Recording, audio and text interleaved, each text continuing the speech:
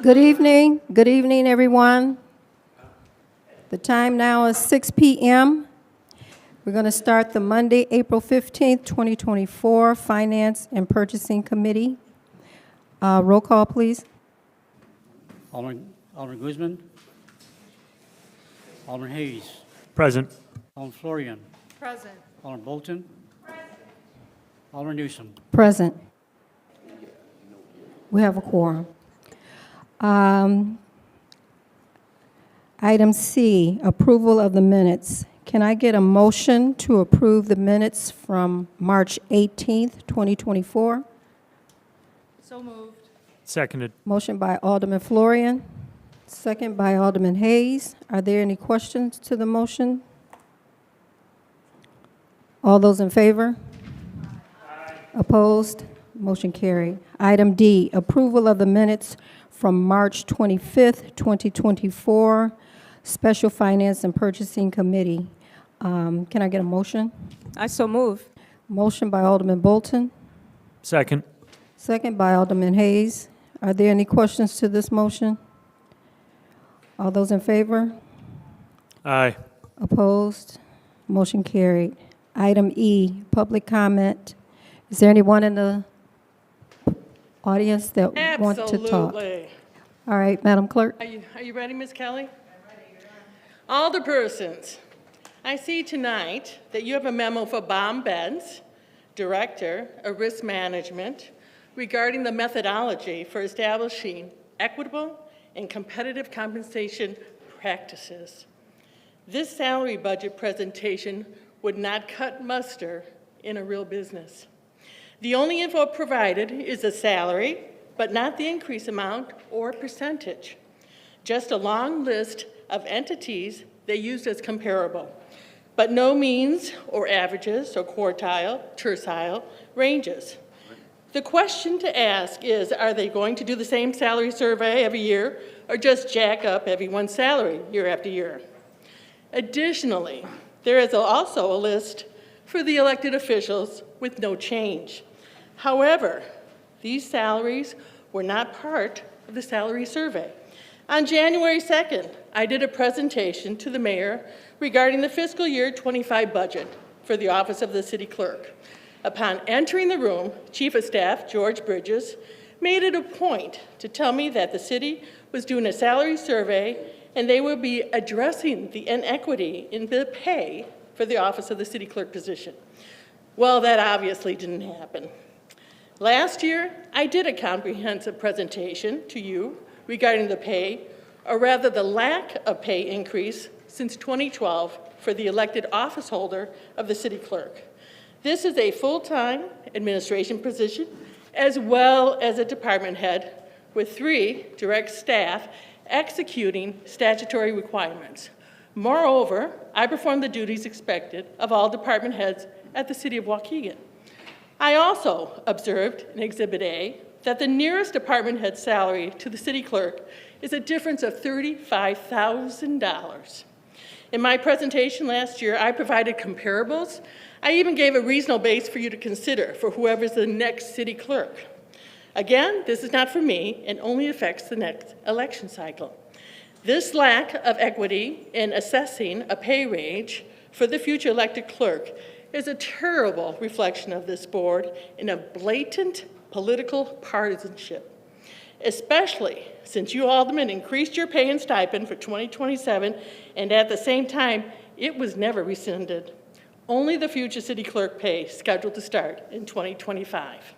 My request, Alderman, is that you address and rectify this base pay inequity by amending the motion on the floor to the original base salary request of $94,000, thus giving the future elected city clerk office holder the fairness, equity, and respect they are due. Ooh, on the money.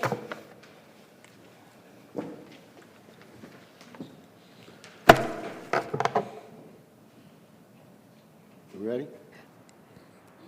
Timekeeper, are we ready?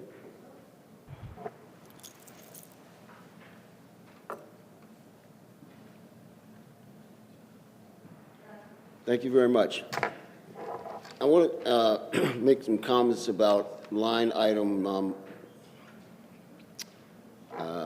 this is item C, the resolution approving the repaving of roads for Huntington Lake subdivision in the amount of $219,983.95. This, we'll call it $250,000. And I went out there and looked at those roads, and there's several things wrong with this motion. First of all, we approved a roads program several months ago. This was not included in it, but now it comes up here after the fact, late after the fact at the last minute. Secondly, roads program, or road repairs go through the Public Works Committee, but this was not put in the Public Works, it was put in the Finance Committee. Thus, I'm here speaking about it. Thirdly, I went out and went over in that area and looked at it. I looked at the map and I drove over there.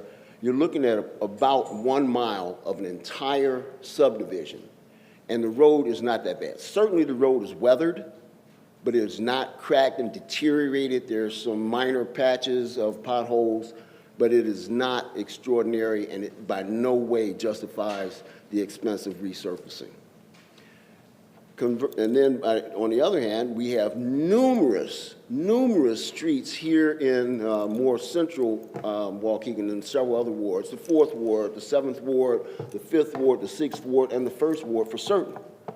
So I don't understand why this is here, how it got on the docket for the Finance Committee, why it's happening at the last minute, why an entire subdivision where it's not needed is getting it. But here's what I found out.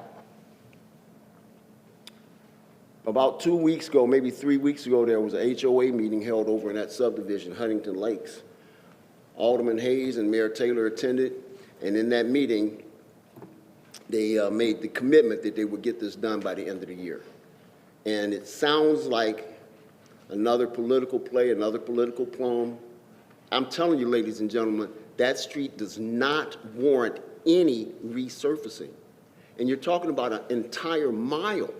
When you, Alderman, we can't get 1 block, can't get 1 alley, 1 extra alley, nothing. But here this is at the last minute in the wrong committee trying to get slipped through like nobody's gonna see it. I see it, it's wrong, and I don't like it. And I urge you to pass it on with a negative recommendation. Thank you. Is there anyone else for audience time? Can I get a motion to seat Alderman Guzman? I so move. Motion by Alderman Bolton, Second. second by Alderman Hayes. All those in favor? Motion carried.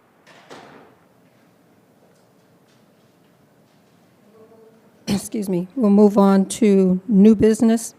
Item A, a resolution approving the renewal of insurance package as proposed by Alliant Insurance Services, Inc., for a not-to-exceed amount of $4,372,628. Can I get a motion on the floor? So moved. Motion by Alderman Florian, Second. second by Alderman Hayes. Waukegan is a self-insured for both workers' comp and property and casualty insurance. Claims up to the respective policy self-insured retentions.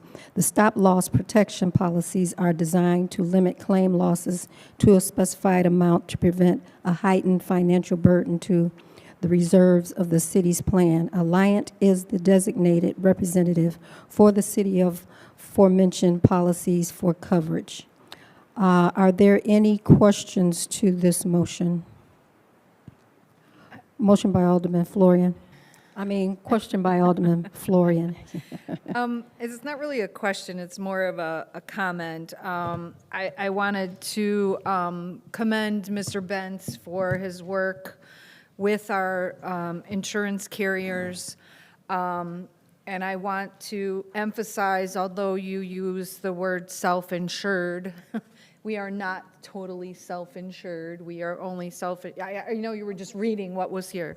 We're just self-insured up to a certain dollar amount, and this insurance covers us above and beyond that dollar amount. There's some confusion sometimes about those words with some people, and I just wanted to clarify that. Absolutely. Are there any other questions? Roll call, please. Alderman Guzman. Aye. Alderman Florian. Aye. Alderman Hayes. Aye. Alderman Bolton. Aye. Alderman Newsom. Aye, motion carried. Item B, resolution approving a settlement and release of all claims for Police Department Employee Compensation Claim Number 231026W006 for an amount not to exceed $93,099.18. Can I get a motion on the floor? I so move. Motion by Alderman Bolton, Sorry, second. second by Alderman Hayes. Are there any questions to this motion? Roll call, please. Alderman Guzman. Aye. Alderman Florian. Aye. Alderman Hayes. Aye. Alderman Bolton. Aye. Alderman Newsom. Aye, motion carried.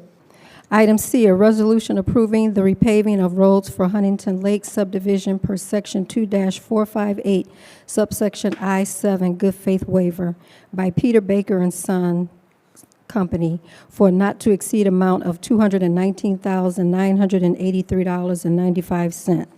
Can I get a motion on the floor? So moved. Motion by Alderman Hayes, Second. second by Alderman Florian.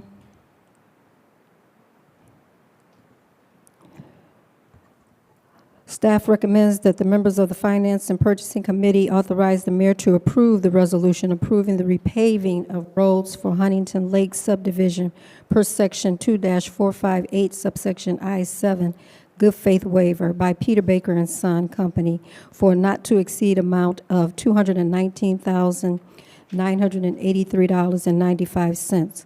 Funds to be charged to line item 312-1227635. Are there any questions to this motion? I have a question. Alderman Bolton? Is this in reference to the audience comment in reference to the repaving? Does it include within this? Yes. So how can we honor or respect the request or make changes that would acknowledge the audience comment? What do you mean? How do you acknowledge it? That's a good question. That's what I'm kind of asking.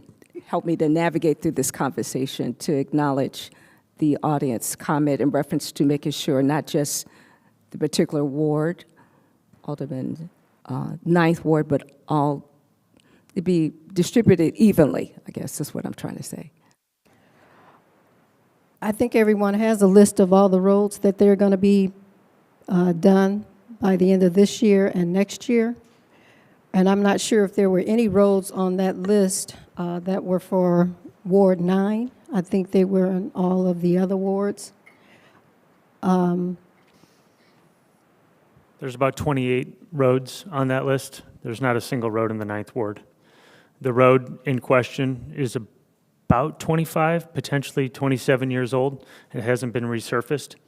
What's interesting about this road is there's no sidewalks in the neighborhood, there's no sewers, and there's no curbs. So initially, we thought it would cost $1 million to do this at considerable legal expense to the city because you would have to go through, under Illinois law, and install sidewalks throughout the entire neighborhood, which would mess up the drainage system. There is a more likely than not chance that the members of the neighborhood are willing to waive their ability to get a sidewalk installed at the city's expense, which would probably cover the rest of the $780,000 to go through, do that, re-landscape people's lawns. So what the city's getting here is the opportunity to repave a street that doesn't have any lead implications, a street that hasn't been done in almost 3 decades, and we're getting it at a considerable discount because we believe that we're going to have the citizens go ahead to not have to put in curbs and sidewalks. So there's other comments that were made during audience time regarding political maneuvers. Anything that's done in this city is subject to city council approval, and any messaging to the HOA would have been very, very clear that nothing, not a dollar can be spent without the city council approval. So I'm happy to address any other questions you have on that front, but I know last year a culvert had to be fixed because it was dangerous, and there are considerable sections of the road that will have to be redone by Public Works, where they will have to allocate crews over a couple of weeks to go in and rip out sections, mainly almost every corner within the neighborhood. So we can pay Public Works to do that, and that will cost, I don't know exactly how much, but a significant amount of time, and allocate Public Works resources. Or we could take advantage of the discount that the city is seeing and pave the entirety of the road that's due to be paved anyway. And like I mentioned earlier, many roads and many holdups in some of the wards is the fact that there's lead implications. And we can't do any work until it goes through engineering and the state is involved, and we all know that it's a 5-year process. So this is an opportunity to do it in fairly short order. I'm happy to answer any other questions that you might have about it, though. Thank you for being so thorough. Alderman? Yeah, I think that it happened too fast. For whatever reason, we're only given like 15 days to be able to take that price. I mean, I don't understand why 15 days. And then again, as Alderman Keith stated, he's the chair of Public Works. I'm the vice chair.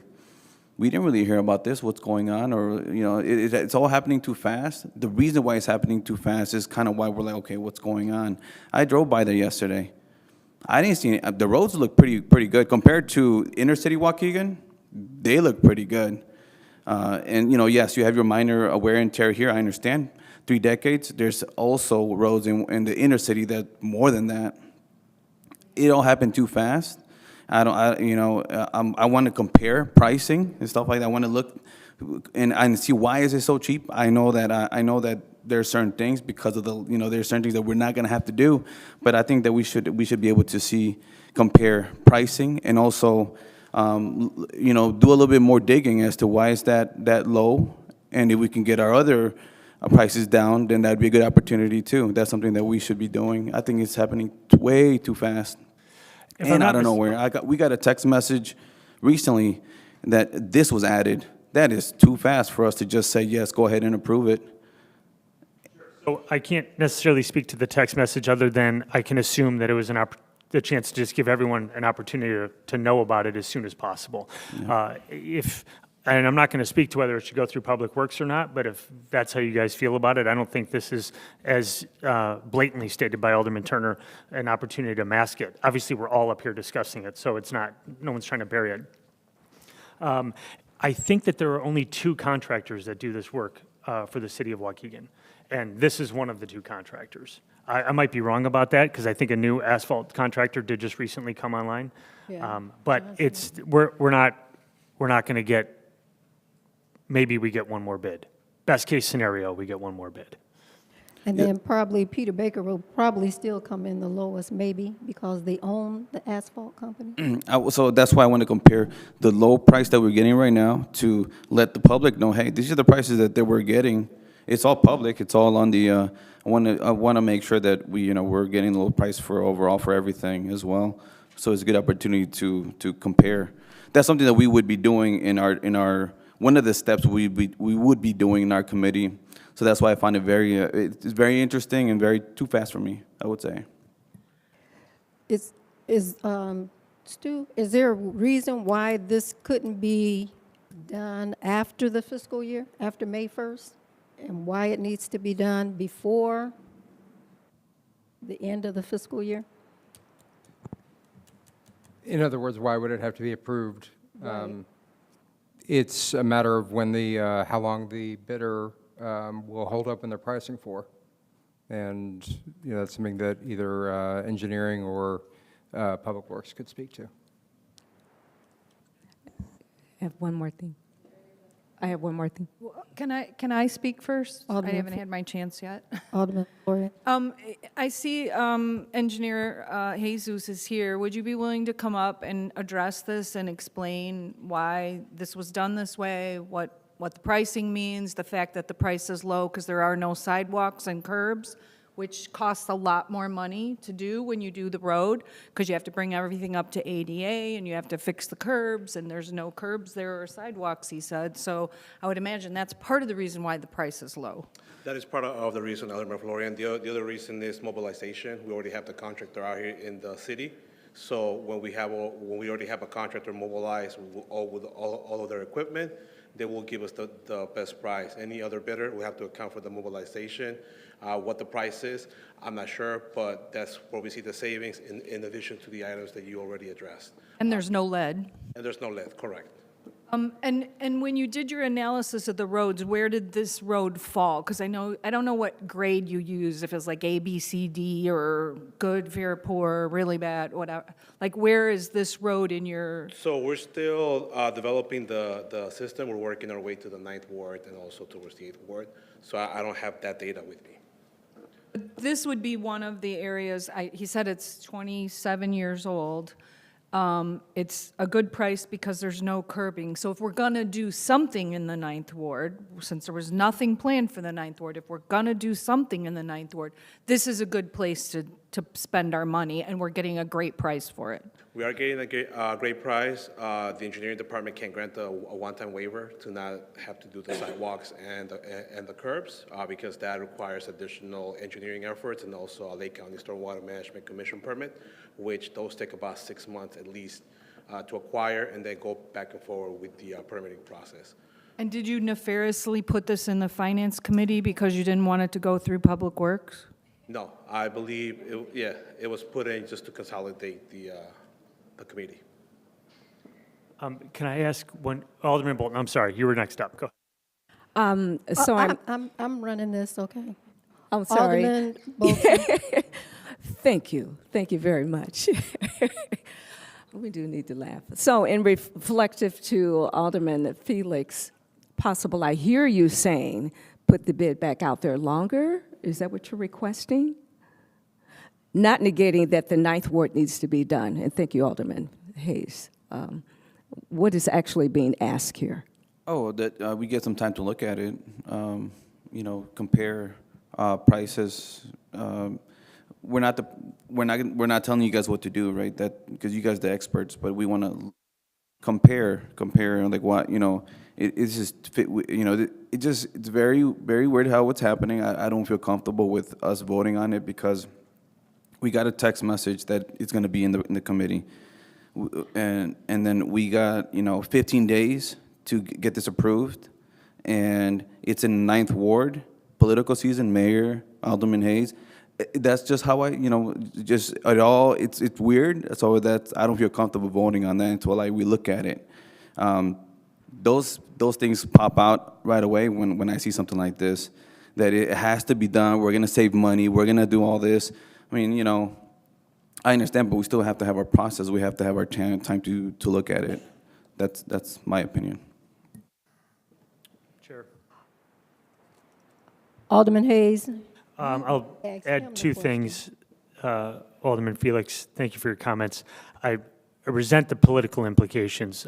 Looking past that, I will tell you that having driven through many times myself, the road is deteriorating along the edges on both sides, and because there are no sidewalks, people walk. And if there's potholes and kids are riding their bikes, or there's cracked concrete and they try to avoid cracked concrete and swerve into the road, they're at a greater risk of being hit by a car. It was the same thing last year with a culvert that was collapsing there that Public Works went out and did a fantastic job repairing. So there's a safety implication that comes with it. You can paint it in the political light that you're trying to, but I think at the end of the day, we have a road that needs to be repaired. We have many reasons in which we should repair it this year. No one's trying to rush it through next week in terms of getting the road actually paved. It's before the end of the year. And for all of the reasons that I stated previously, the road needs to be done, and the people of the subdivision deserve to have a better road. They've been living with the same one for 2.5 decades.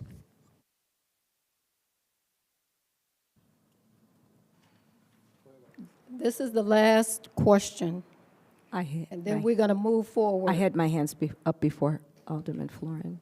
You asked him the question, so Alderman Florian.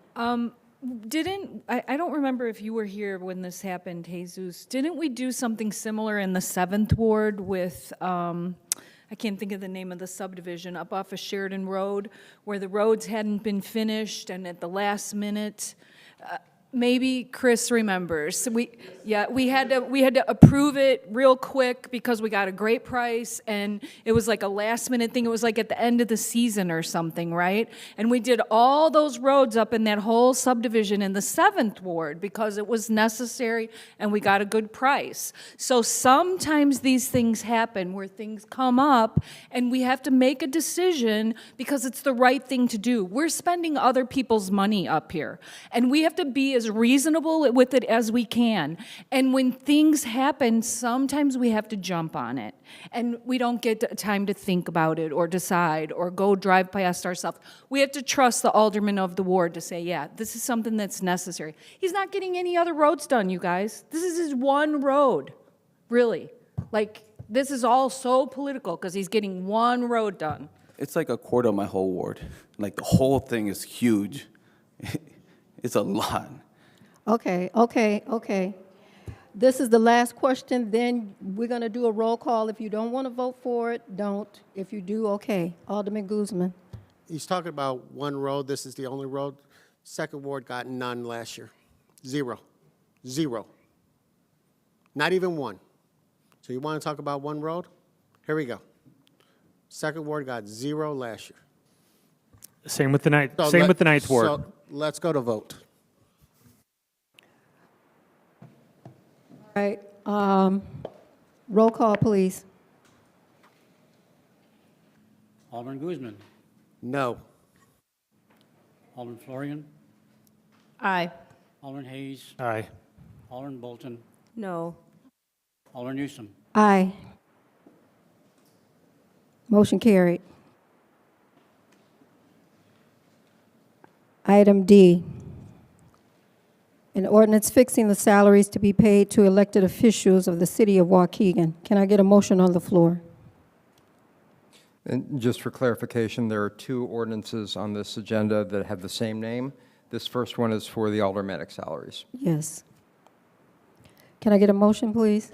I'll move so we can talk about it. So moved. Motion by Alderman Florian. Second? Second. Second by Alderman Hayes. The City of Waukegan Code of Ordinance requires that salaries of all officers elected and appointed, as well as salaries of employees of the city, shall be fixed by ordinance adopted annually or by the appropriation ordinance of the city each year, in accordance with Section 9B of Article 7 of the Constitution of the State of Illinois. No increase or decrease in the salary of an elected officer of the city may take effect during the term for which the officer is elected. Further, Section 50 ILCS 145/2 of the Illinois Compiled Status requires that compensation of elected officers be fixed at least 180 days before the beginning of the elected officer's term. There are no proposed changes to the automatic salaries over last year. Are there any questions to this motion? Alderman Florian. So I remember when we voted on this, that we voted, I know what you said, next year it's not changing, but on this exhibit, it says in '27 it's going to change. And I thought we voted that down. What happened with this, it was voted on to go into effect in 2027, but it was called, I don't know why according to the new whatever, we're supposed to be voting on this every year, even though it doesn't go into effect. And there were some changes that were made to the salaries for 2027 that's in this ordinance. Yeah, But so I thought that motion failed. No, the motion for the raise of the aldermanic salaries, starting with the new term, which would be in May 1st of 2027, the schedule that was adopted last year is for a raise of $5,000 from $22,000 to $27,000. That is what is passed. Now, as the chair mentioned, that that could conceivably be changed. It cannot be changed less than 180 days beforehand, before the next term starts. But right now, this is what the salary schedule says. I thought it was 22,000, and as of May 3rd, 2027, the increase shall be a 2% annual increase to the base salary commencing May 1st, 2028. The expense account is going to go from 250 to 500, and that starts on May 3rd, 2027. Committee chairman, $75 will go to 100, and members of the Code Revision Appeals and Negotiations will stay at $75. Now, the base pay, I didn't see anything in here about the base pay going from 22 to 27. Alderman, it's Exhibit A.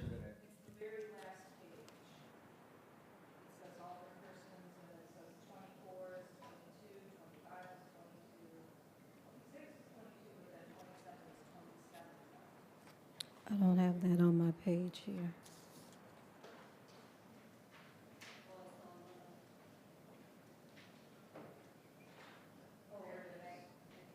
Okay. So the base pay will go to 27, and then an increase of 2% each year. The increase, I think, was supposed to be, the increase will be 2% for the base after 2027. For 2028, increase. Yeah, so I don't know. So I would have to go back and look at what the discussion was last May, but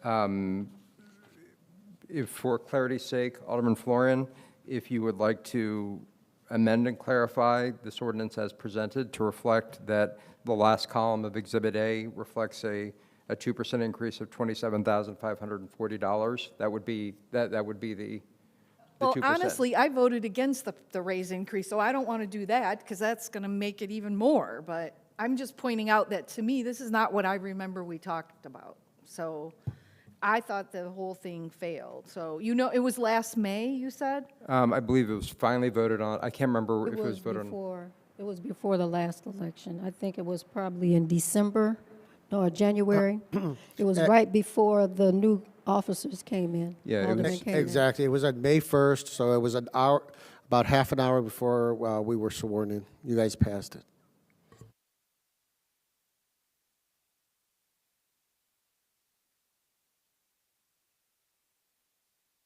So is there a motion to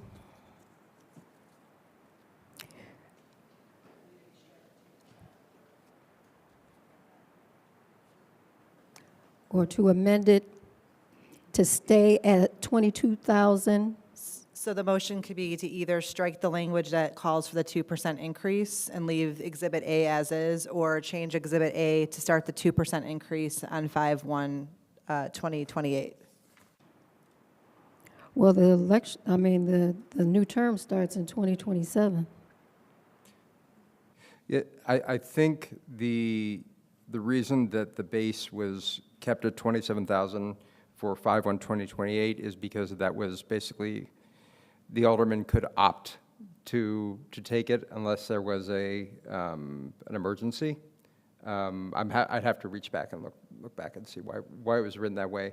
But for clarity's sake, as my co-corporation counsel said, if you want, for more clarity's sake, for this to represent that there would be an increase as of May 1st, 2028, from $27,000 to $27,540, that we could correct that.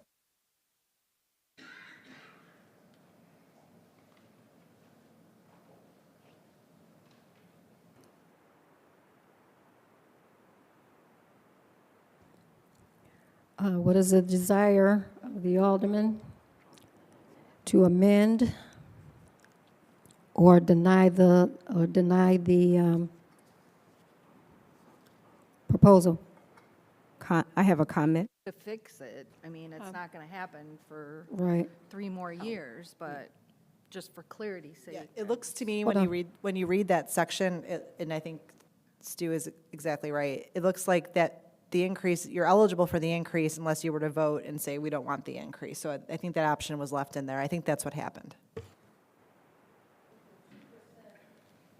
The 2%, it was going to increase unless in the event that the city experiences a financial hardship that impacts the city's ability to maintain staffing levels or employee compensation, the alderman may elect by resolution unanimously to forego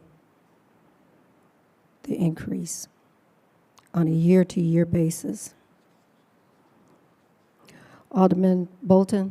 Yeah, I just have a comment. So I know some of us up here do this because we are passionate about it, but I was just reading, if you make $22,000 a year, you're really just making $10.58 an hour.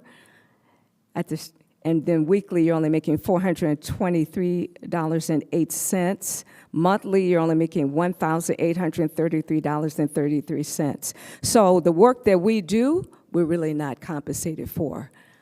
I know sometimes we're paid part-time, but sometimes we do full-time hours, and I just wanted to make that comment.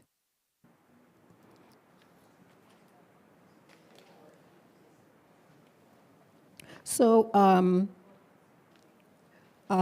Alderman Florian, Alderman Hayes. The motion by Alderman Florian, Alderman Hayes, second.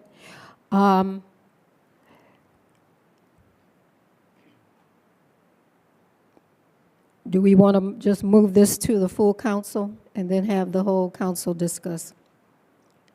Can I get a roll call, please? Alderman Newsom. Aye. Alderman Bolton. Aye. Alderman Hayes. Aye. Alderman Florian. No. Alderman Guzman. Aye. Motion carried. Item E, an ordinance fixing the salaries to be paid to elected officials of the city of Waukegan. And this proposal is for the mayor, clerk, and treasurer salaries. Can I get a motion on the floor?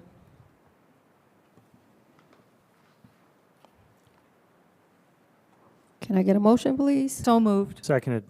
Motion by Alderman Florian, second by Alderman Hayes. Are there any questions to this motion? Yes. Right here. Alderman Bolton? Yes, so once again, in reflection to, reflecting the comments during audience time, how do we make that adjustment to honor their request? This was voted on last year in May, and Alderman Guzman, I guess you voted to bring it back out. So do you have any comments you want to make? It shouldn't stay the way it was amended, not any raises.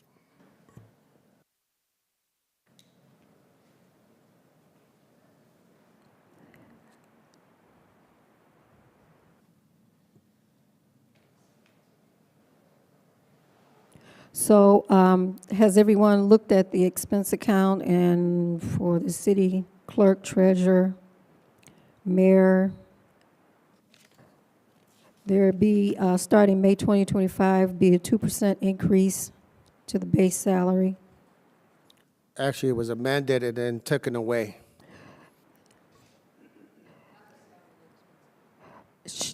May 5th, 2025 shall receive a 2% annual increase to the base salary. That's what's on here. Chairman Newsom, if it should have, it went back to vote when I brought it back and I got it amended and it wouldn't pass, so it was taken away. Again, it's not shown in the chart. And in But the the ordinance, back it page. is on the, it's in the ordinance, but it's not on the, well, on the chart. There is an increase. No, there is no increase. So these are mixed. No increase on the chart, but in the ordinance, it says a 2% increase. So this is another one that needs to be amended, or I voted for an increase in the clerk's salary because I thought that it had not been increased for several years as the alderman pay. And it's not tied to a particular person, it's tied to an office. I got a comment. Alderman Guzman. Okay, so this was, since you were not on the prevailing side and the prevailing side voted to take it away, you cannot bring it back up. So unless somebody brings it up from the prevailing side, this dies right now. No, that's not correct, Oh, how is it not correct? because this is a new ordinance. This is a new ordinance for a new year. But wasn't the, okay, when the previous council voted on May 1st, 2023, they voted to give the increase for 2027. And then they voted on to. For aldermen, for. No, for city clerk, mayor. Their term starts the 2025. Oh, 2025, I'm sorry, 2025. They voted to give them an increase for the next city clerk or next mayor, to give them an increase. And then when I got sworn into office, I brought it back a couple months afterwards, and I amended it, and it came back, and it got denied. So that's we had, what, 5 votes? So every year, because the Waukegan Code of Ordinances requires that every year the city council pass a salary ordinance, not only for employees, but for elected officials. So even though the state law controls when those increases can happen, every year the Waukegan Code requires you to bring back an ordinance approving salaries.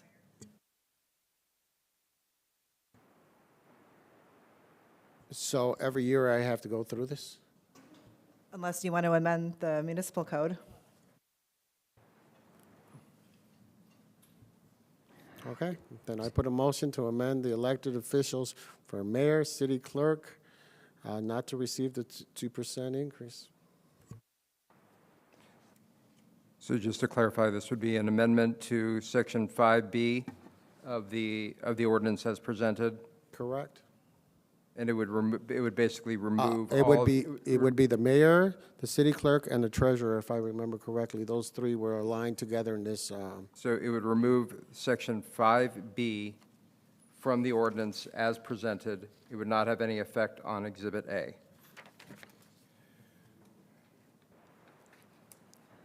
Correct. So we will be voting on this as amended? Or do we have to vote on the amendment? Okay, the motion by Alderman Guzman is to amend, to remove the 2% increase. Is there a second? Is there a second to remove the 2%? I think your motion failed for a second.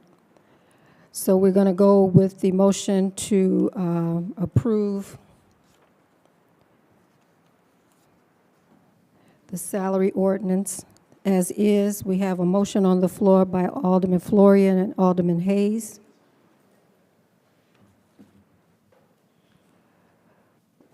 Roll call, please.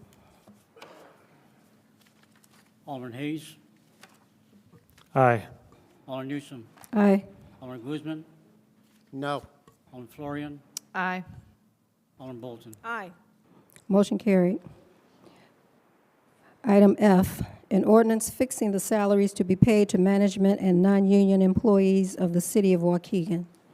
Can I get a motion on the floor? So moved.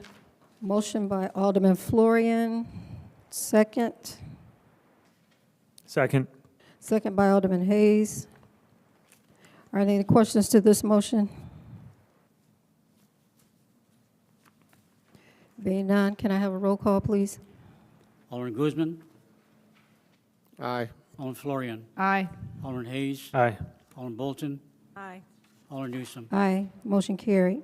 Item G, a resolution approving and authorizing an intergovernmental agreement among the members of the Northeastern Illinois Regional Crime Laboratory for an amount not to exceed $133,409. Can I get a motion? So moved. Motion by Alderman Florian. Second. Just trying to give someone else an opportunity. I'll second. Second by Alderman Hayes.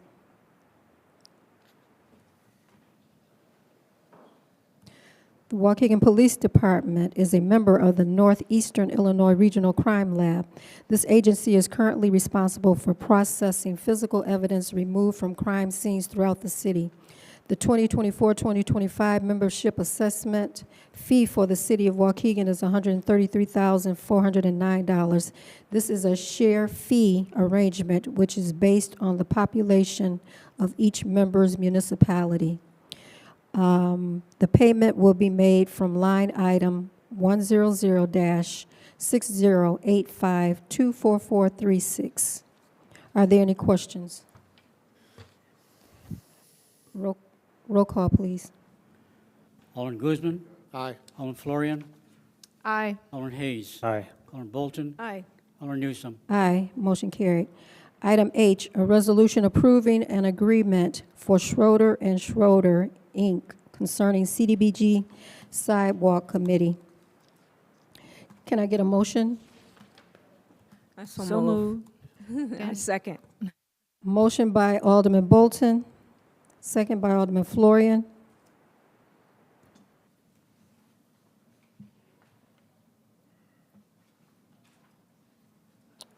CDBG staff requests the Finance and Purchasing Committee recommend to approve the award of a contract to Schroeder, Inc., an amount not to exceed $129,905.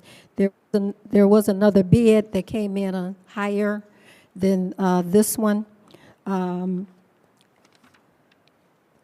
there any questions to this motion? Roll call, please. Alderman Guzman. Aye. Alderman Florian. Aye. Alderman Hayes. Aye. Alderman Bolton. Aye. Alderman Newsome. Aye, motion carried. I, a resolution authorizing the procurement of Class A uniforms from the Locker Shop and Unique Apparel Solutions for a not-to-exceed amount of $25,000.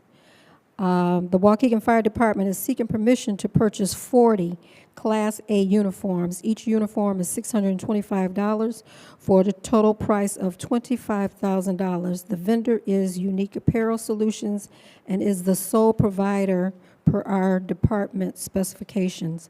Funding will come from GL Code 100-3020-25469. Can I get a motion, please? So moved. Motion by Alderman Florian. I second. Second by Alderman Bolton. Are there any questions to this motion? Roll call, please. Alderman Guzman. Aye. Alderman Florian. Aye. Alderman Hayes. Aye. Alderman Bolton. Aye. Alderman Newsome. Aye, motion carried. Item J, a resolution authorizing the procurement of firefighting turnout gear from W.S. Darling and Company for a not-to-exceed amount of $45,708. The Waukegan Fire Department is seeking permission to purchase 13 sets of Inatex Energy firefighting turnout gear.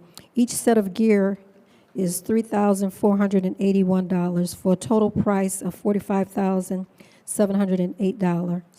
The vendor is W.S. Darling Company and is a sole provider per our department specifications. Funding coming from GL Code 100-3020-25469. Can I get a motion? So moved. I second. Motion by Alderman Florian. I second. Second by Alderman Bolton. Are there any questions to this motion? Being none, roll call, please. Alderman Guzman. Aye. Alderman Florian. Aye. Alderman Hayes. Aye. Alderman Bolton. Aye. Alderman Newsome. Aye, motion carried. Item 3, reports and communications. Are there any questions anybody have on our reports and communications? We did get a sheet from Mr. Schultz, kind of streamlining things for us. Are there any questions? Being none, can I get a motion to, I should have said item A was annual treasurer's report, but our treasurer is not here tonight. So we moved on to the reports and communications. Can I get, Madam Chair? Can, I Alderman know it's Fleur. not on the agenda, but since we're trying to pass the budget tonight and this is the Finance Committee, can we ask if there's any questions of this committee to discuss the budget before we are there any questions? adjourn? Are there any questions of the alderman? I know that we're going to have a presentation right before the council meeting, or right at the beginning of the council meeting. I just Are there figured any- since we have 10 minutes, if there's anybody that has questions, it would maybe be appropriate to try to address some of them now as opposed to waiting till the council meeting. Are there any questions? Yes, I have questions, but Bolton? I have questions, but I like them at our main meeting, You like them what? during our main council meeting. Oh, okay. All right. Before we adjourn, since the treasurer's not here, why isn't the deputy treasurer here? And giving us the report? I can't tell you that, sir. Well, where's Chief of Staff Bridges or the mayor? I want that. Why isn't she here? Or who, or he, I'm sorry, she or he? I don't know. The treasurer is here today. I don't know if he's coming to council but he's been in the building today, so I assume he'll be here. So my question is, if he's not up here on the diocese, why isn't the deputy treasurer here, giving us the report? That's a communication he would have with her, and if he's going to be here, she wouldn't be here. So I don't know. My assumption is that he hasn't told me differently that he's not going to be here. Well, that's not looking good. All right, can I get a motion to adjourn? I so move. Motion by Alderman Bolton, second. Second. Second by Alderman Hayes to adjourn at 6:52. All those in favor? Aye. Opposed? Motion carried. Thank you, everyone.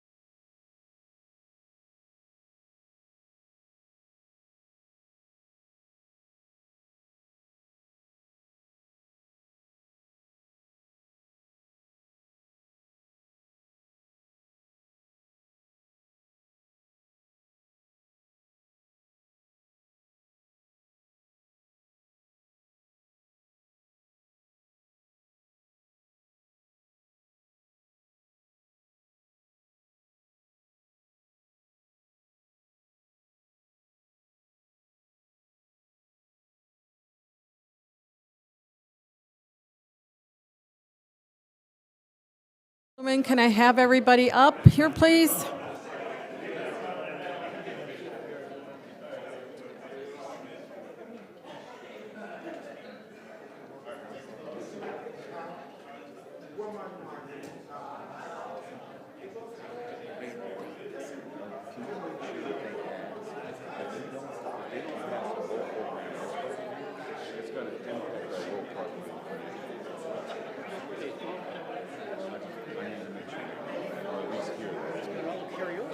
If they don't give me an opportunity.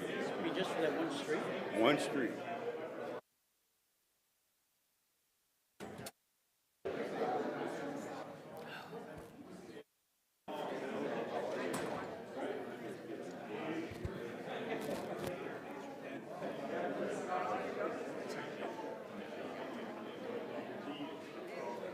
Can I please have all aldermen, please?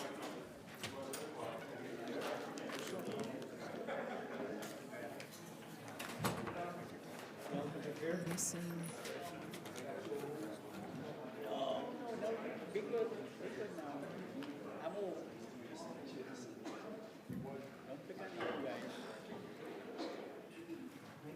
Okay.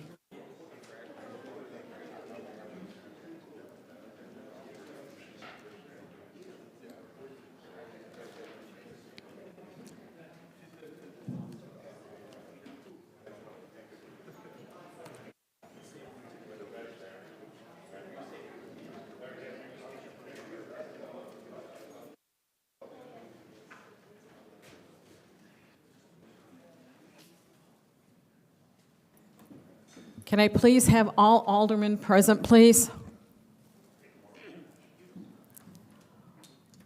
Roll call, please, Madam Clerk. Alderman Hayes. Present. Alderman Bolton. Present. Alderman Guzman. Present. Alderman Martinez. Present. Alderman Felix. Alderman Newsome. Present. Alderman Turner. Present. Alderman Donnerworth. Present. Alderman Florian. Present. Mayor Taylor. Present. You have a Can- quorum. Thank you very much, Madam Clerk. Hold Can- on. Okay. Can I please? ha- Alderman Felix. Yes. Okay. Okay. Can I please have Pastor Ben Squires please come up? Thank you, sir, for being here this evening. He's going to give the invocation. And yes, I'm Ben Squires from Bethel Lutheran Church in Gurnee, but our roots are here in Waukegan, having been planted some 60-plus years ago by Redeemer Lutheran. And so thankful to be a friend of Waukegan. And I want to pray for you, not necessarily assuming all of us pray in the same way or towards the same beliefs. So just let me pray for you from my belief in Jesus. Let's pray. Or let me pray, I should say. Dear God, I thank you for this day, a day that we can enjoy, a beautiful day in your creation. I thank you for the city of Waukegan and the ways in which tremendous history and have blessed this city in many ways. And I pray for this city and the challenges too. We need your wisdom and your guidance and your leadership. And so I pray for this council and the mayor and all of the city staff and the citizens coming together, working together, and we pray for your wisdom, for your peace, for the times that we need your support and encouragement. We pray that that would be upon this city now and always. In the name of Jesus, I pray. Amen. Please rise for the Pledge of Allegiance.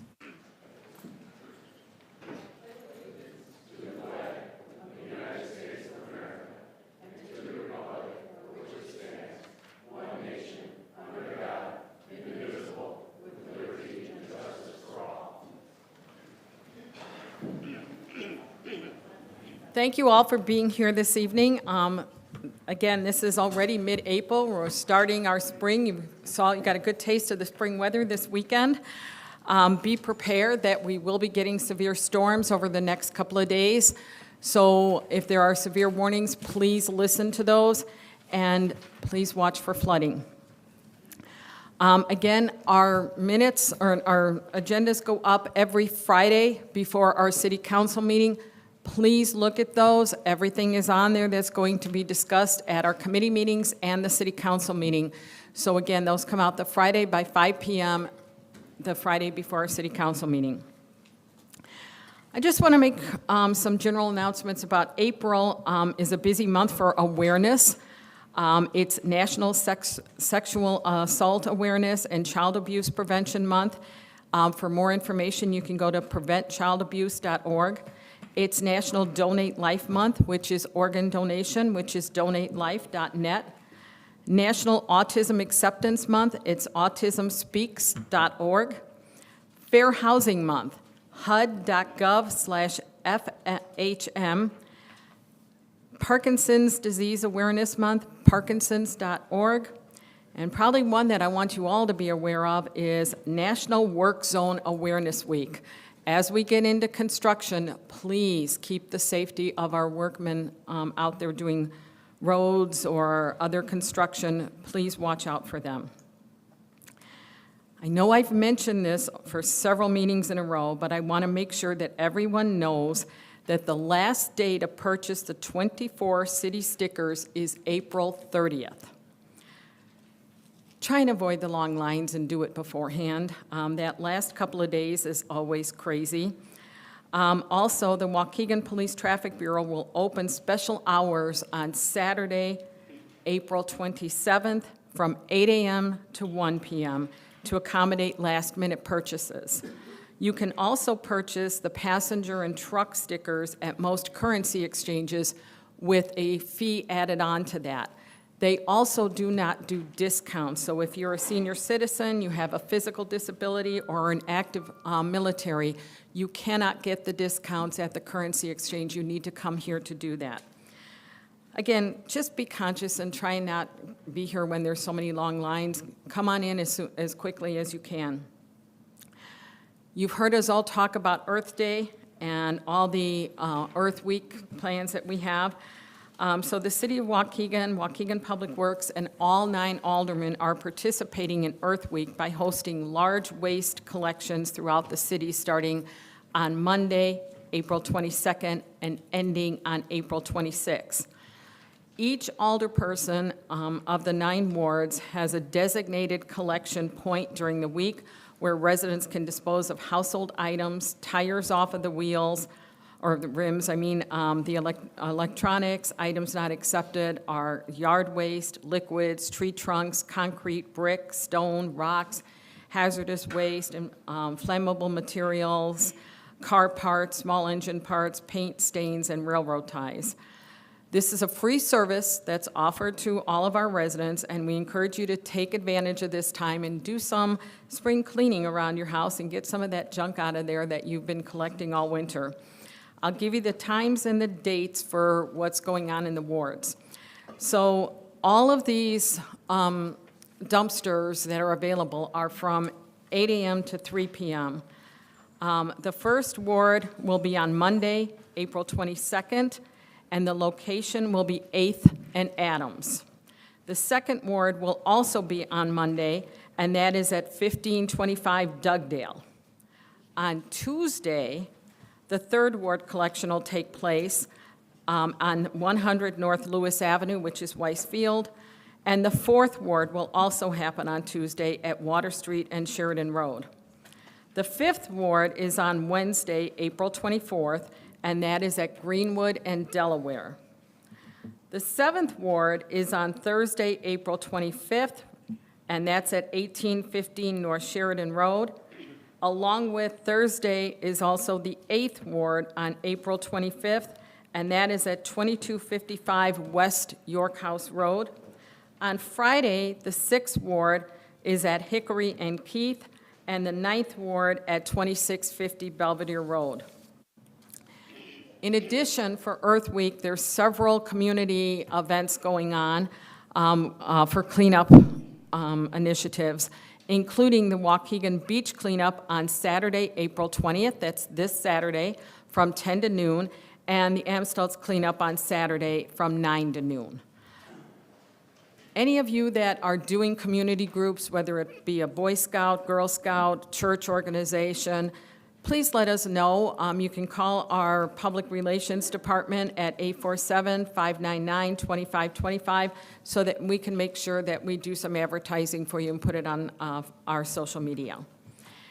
In addition to the Earth Week collections, I'm happy to announce that there's a yard waste spring cleanup. And again, it's courtesy of the city and LRS Garbage or Waste Hauling Company. And that it begins on Monday, April 22nd, and runs for 2 weeks.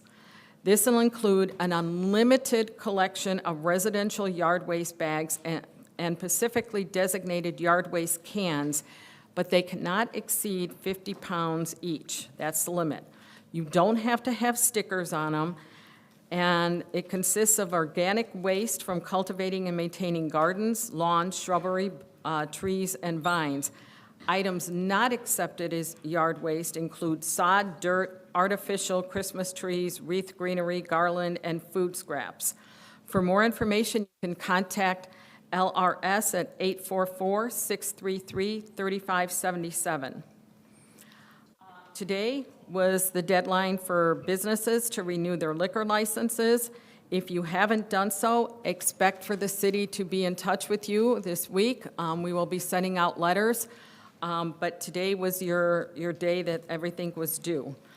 Also, it was tax day that many of you may or may not have realized, but hopefully you did. Tonight I'm going to talk a little bit about the budget.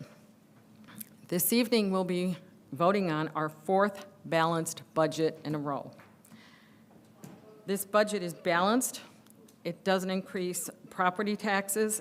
It pays down inherited debt. It grows our police force. It invests in public safety. And it has $39.4 million of infrastructure spending in our community, none of which is being done with bonds.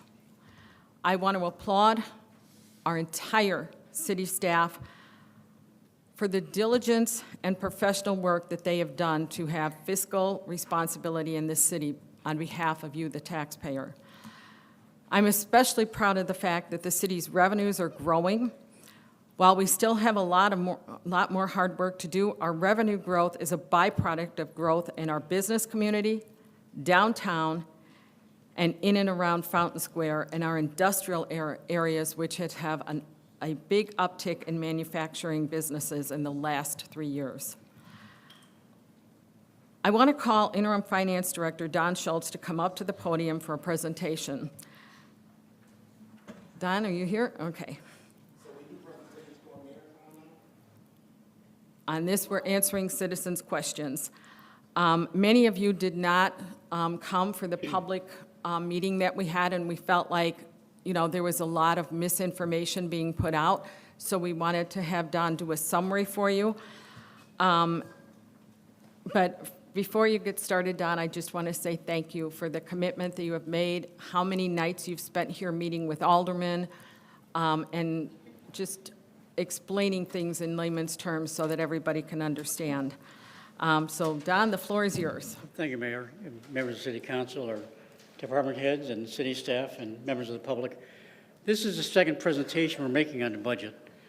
We had an hour-long public hearing earlier, last month, 25th of March, I think it was, where we went over the budget in some detail. What I'd like to do tonight is maybe address some of the questions that many of the members of the public had and that the Alderman had concerning the budget.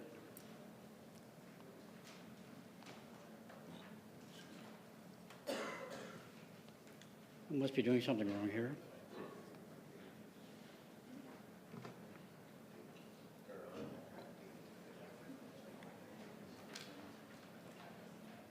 I probably didn't turn it on, huh? Is that turned on? The on switch. The budget highlights. The mayor had already addressed some of these. No property tax increase, no new debt.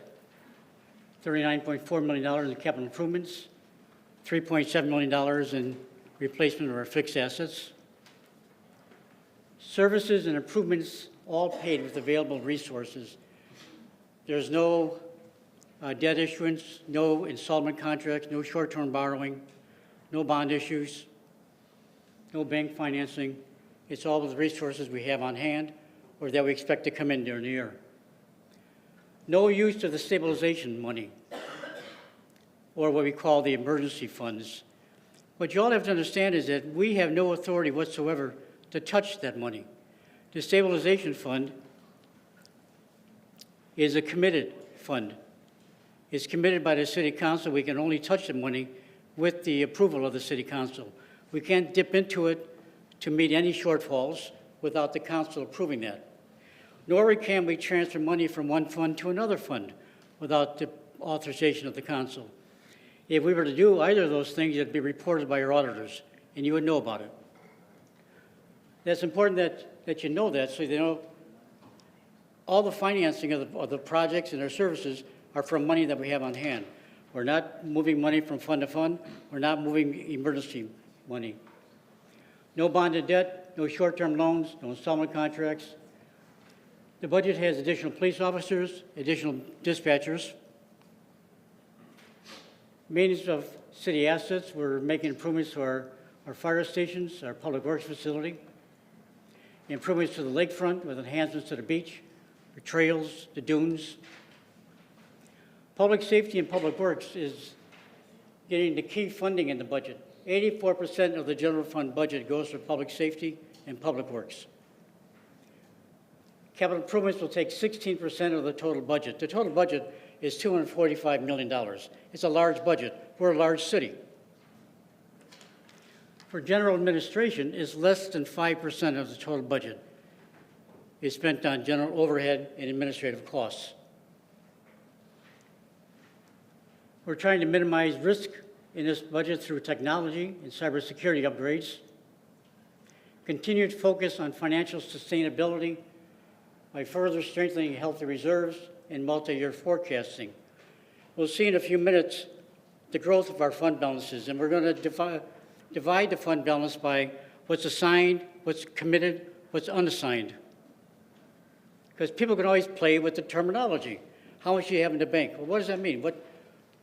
That's free to use, or that's committed to some project, that's assigned to some project, that has to be used as a part of our emergency money.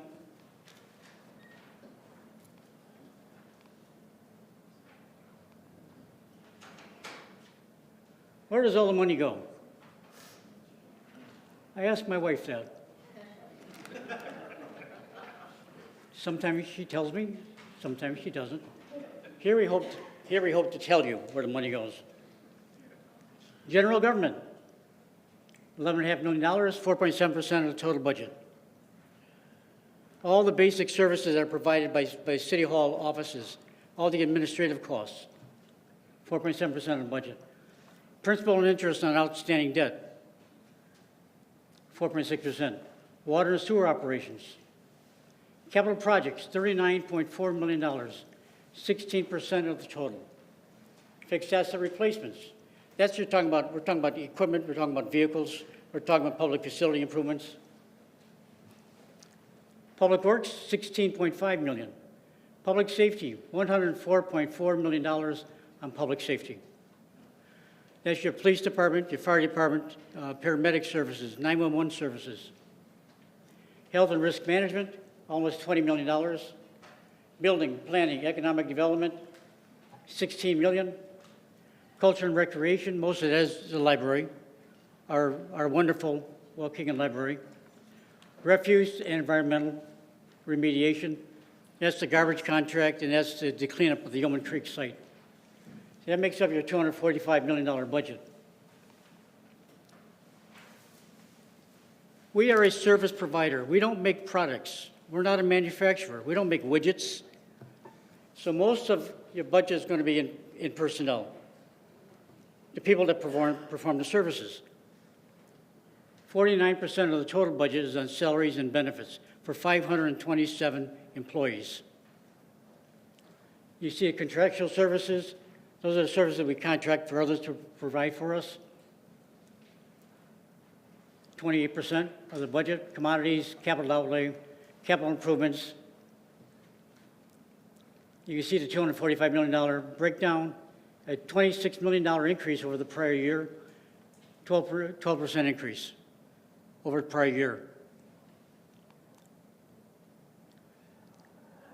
We have 7 primary funds we work through, over 50 different departments that have a budget.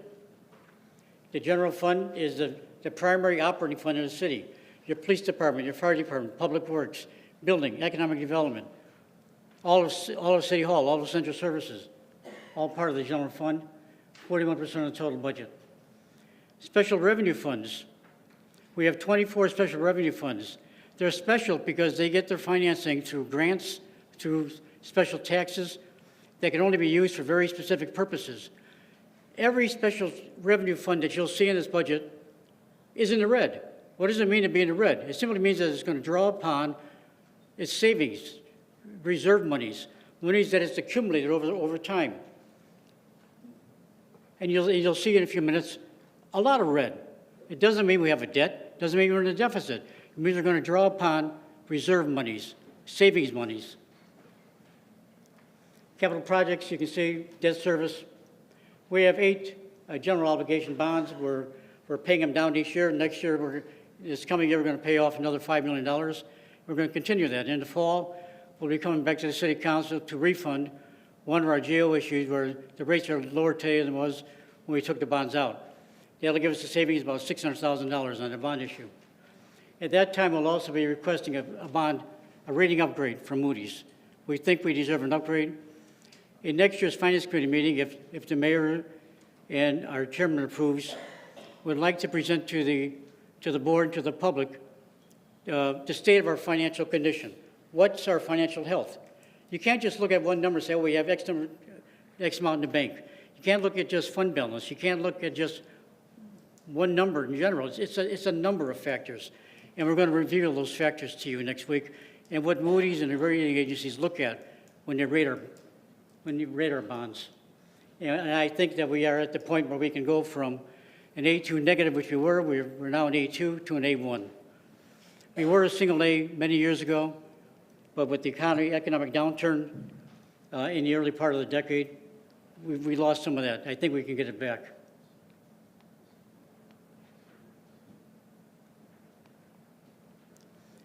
The $39 million capital improvement budget, streets and highways. I've been doing this now for 41 years, over 30 years with Waukegan. We've never had a $13.3 million street program. Not even when we do bonds, because you can only use so much in 1 year. We're doing $13 million this year. And Chris assures me we will get it done. Sidewalks, $2.6 million in sidewalks. I had it initially at $1.6 million. The mayor insisted on adding an additional $1 million in sidewalks. Culverts, $4.6 million to improve our culverts. I'm told now the culverts, we were going to do 2. I'm told we can do 3 for $4 million. We'll have an extra $600,000 that's available. The council going to talk about how you want to use it. Bridges, we're making bridge repairs, $3.1 million. LEs, $800,000. Water, sewer, plant, and infrastructure improvements for $5.6 million. Market Street to brownfield remediation for half $500,000. Lead service line replacements, $2.6 million, and lead lines. Downtown facade improvements. We have a grant program that we're going to pay through our ARPA funds, American Rescue Plan funds, to help our downtown businesses improve their exterior facades. Engineering services and design and construction for future projects. We have to do the engineering before you can do a project. We're trying to get on a schedule to have all the engineering done so we can continue with the projects in future years.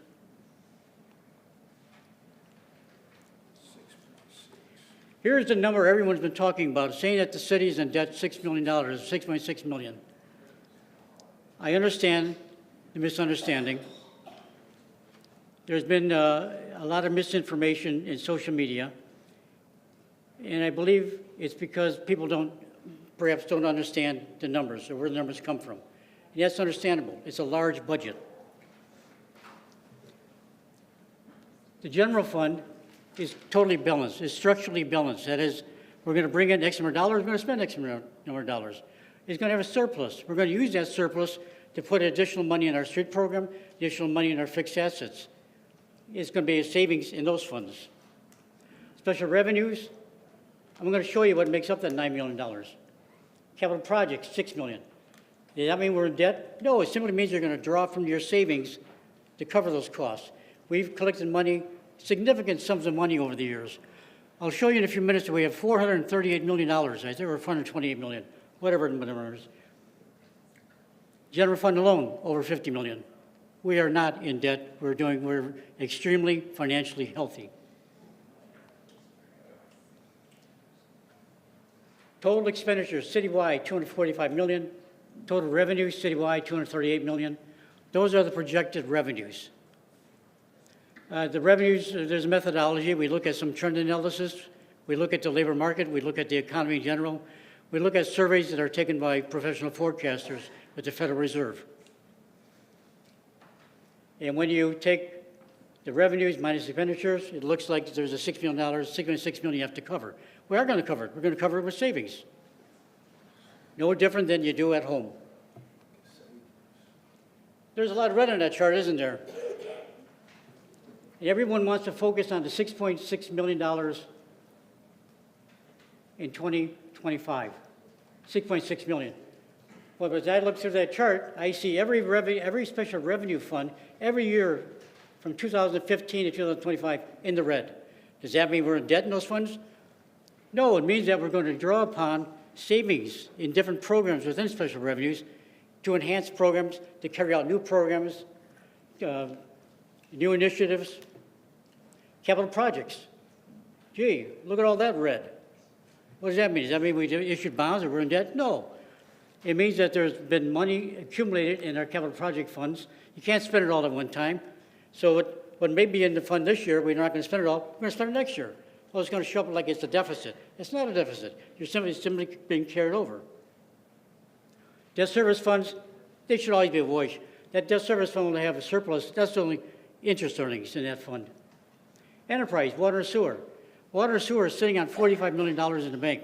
Does it have a deficit? Of course not. But it's going to spend more money than it's bringing in this year because it's going to, again, draw from the savings to have additional water projects.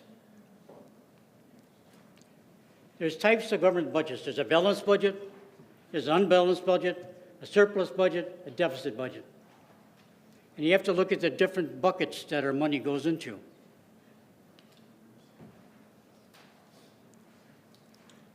In the case of a government, look at the second paragraph.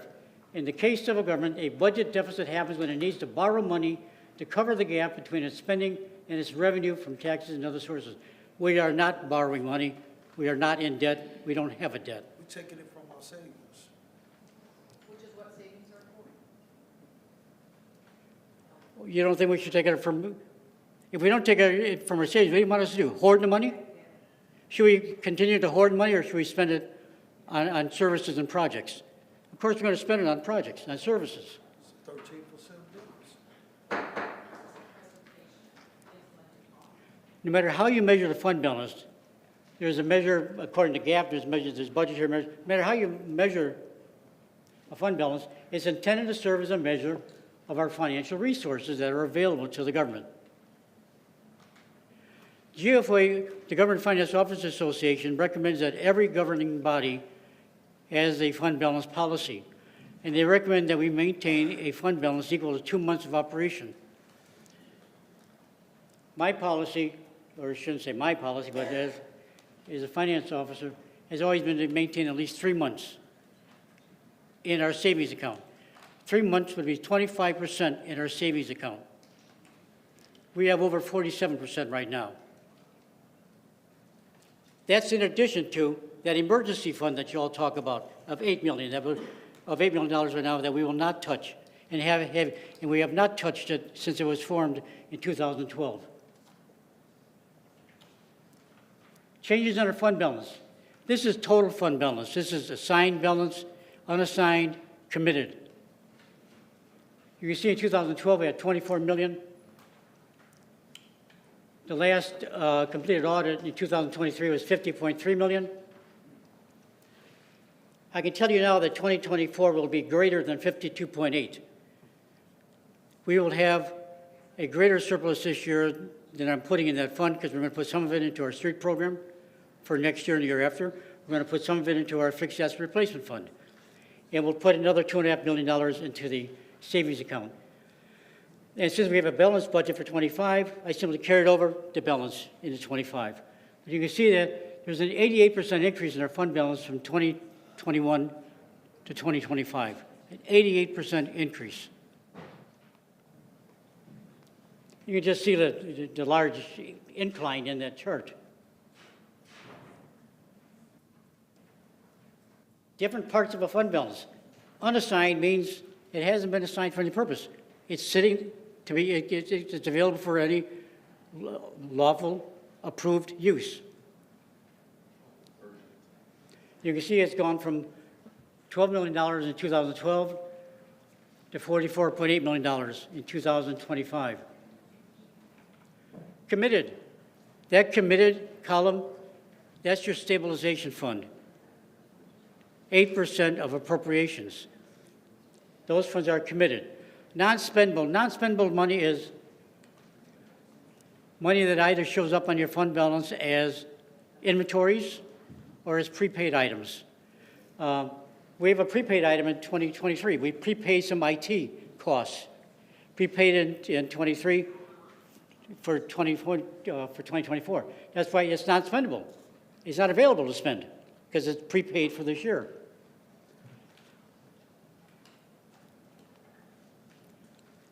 What does it mean to have an assigned fund balance?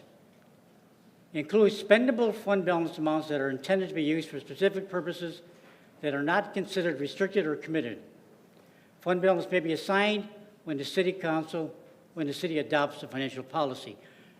Then you can designate what you want to use that money for. Non-spendable, it's not easily convertible to cash. It's not cash. It's a prepaid item or it's an inventory. Committed includes fund balance amounts that are constrained for specific purposes that are internally imposed by the government. You've made certain constraints on our money. You said in 2012 that we will maintain 8% of appropriations in this stabilization fund, and you cannot touch it without coming back to us for permission. We are not asking for permission to spend it because we're not going to spend it. Any changes to the constraints imposed require the same formal action of the city that originally created the commitment. Committed fund balance. Look at your own resolution from 2012. You created a stabilization fund, which I must admit was a very smart move on the part of the City Council. You went through some terrible economic times in 2008, 2009, 2010. The markets were going haywire. The economy was in turmoil. The city was in poor shape. So you created a stabilization fund saying, we've got to have some protection for emergencies. And you decided, whatever the reason was at that time, for 1 month worth, 1 month of, one out of 12 is a little over 8%. So you decided 8%. Stabilization fund not to be used except for the following: temporary loans to other city funds. If a city fund needs a loan, you can make a loan to it, but then it has to pay it back. Mitigate damages caused by natural disaster. Address an urgent event that jeopardizes the safety of the public or provide permanent funding for the repair and replacement of capital projects. To use as a city match for one-time grants, you can use it for that. I wouldn't suggest doing that, but it's allowable. To reduce the city's liabilities related to long-term bonded debt, employer pension obligations, or other post-employment benefit. Additions to the stabilization fund are required when the fund balance declines below 8%. When it goes below 8%, the city has no choice. We have to put the money back in there and fund it at the 8% level. This is what your stabilization fund looks like. I don't see any negatives there. And you'll just try to count the little $6 and $80 and $120. That's your appropriations, the general fund appropriation, 2012 through 2025. That's that third column, that's the target, 8%. That's what you have to maintain in that fund. What do we have in that fund now? What are we projecting at the end of the year? We're going to put another $400,000 in that fund. Right now, we have $8.7 million in that fund. We're going to gain about $400,000. That's only at 4.6% return on investment.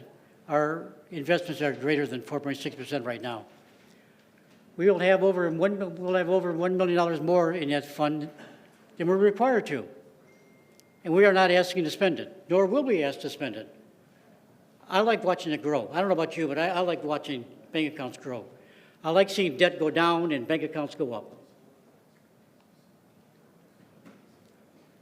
Unassigned, that's the fund balance that has not been assigned to other funds, has not been committed. And that is spendable. This is the growth in our unassigned fund balance. Does it look like debt to you? Does it look like does it look like we have a deficit? If so, you must be looking at the chart upside down, because I don't see it. Not all the money we have is the same.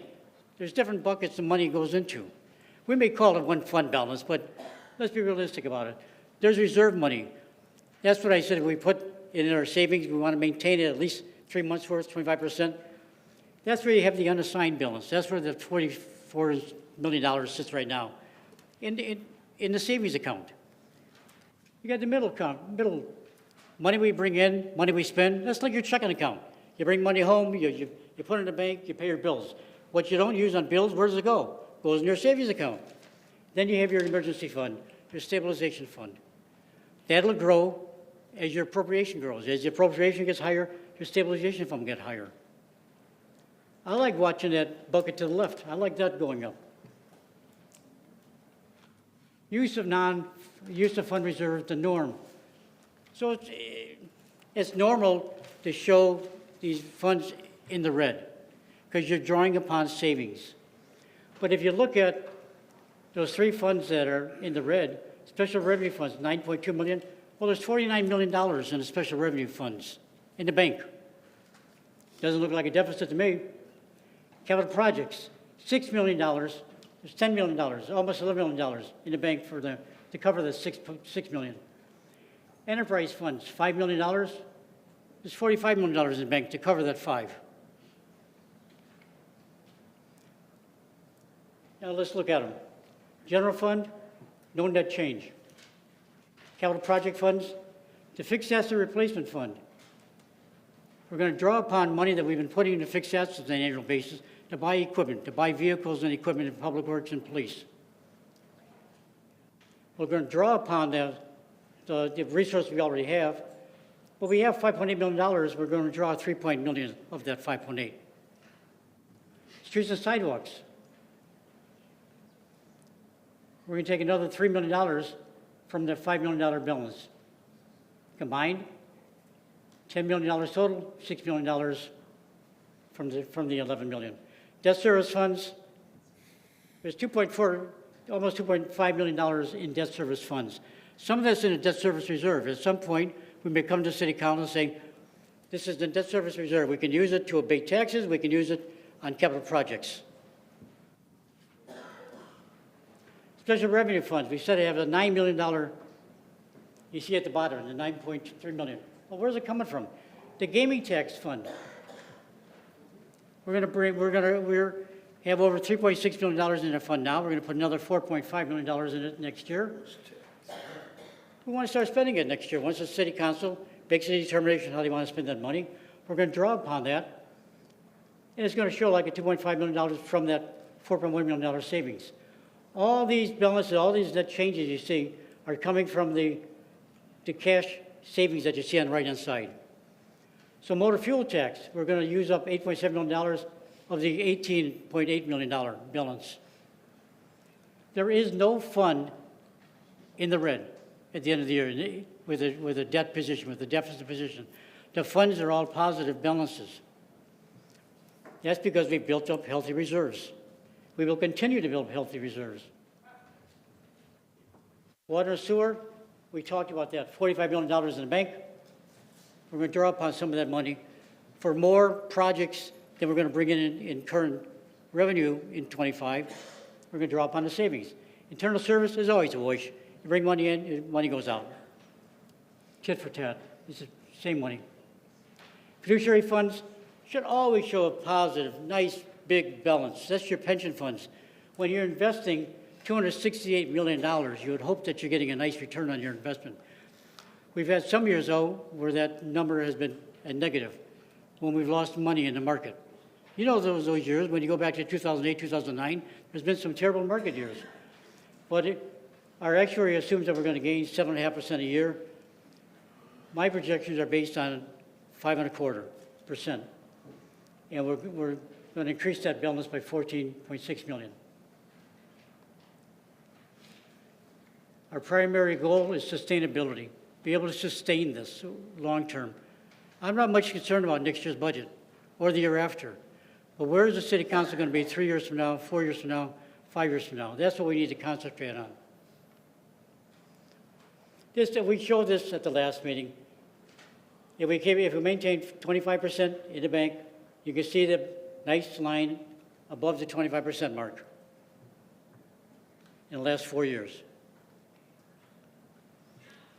And I would like if our Corporation Council can talk about the need to pass this budget, not only for purposes of construction, because we can't allow some of our construction projects this year to carry over next year. But if Stuart, if you can address that. And are we answering questions later, or no?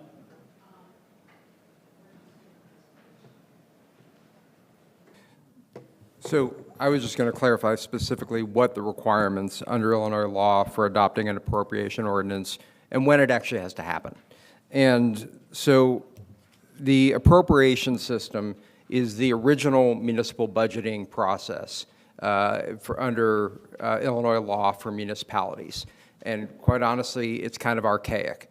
It assumes that basically you don't know how much money you're going to have, and you don't know how much money is going to come in until the year is over. And so the requirement is actually that you must adopt the appropriation ordinance by the end of your first quarter, 3 months into your fiscal year. That is, like I said, it's an older way of doing things. It predates modern forecasting and accounting methods. And many other communities have moved to what's called the budget officer system, which is similar to how, if you run a business, how you run it, that you have a budget, and you better know what that budget is before your fiscal year starts. But Waukegan still is on the appropriation system. So under law, the appropriation ordinance must be adopted by the end of the first quarter of the fiscal year, which for us would be July 31st. And that's by law. That's the latest that we can adopt it. The problem is that if you don't adopt, until you adopt your appropriation ordinance, you can't enter into any new contracts or incur any expenses, except if you're taking money from last year, basically money that was left over from last year. And the Illinois law is pretty clear about this. The contracts made or expenses incurred without an appropriation are considered void and unpermitted actions. In other words, they're not valid contracts. And you cannot conduct the business of the city without some form of appropriation. You could go to the next slide, please. So everybody's here thinking, well, I know that we didn't always approve the appropriation in the budget by the end of the fiscal year. I know that's happened. In fact, it happens every 4 years when the mayor changes over. So how does that happen? And the answer is it's called a carry forward appropriation, where basically the council will adopt an appropriation based on 25% of the last year's appropriation that really just gets you through that one quarter. And it also limits spending to necessary and essential expenditures. And you really can't enter into contracts that go beyond the first quarter. So what are the downsides? One of the biggest downsides of this is the way the timing of the city's financial year is. The financial year of the city runs from May 1st to April 30th. Now, not every municipality runs that way. Some run on the calendar year. They run from January 1st to December 31st. The state goes from July 1st to June 30th, and some even work on another calendar. Which makes budgeting, especially if you're waiting on state monies, very, very complicated. The problem with the city's budget is that if your budget starts on May 1st and you don't have an appropriation, that's also when the construction bidding time happens. We don't live in California, we don't live in Texas. Construction happens in a very specific season in Illinois, which is in the summer. And, you know, unfortunately, the asphalt plants close, and all of the contractors try and get their jobs bid out as early as possible. They want to be committed as early as possible. So I remember when I first came in here as Corporation Counsel, there was a lot of question of why are we doing no competitive bids? Why are we doing emergency contracts? And a lot of that had to do with that first year when we came in, there wasn't an appropriation, there wasn't a full budget. And so a lot of these contracts were bid out early, mid, or even late summer. And that's really the downside. It does impede long-term planning for services and equipment. If you delay approving the budget after the beginning of the fiscal year, and the mayor would have to determine whether, even if there were things that were appropriated for, whether she would be sacrificing things that were supposed to come later in the year under the capital plan. So do you have to approve the appropriation by the end of this month? No. Do you have to approve some appropriation? Yes. And that's the summary of it. So I'll just say in quick summary that, you know, I hope that this rumor that's been circulating about a $6 million deficit has come to an end. Some of you will never understand how the accounting works, but the reality of it is it's like saving in your motor fuels tax and spending it on something when you really want to do a project. And that's some of what we're doing. I think many of you have seen federal budgets where you don't necessarily have a say-so in line item by line item, but you want to know how this affects you if the budget doesn't get passed. So Corporation Counsel said, you know, quite a bit on you can't enter contracts. I can't enter a contract for fireworks. I can't enter a contract for mosquito abatement, the procurement of chemicals at the water plant, commodities, HVAC systems, any of those things. Any new contract that gets signed at the beginning of the year, including a ton of IT contracts, cannot be signed until we have a budget in place. Generally speaking, budgets become an issue when there are bonds that are being taken out or you've increased people's property taxes. We did not do either one of those. So it doesn't affect people in that way, and those are really the real main reasons for not approving a budget. But I do think that it's very difficult for the average person to digest all of the accounting things that happen. Just like if you saw the state budget or the federal budget, it would make your head spin. We have tried and tried to put it in layman's terms for people to understand exactly what's going on. And I hope tonight that we put an end to some of the rumors that were circulating. But no, the only time that you will see on that chart that you have been in the black when they showed all those deficits, what that was that was the bond money that we received and hadn't yet spent. We don't want to be with bonds. We want to get rid of a lot of our bond debt. So that's why you're seeing it. But all it is we're not taking it out of emergency savings. We're just taking it out of money that we have set aside and accumulated over time and now spending it on specific projects. So I think that's all we're going to talk about with the budget. If any of you have specific questions as a resident, you can always, I think Don is still here, isn't he? Did he go to the back? You can always ask Don, and he's still right here. He'll answer questions for you. At this time, I'd like to call up Chief Navarro because I want to make sure that you're up to date on some of the things that are happening from a public safety point of view. So, Chief Navarro, you want to talk a little bit about what's going on? Yes, ma'am, thank you. For the month of March, the police department wrote 266 traffic citations. We also wrote 1,432 parking and local ordinance violations. I wanted to bring some clarification to Alderman Donenworth's ward because he just had a ward meeting and I'm not sure if he received these numbers. So in your ward, because I know our neighborhood policing team was there, and I don't think they brought them with them. There was 25 traffic citations written for the month, and 59 parking and local ordinances were written there. We have recovered so far this year, year-to-date, 53 firearms. Also, current calls for police service year-to-date is 16,306 calls. There is information that's also available on our police crime blotter, and that's all you have to research. If you go into the city's website, you could just search police crime blotter, and you will get information on people that have been arrested, their location, along with charges.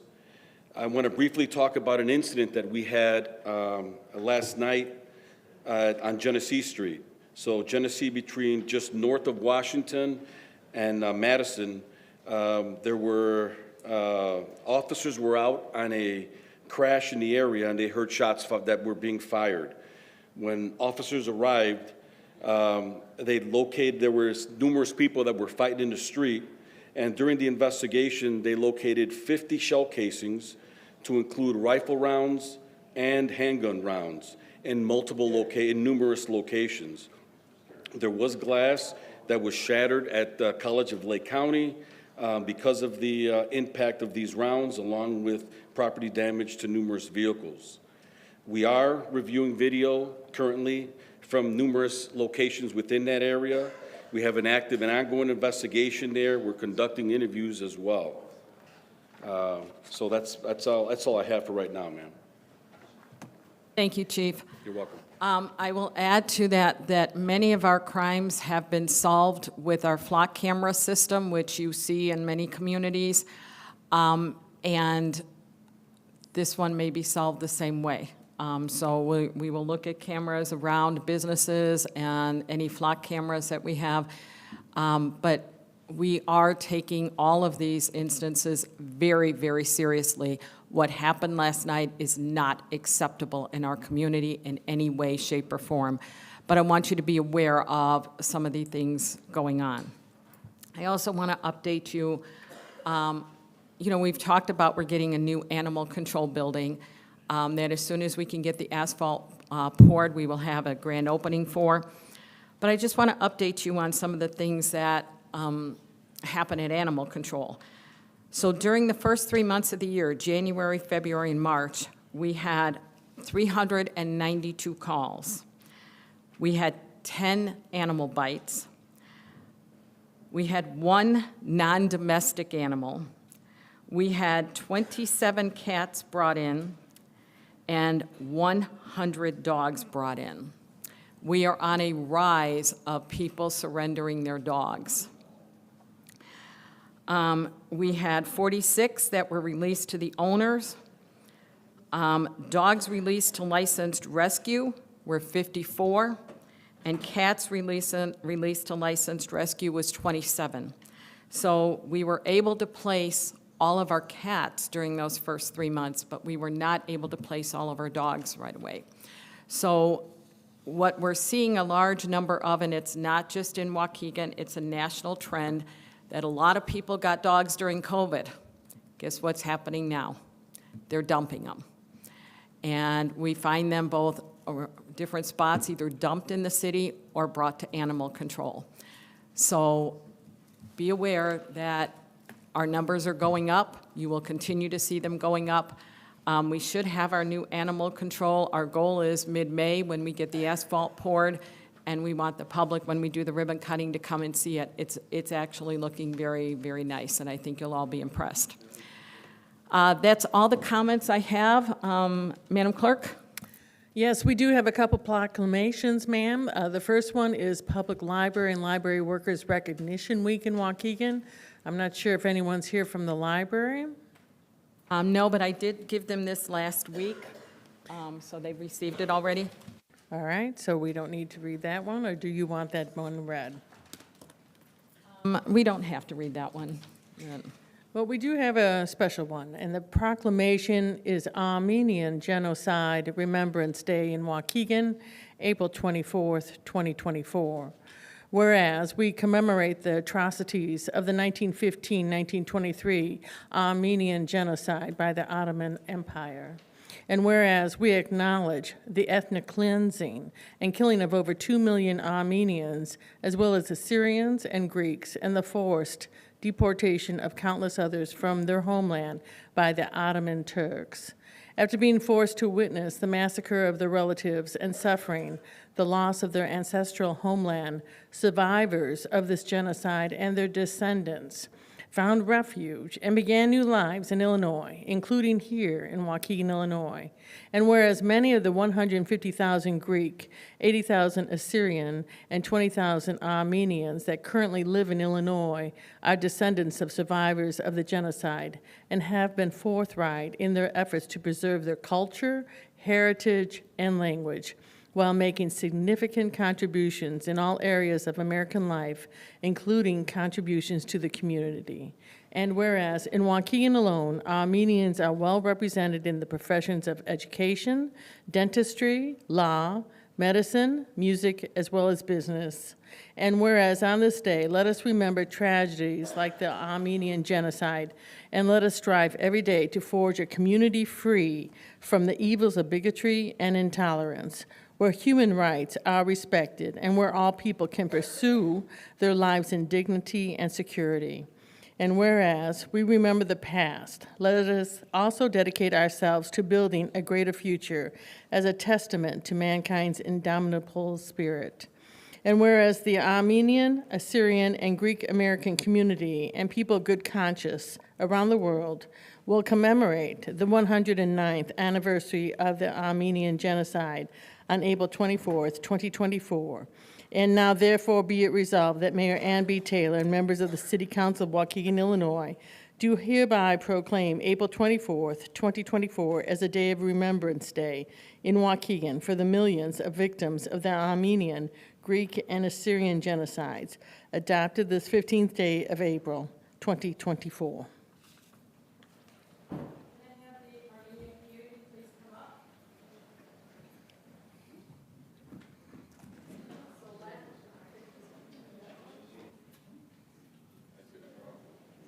Can you hear me? Okay, that's better. Last Monday, we did the Armenian flag raising in front here. So if any of you have seen the Armenian flag flying, it will be here until the end of the month in remembrance. Who wants? Thank you. I'll do a picture. Thank you. They're going to assemble behind you. All right. Big smile to everybody. 1, 2, 3. One more, please. 1, 2, 3. Fantastic.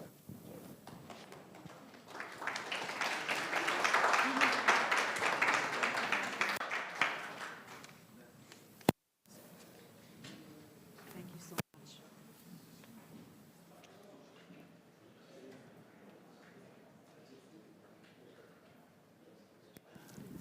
For those of you who don't know our Waukegan history, the Armenian community has done so much for our community and started businesses in our community. And I want to recognize all of their great work that they've done and continue to do. So thank you very much.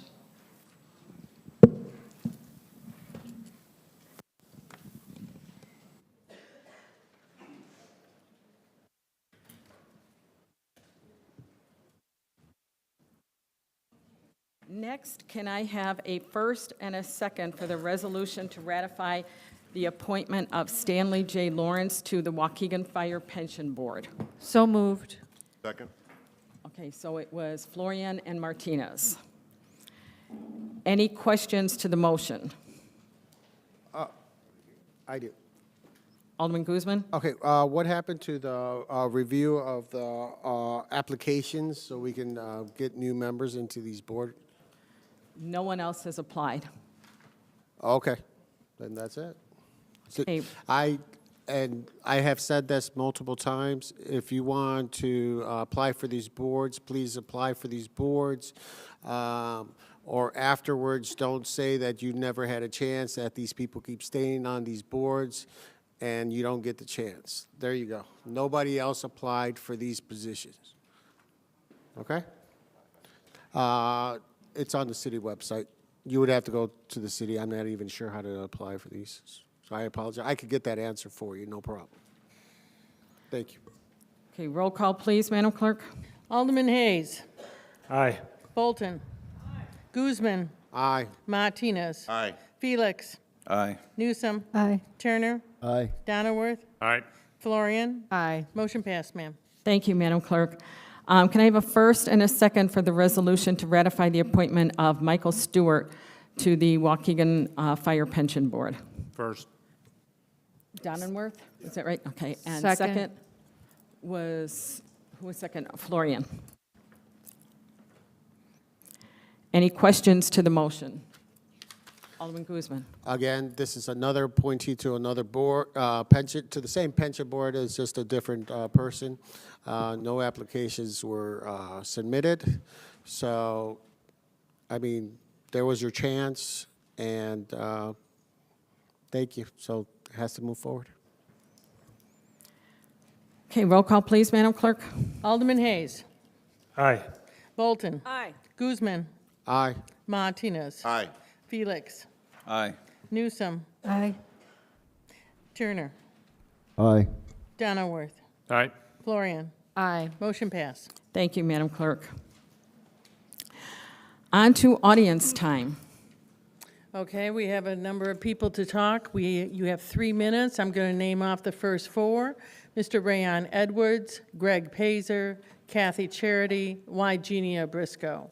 Mr. Rayon Edwards, Greg Pazer, Kathy Charity, Wygenia Briscoe. And let me get my timer. Ready when you are, sir. Go. Good evening, council, community. We're talking about a balanced budget, huh? You know what I'm not understanding is how we keep leaving out all that grant money, all the ARPA fundings that y'all received since this mayor been in the seat. So we're talking about a balanced budget, and y'all got these people fooled like y'all really done some work. You had a lot of help from the government. And I'll be glad when we say that publicly, because we're not. So when you don't give all of the facts and all of the information, it's misleading this community. That's why they're thinking it's a deficit. But you guys are professional, and I'm going to say to you councils, because I learned something at the city of North Chicago last year in October. The Illinois Speaker of the House came down. North Chicago alderman was fighting with the mayor. I watched the Speaker of the House tell those aldermen that they can get their own corporate counsel. You guys don't have to listen to this council, because whatever this council tell y'all, it's going to be in the benefit of the mayor. Just like the department heads, just like the police chief. When they don't do what the mayor say, they go to the unemployment line. Haven't y'all learned anything? You see what happens to Walls. You see what happened to Zupac. So let's talk about what happened last night. Let's talk about all weekend, because it wasn't just Sunday night. It was Saturday night, too. I am so sick and tired of this damn gun violence, and y'all ain't doing nothing. So I was downtown yesterday for over 5 hours. Chief, I didn't see none of your officers. I even dialed 911, sir, during that gun violence, and my call was not even picked up at all. And then they called me back, 847-599-2608. That's a police number. How is somebody like myself calling 911 and nobody answer? See, this is what happens when the city decided to separate from the county 911 system. You see that? Because the county board talked about it at their meeting. Y'all will be a damn fool if y'all pass this budget tonight. Make this mayor and her administration answer our FOIAs, because they keep redacting everything. We can't see the credit cards that her and her chief of staff and them spending. It's 4 of them in that office. They don't give us no information, 0.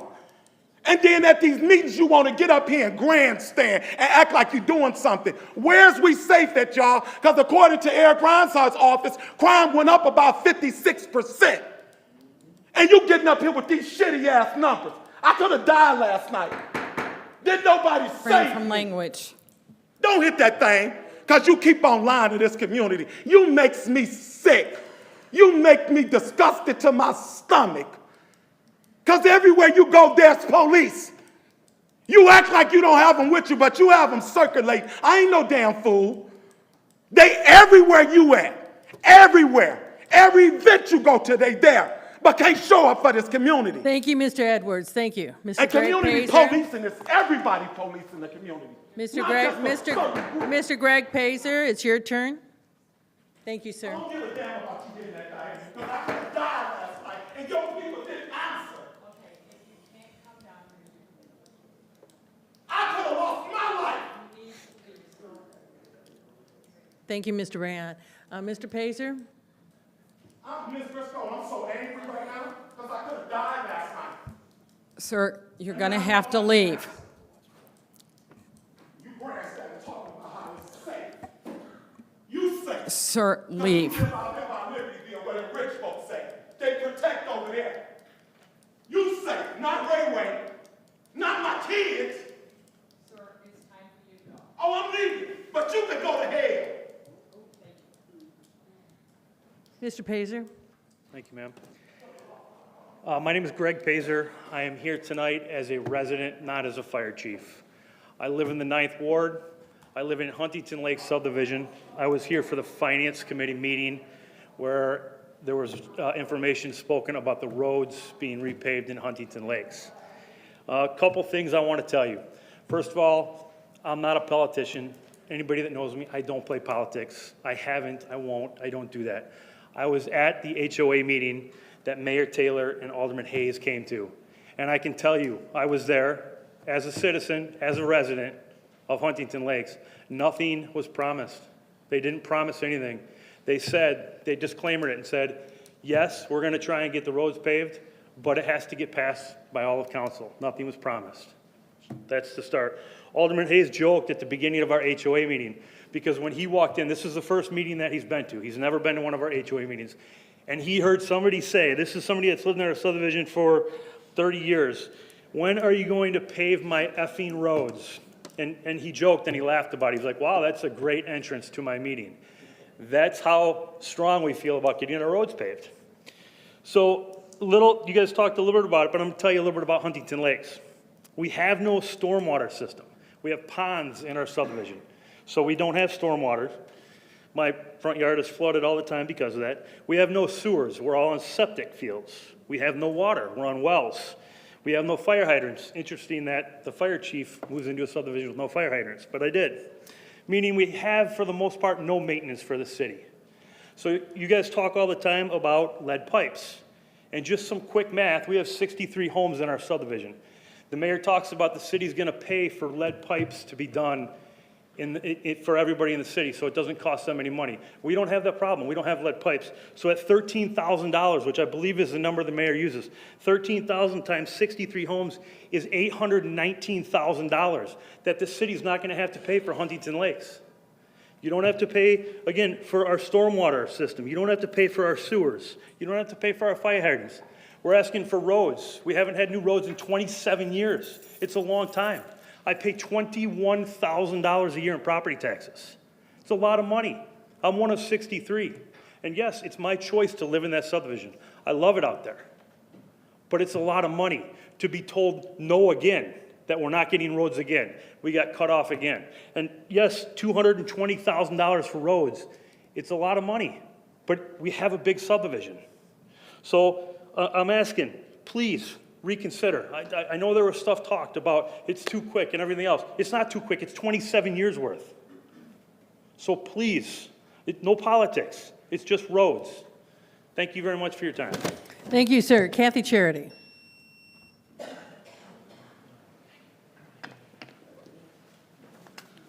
Good evening, Mayor Taylor and Councilman.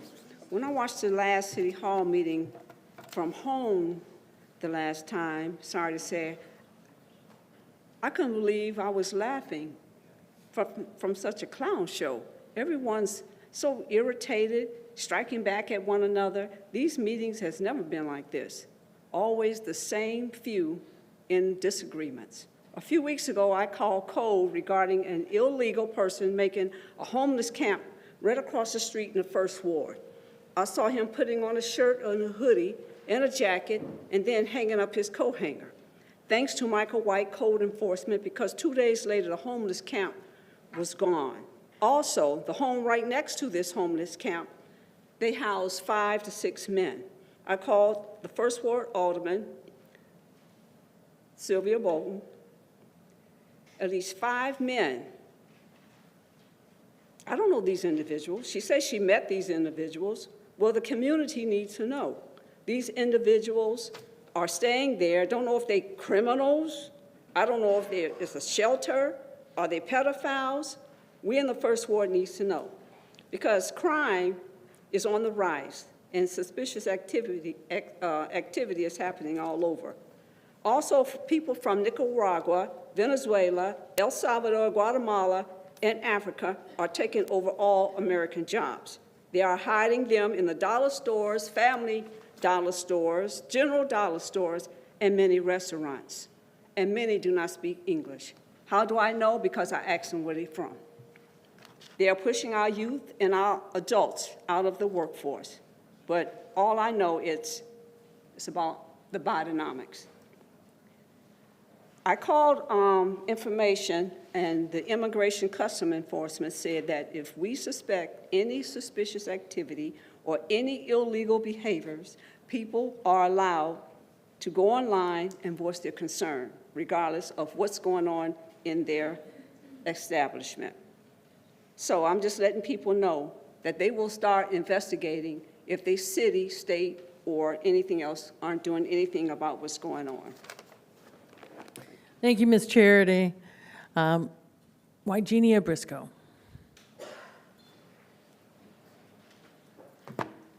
Good evening.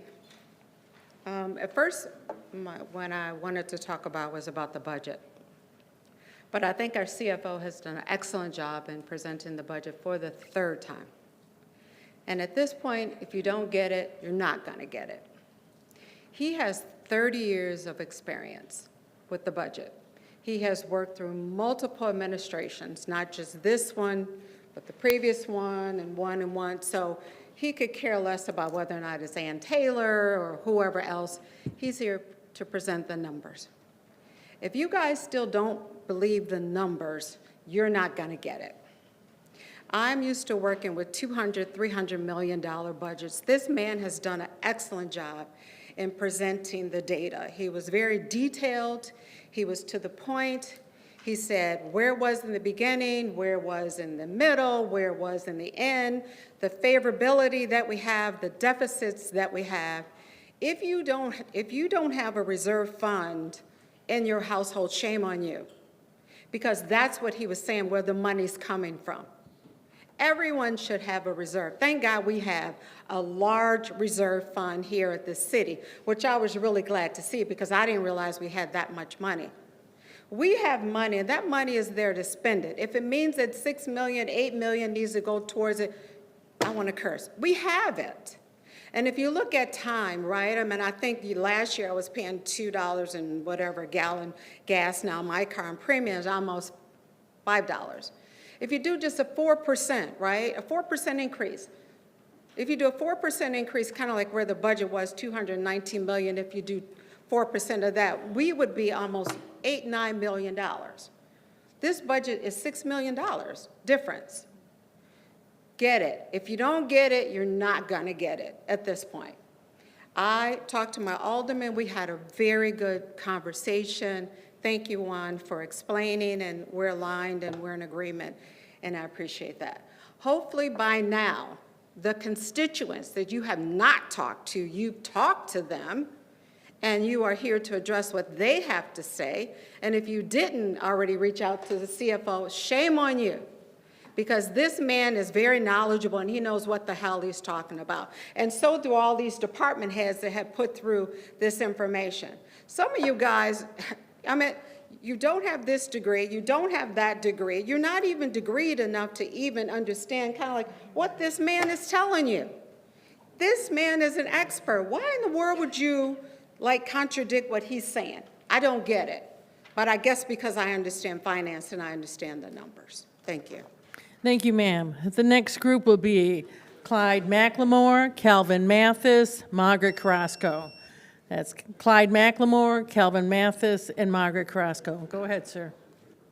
Clyde McLemore, Black Lives Matter, Lake County, recently hosted an event at the Waukegan Library called Know Your Rights. This event was a great way to workshop and what to do and how to behave when in the presence of a law enforcement. We got great feedback from those that attended, so much that we will be hosting a second one June 6, 2024 in Zion at the Zion Library from 6 to 8. Light freshmen will be served. We will bring back State's Attorney Eric Reinhardt as well as private attorneys. We also will feature April Pryor, who was recognized by NBC, ABC, CBS, and Fox for creating this new game called Trials and Tremblers. This original game was created to teach families how to stay out of the world of trouble and to shut up and lawyer up when getting stopped by the police. Mayor, I attended the recent budget meeting, and while I'm not the smartest cookie in the cookie jar, but I can count dollars. With your expected expenses of slightly $245 million against estimated revenue of $238.4 million, there is a deficit balance of $6.6 million. Mayor, this is not a balanced budget. According to Don Shorts, you're going to take the $6.6 million from the taxpayers. That's our saving. They call it revenue. Like Ms. Briscoe said, everybody should keep a revenue. Don't mean you got to go spend it the next year. Why, Alderman, why can't you pass appropriate ordinance that matches your project income? Because this balance is roughly a 13% deficit. Thank you. Thank you, sir. Calvin Mathis, please. Good evening. First of all, I have the traffic ticket report for the last 3 months. I had a facetious joke with Keith there in March. Looks like the police do write tickets. It's like 50 a month on average. So I had a report, Chief Navarro, so it's a good job there. We'll give you that point. So I just wanted to clarify that real quick. The budget for the city. I heard, Mayor, you say that the city manager was a typo, and you said it had zeros by it. I looked at the budget. It doesn't, the city manager has zero, but right below is the deputy administrator that makes 7 figures. And right below that is administrator, and right below that, you put something in the budget that we debated. This last year, this was debated, a city manager. I remember the upheaval, and Alderman Bodine challenged it, and she dropped her challenge. We went through the democratic process. Then we, Alderman Hayes, you guys lost. How are you going to turn around and sneak it back in? That's not democracy. And that makes me upset. I don't care about the numbers. I'm not an accountant. But I do know democracy. We talked about this. And that's under that. And one more thing. In the month of March, Women's History Month, something happened that, as Ray would use that word, disgusting. How do we have one elected official put something on the agenda? Well, you said that you didn't put that on the agenda, that it was corporate counsel that initiated it. That's what you told me, Mayor. But no, 2 aldermen verified. Alderman Taylor, you put that on the agenda to remove Janet Kilkelly's responsibilities and the people who report to her. She's an elected official. She works for us. If we want to remove her, we will remove her. That's what democracy is. That's not your role. You're out of your lane. 5th Amendment. She used due process. That was not due process. And I'm appalled by that. That's not democracy. That's fascism. You guys, I've been warning you, do not mix your politics and your religion. When fascism comes to America, I read somewhere, it'll be wrapped in the flag and carrying a Bible. This is exactly what you guys do here. You're in the baby stages of fascism, and I'm appalled by it. 400 years we've been at this, and you know what I'm talking about. 400 years. I know democracy. I know the Fifth Amendment. I know the First Amendment and the Second Amendment. I don't have to be a scholar to know that. And you're wrong, and you lied to me. Thank you, sir. Thank you, sir. Margaret Carrasco.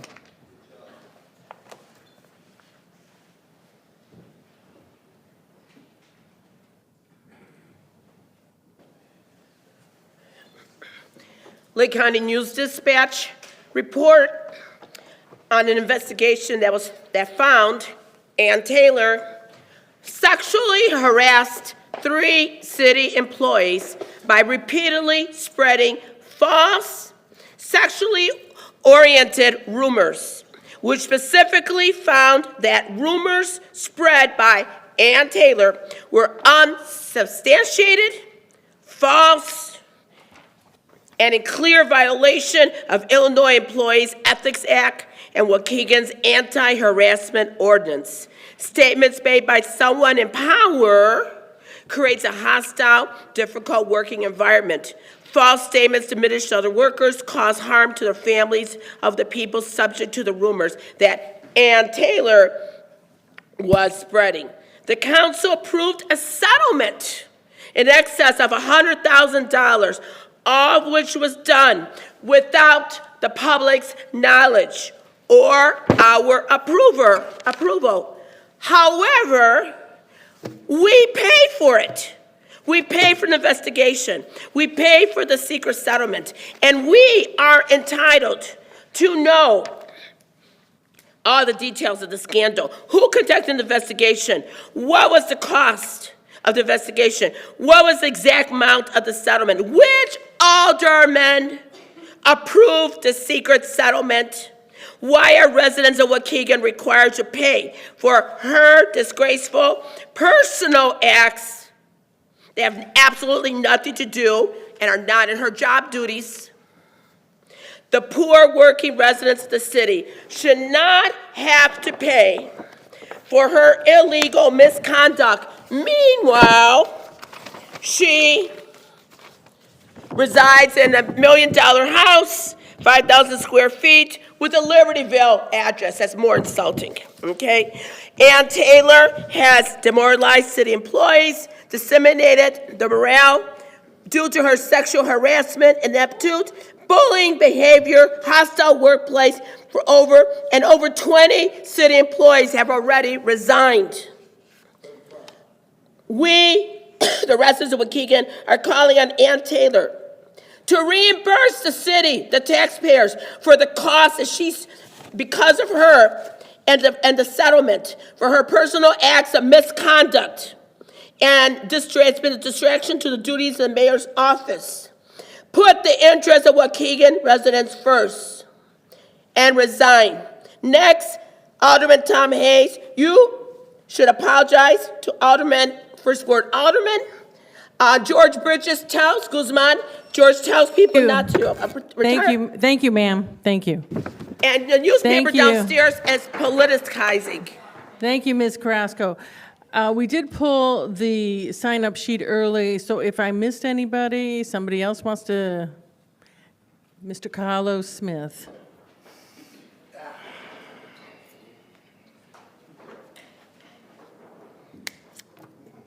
I wasn't going to say nothing, man, you know what I mean? Carlos Smith, I live 223 Washington Street.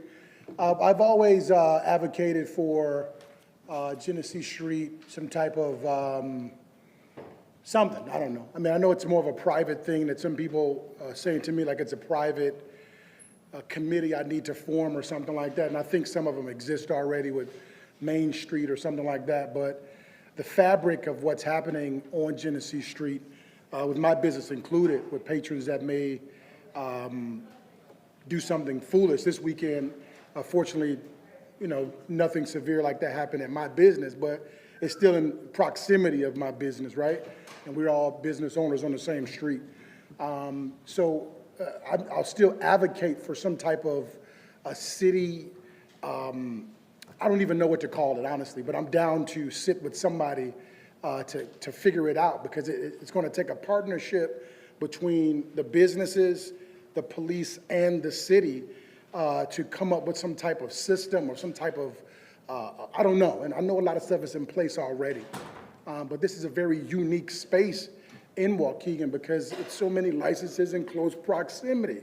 And I've said this over and over. And I said to you guys the last time I spoke, when it gets hot, people do stupid stuff, right? And we have to be on point. As a business owner, I gotta do better. And I'm encouraging my peers on the block as well to do better as well. But I would be remiss if I didn't say that the municipality has to do better too in coordinating what's happening, because this is going to be an entertainment district, whether you guys like it or not, because you put the food truck there. When you put the food truck there next to a business that has a liquor license, what do you think is going to happen? It's going to be open liquor being drunk outside that you guys have to be prepared for. And I don't think that we're in that space where you guys are really prepared for that, because you may not be seeing what's happening. So I get up here and use that 3 minutes to try to tell you that these things are going to happen. It's like Beale Street. It's like Bourbon Street. It's going to be like that. I'm forecasting that for you and to you, that we have to come together to come up with a plan. The police should never not be here on the weekend, not with their lights on or whatever, just their presence should be there. That has to happen. So that's something that we really have to put together, or we're going to be here over and over again talking about stuff that's going to happen. So that's all I got. Thanks. Thank you, sir. Ma'am, that concludes the audience time. Thank you, Madam Clerk. Next is the consent agenda. Can I have a motion for a first and a second? Okay, and then I'm going to pull one out. Okay. Which one would First. you like to pull out? B. B? Do we need to pull out B? If folks want to. Okay. Does anybody want to pull out B besides Alderman Newsome? That was, I do. Same. okay. Yeah. Wasn't that scheduled for May 6th? I think we were given the option to schedule it for May 6th. Okay. You're talking about approving the meeting minutes from years ago? Yeah. Yeah, I think we were given the option to push it on to May 6th if people needed more time. Is it okay with everybody if we set it for May 6th? Okay, and then Can you repeat that everybody again? For what? I'm sorry? Yeah. No, for Yeah. what's going to be moved? And then everybody can go to the clerk's office and review those? Is that okay? So we're going to hold over item B to May 6th. And who made the motion? That was Alderman Newsome. I need a second on that motion. Second. But for a simple holdover of 2 weeks with full consent, you don't need a second. Okay. Anything else that you want to take out of the consent agenda? Okay. Can I have a motion, first and a second, to approve the consent agenda? Well, Wait there. Alderman Guzman? are the residents for, what is it, for G here? Okay, so yes, I'll hold that, I'll pull that to the side. You want to pull that out? Yes. Okay. Okay. So we're making a motion to approve items A, C, D, E, F. Okay, is that okay with everyone? I need a first, So Alderman moved. Newsome, second, Alderman Florian. Item A, a motion to approve the regular meeting minutes from Monday, April 1st, 2024. Item C, a motion to approve the minutes and close executive session of the City Council meeting held on March 4th, 2024. Item D, a motion to approve and ratify the payment of the regular payroll dated April 5th, 2024, in a total amount of $1,910,130.07. Item E, a motion to approve and ratify miscellaneous payroll and dated April 5th, 2024, in a total amount of $113,643.03. And item F, a motion to approve vendor payments dated April 15th, 2024, in a total amount of $3,129,766.11. Roll call, please, Madam Clerk. Alderman Hayes. Aye. Alderman Bolton. Aye. Guzman. Aye. Martinez. Aye. Felix. Aye. Newsom. Aye. Turner. Aye. Donnerworth. Aye. DeFlorian. Aye. Motion passed, ma'am. Thank you, Madam Clerk. Item G, I'm going to get a first and a second, and then we'll do discussion, okay? I need a first and a second for item G. I'll first. Second. Wait, can you say it again? Also move. Okay, Alderman Guzman was first. Who was the second? Alderman second. Felix? Okay, Alderman Guzman, you had questions? Speaking to the mic, I'm sir. sorry. Can you both of you come? Okay, so, hello. It's not that I'm not going to approve you. I am going to approve you, but I want to make sure for you to understand, this is a conditional use permit. You have to be neighborly. You have to be neighborly. So keep all your neighbors intact. I don't want to hear any complaints or anything like that. That's all the craziness or anything like that, okay? Okay. So we have a clear and understanding. I don't want to hear any complaints. I want everybody to be neighborly, be nice to each other, and then we can work together, okay? Thank you. Is there anyone else, or, no, okay. Roll call, please, Madam Clerk. Alderman Hayes. Aye. Bolton. Aye. Guzman. Aye. Martinez. Aye. Felix. Aye. Newsom. Aye. Turner. Aye. Donnerworth. Aye. Florian. Aye. Motion passed, ma'am. Thank you, Madam Clerk. Reports and communications, Madam Clerk. Thank you. I was allowed at the last meeting to make a response regarding the LRS yard waste stickers, so I have one. Alderman, thank you for allowing me the opportunity to speak at council. In addition, may I also say, shame on you, Mayor, for not giving me, the elected city clerk, the professional courtesy of recognizing me to speak at the last council meeting. Yet, Mayor, you did recognize Chief of Staff George Bridges so he could attempt to tamp down the rampant community-wide rumors concerning his city-issued automobile, which after 3 years finally has a municipal plate and tiny magnetic city seal stickers, which he can remove at will. George, you took the car to the Bucks game in Milwaukee a few weeks back with your wife. You should have taken that time to thank the residents for the free ride. However, I am here to address Alderman Florian's brazen attempt to undermine the office of the city clerk regarding the selling of LRS yard waste stickers. I'm going to state the facts. The office of the city clerk has 3 employees, 1 cash register, not 4 or 5, as Alderman Florian alluded. Under the former waste management company, the office of the city clerk did sell as a courtesy for our residents seasonal yard waste stickers, as does Jewel Osco and Ace Hardware. On June 5th, 2023, the City of Waukegan Council approved LRS as the new waste collector.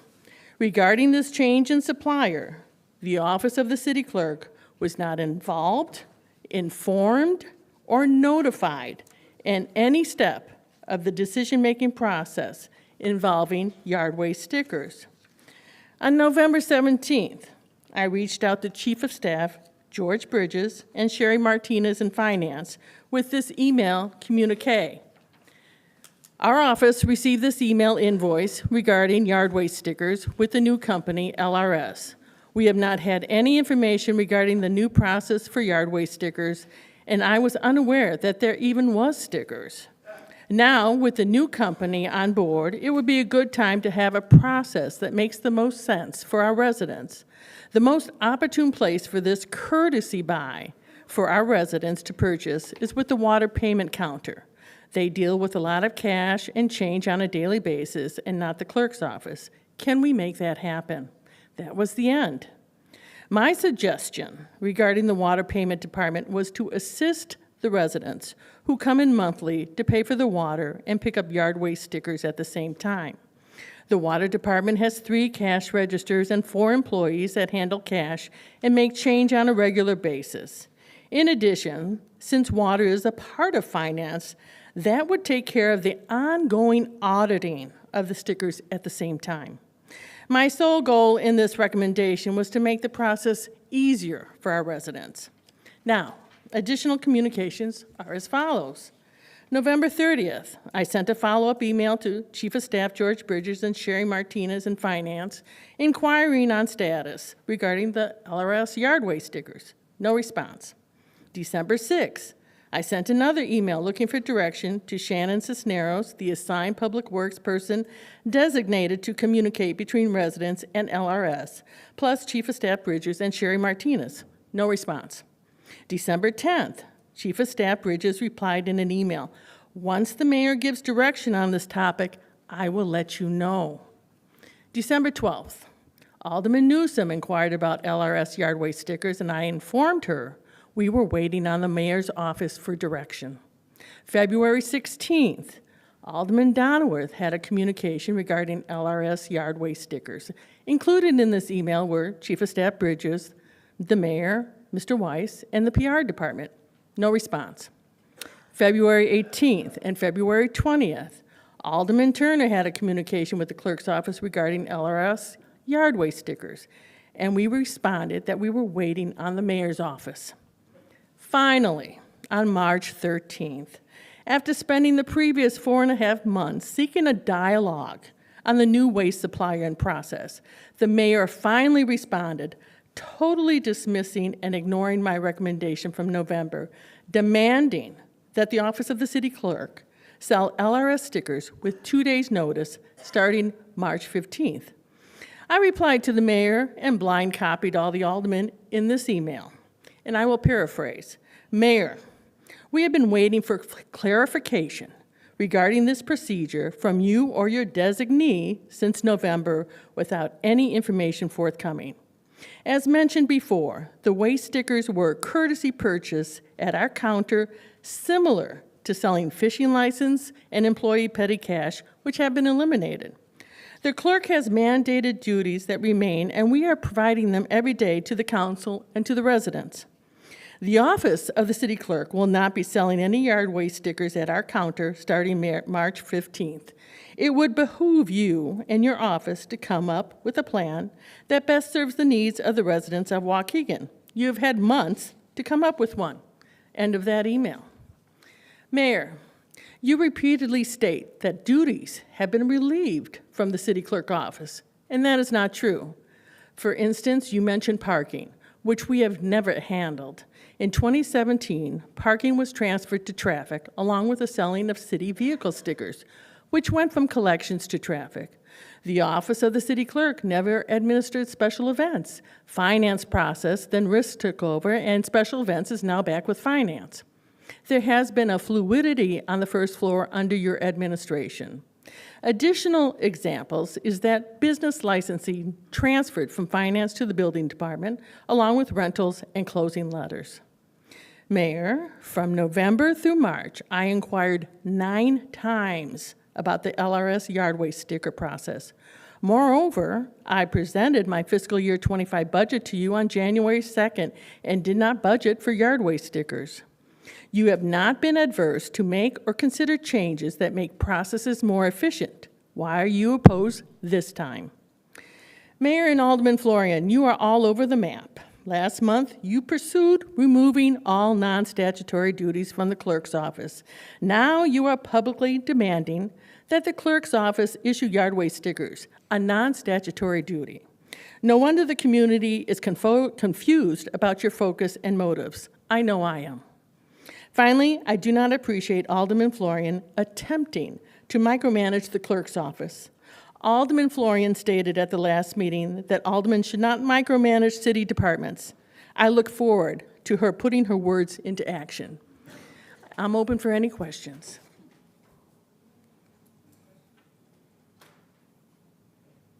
So are you going to sell the stickers or no?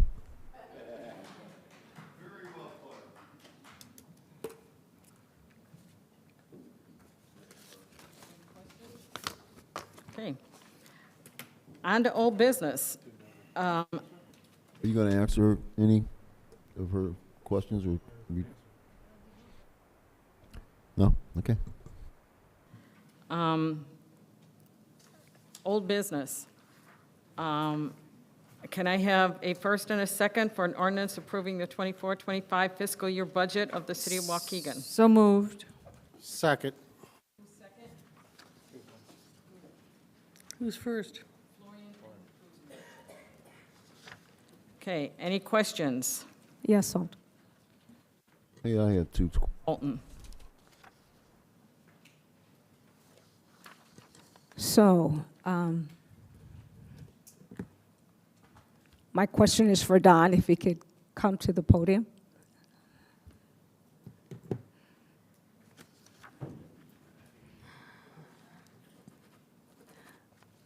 So, I'd like to first thank you for all your hard work, as well as our team and our staff. I really want to say that right up front. But I'd like to refer to the Chicago Tribune, your statement, so I'm going to read just part of it.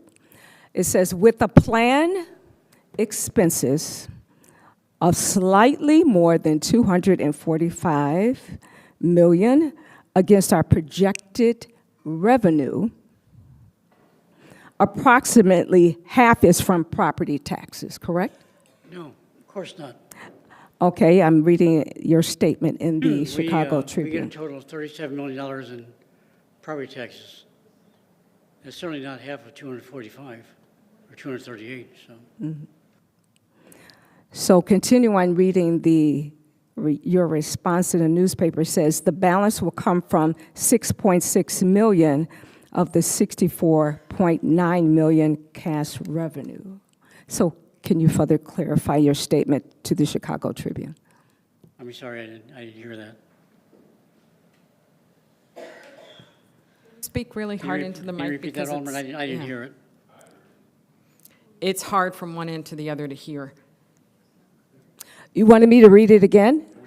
Yeah, it's hard to Okay. hear down here. With planned expenses of slightly more than 245 million against projected revenue, approximately half from the property taxes of close to 238.4 million, Don Schultz says the balance will come from a 6.6 million of a 54.9 cash revenue. Can you clarify? It's hard for me to clarify that because I didn't write it. There may have been a misunderstanding in the discussion I had with a member of the press. I don't know. I didn't write it, so I can't clarify it. All I can tell you is that we have a $245 million budget. We have $238 million in revenue. $6 million coming from savings from a multitude of different funds. Can you explain the Our, funds? our property taxes are a small portion of the total budget. It's a significant amount in the general fund, but a small amount in the total budget.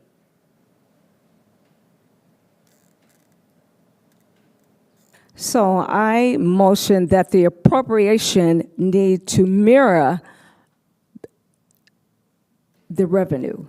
So I'm going to ask, can we hold it over till June 1st? And also reflection to our attorney's statement indicating by state law, we have till July 1st, but I'm just asking that documentation be provided to us reflecting that the appropriation be able to mirror the revenue. And Alderman, what will you learn between now and June 1st that I couldn't answer now?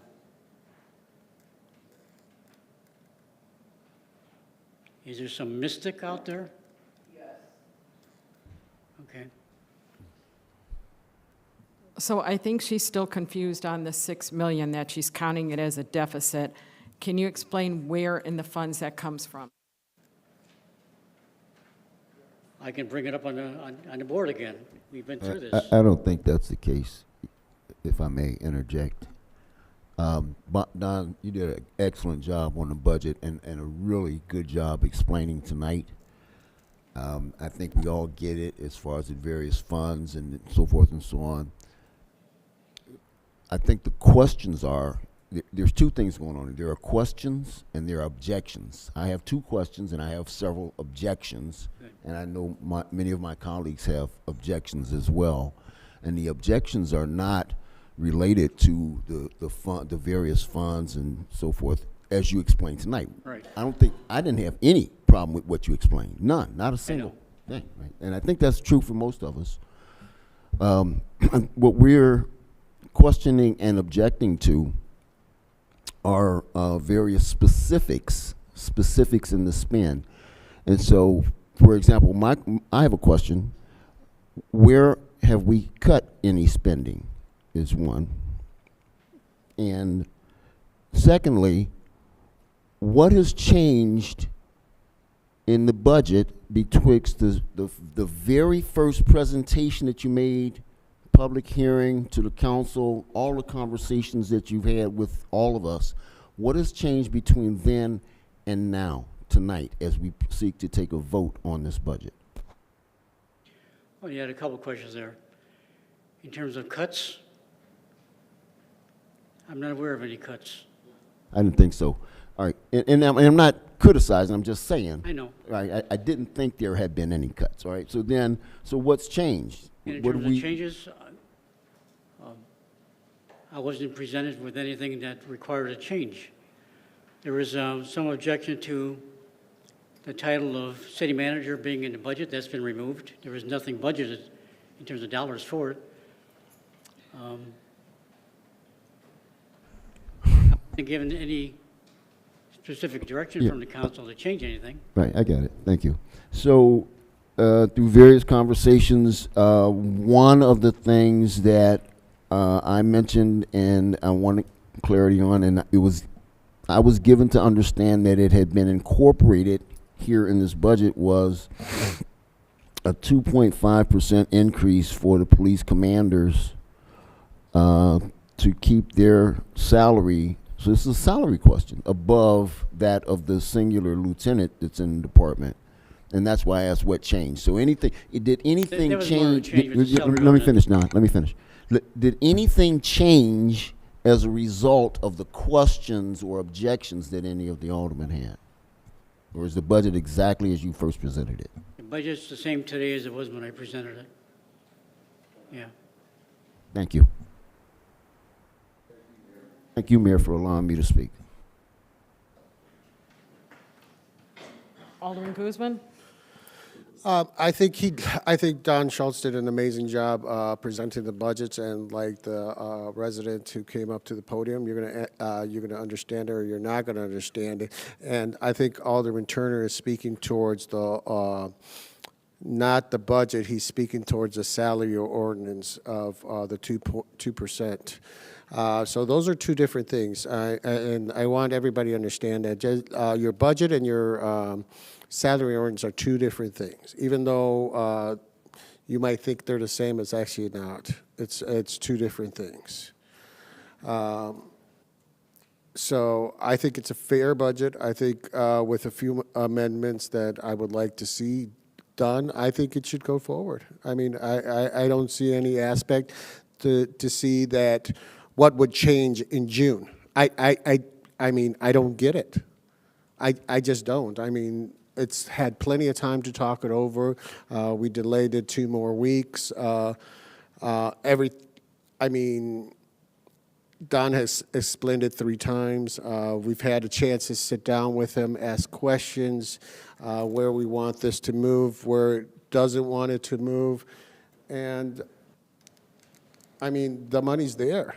I mean, and the rumors about we're getting money from rainy day funds and we're going into deficit and everything else is, I mean, he just proved it to you that it's just not realistic, okay? I mean, I remember some years ago, it was $100 over $100 million in deficit. Now you're at 87. What does that tell me? That the bills are being paid. When we go over there and we ask for, when the city staff asks for police cars or a new ambulance or a fire engine or a culvert breaks or something like that, it is not presented us, it is not coming forth in front of the city council as a bond, to issue a bond. It is not presented that way. It is presented for approval because we have money on hand, which we did not have on hand. And as Don has said previous, so this year will be at 87, if I remember correctly, and then next year it'll be in the 70s. And Don has said it very clearly. I'm not worried about what's going on this year or next year. I'm worried about 3 or 4 years. And that's how the city should be thinking about financing. Okay? We're no longer in the lower middle class, how they handle money. Now we're in the upper class. Okay? 4, 5, 10 years. That's how you generate wealth. Okay? You don't think about day to day. You don't think about year to year. You think about 4 or 5 years, even a decade ahead. That's what your main concern, and where the market, and all it is it's your best guess. But the way I see it, I think it's a good one. Thank you.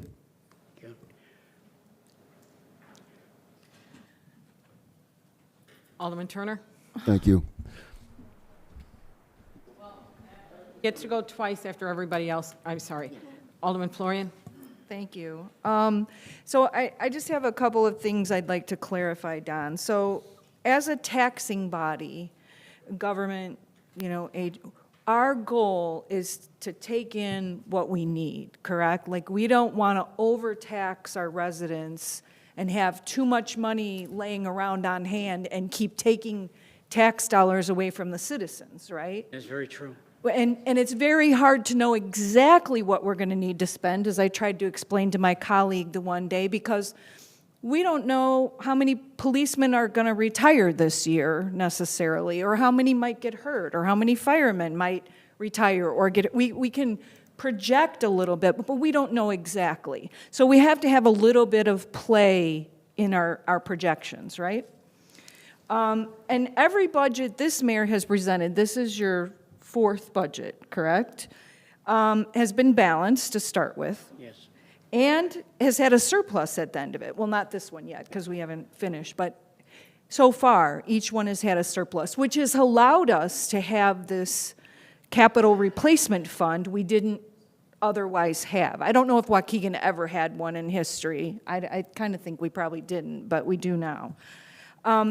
So what looks like a deficit that you talked about earlier is really just spending the money that we planned to save to spend another day, correct? I think everyone understands that. Okay, and we haven't taken on any new debt. In fact, we've paid off old debt. We have not. I don't like debt. The Right. mayor doesn't like debt. I don't like debt I don't think either. anyone likes debt. And one last thing I want to bring up, someone talked about the ARPA money and how that's the only reason this budget is balanced. It's under, I know the person's not here, but hopefully they'll listen. So it's under special revenue funds in the budget, on fund number 205 on page 7. I looked it up, and they are accounted for. And we only got $19.7 million. Our budget is 245. So, I mean, yes, $19 million was great. Don't get me wrong. I wish we could get it every year. But that money was restricted on how we could spend it. We could only spend it on certain things. HVAC, some a lead line replacement. There was very limited things we could do with it. And so it's been in a special fund, a special column, if you will, and only spent on certain things. And that is not the reason this budget is balanced. I can tell you that. It is balanced. Why are you saying it's not balanced? Sorry, Lynn. Yeah, so, like think of it this way. When you bring in a paycheck and you cut some of that out and save it, and you cut some of it out and save it all year long, And then the next year, you're getting your paychecks and you're saying, I'm budgeting what I'm going to make this year. That's your budget for what you're going to intake.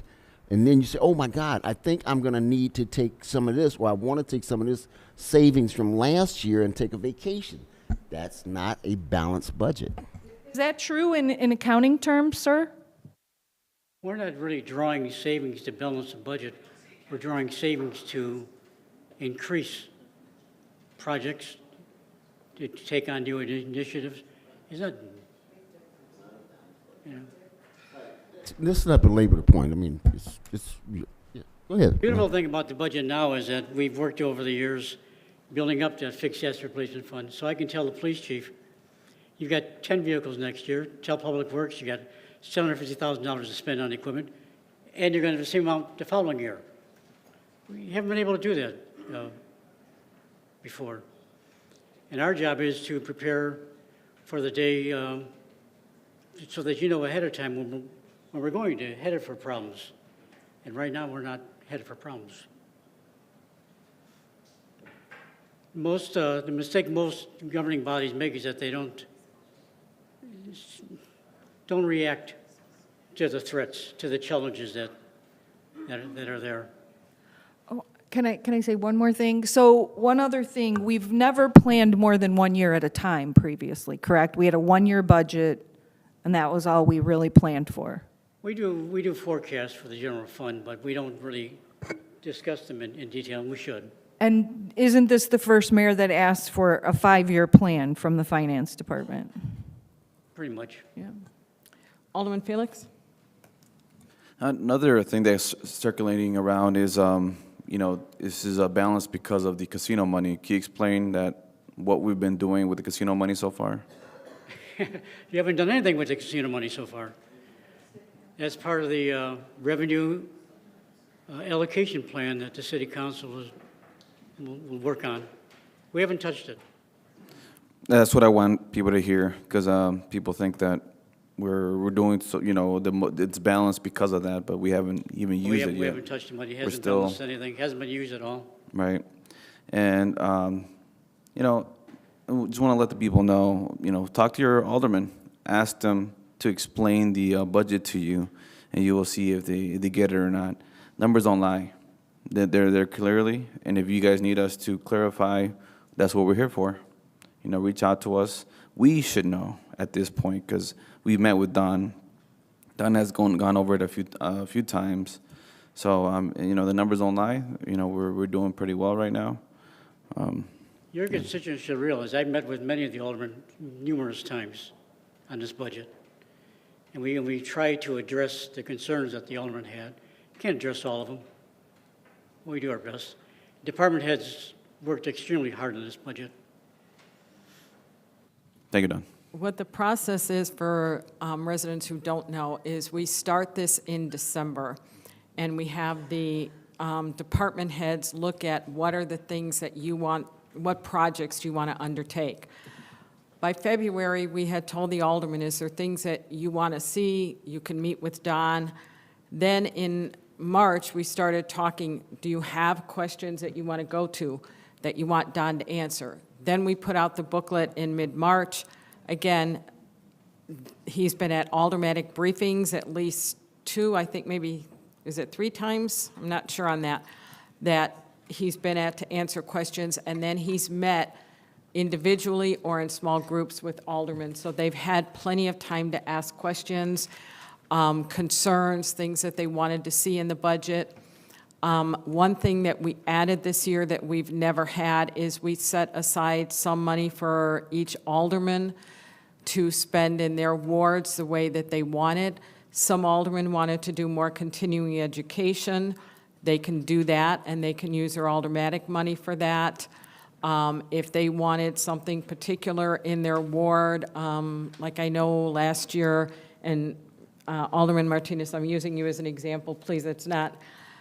He had a resident that wanted a light pole put up. And light poles are about $6,000 to put up. It's hard to always find that in the budget where if you have money set aside for the alderman, they can use that we wouldn't have to take out. So that's at their discretion. And that's what we've never had that in the history of our budgets. We've never had that. So we've added things in listening to the aldermen and listening to what their residents' concerns are. But more importantly, every ward meeting that I go to, every resident I talk to, what do they want? Roads, infrastructure, because it's been so neglected in our city.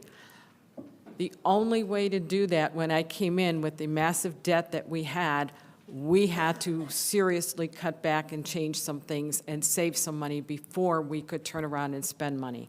And that's where we're at right now. So we are in better shape than we've been, I think, Don, am I wrong, about 40-plus years in where our budget is. I want to say the staff has been incredible. And one of the things that all of the department heads do is we hold them accountable for every dollar that they spend. And they know that, it's gotta add up. And quarterly, they meet, they talk about their budget, where they're at. Again, not something that we always did in our past, but something that's so important and something as you as taxpayers deserve that accountability. Guzman? Okay, with everything being said, I'd like to amend the budget. I have a few adjustments I would like to start off with. First one, we have already heard that the main concern on everybody's was the city manager. You heard from Don, it's no longer, the line item is no longer there. So I was going to amend the budget to remove that line item. But as Don Schultz said, it is no longer there, okay? Because we must follow what the residents of Waukegan voted on, and they voted no on it, okay? I have I'm sorry. Give me a sec. I'm sorry. I'm going to go one by one. So that removes that. I'd like to, second, I'd like to remove the animal control director and keep animal control with police. So I need to amend the budget to remove the director position. And we can have a commander in charge of it or overseeing the whole thing, but a sergeant could make sure on a day-to-day basis it's going on. So I'd like to remove from the budget the animal control director. Second. Excuse me. Can I actually answer that for you? So one of the reasons that we've looked at removing animal control from police is because we need police to do police things and not animal control.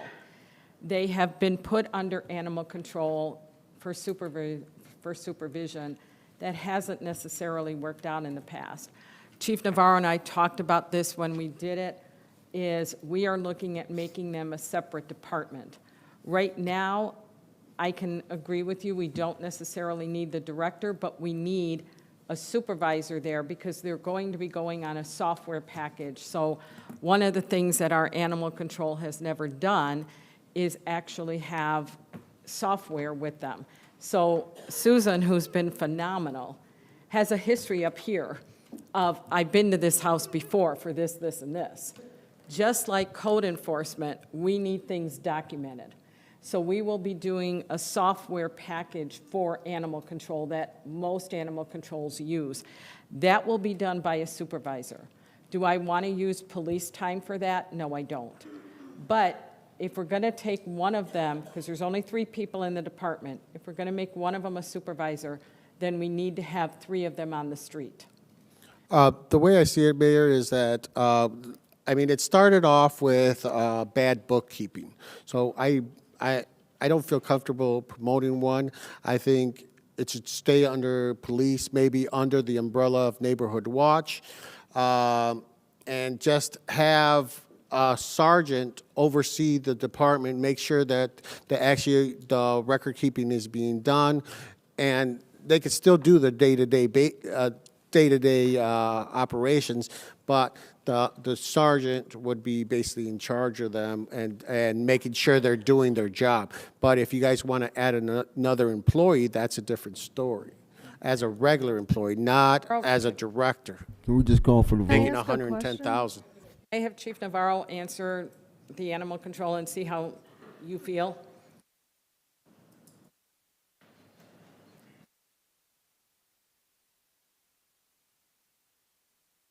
Alderman Guzman, I did have numerous conversations with the mayor on how we can be more efficient and effective with the animal control and serving the community. And things that we were discussing was to really have a person there that would be more of an expert within the animal control facility. To me, looking at technology, computer programming, selecting the right technology that we haven't had in the past, and being able to have someone that can focus on that outside of the police department, including industry best practices. We had conversations on updating our animal control policies, procedures. Laws are often changing, and we're always having to keep up with those changes. In the criminal justice field, obviously, it is the same. So we're able to manage that, but having someone there specifically to address those issues on a day-to-day basis, I think will bring a lot more efficiency within the animal control department. Fiscal responsibility with budgets and having that person responsible for all the needs that are going on within that facility. And then there's also training, ensure that the proper training is being done for all of their personnel. We spoke about community outreach and having that as a part, or expanding the programs there so that we get the community more involved in what the animal control facility is able to do with their programs, and it all comes down to leadership. Unfortunately, our station is quite a distance away from the animal control facility, and I think it's important to have that direction immediately available.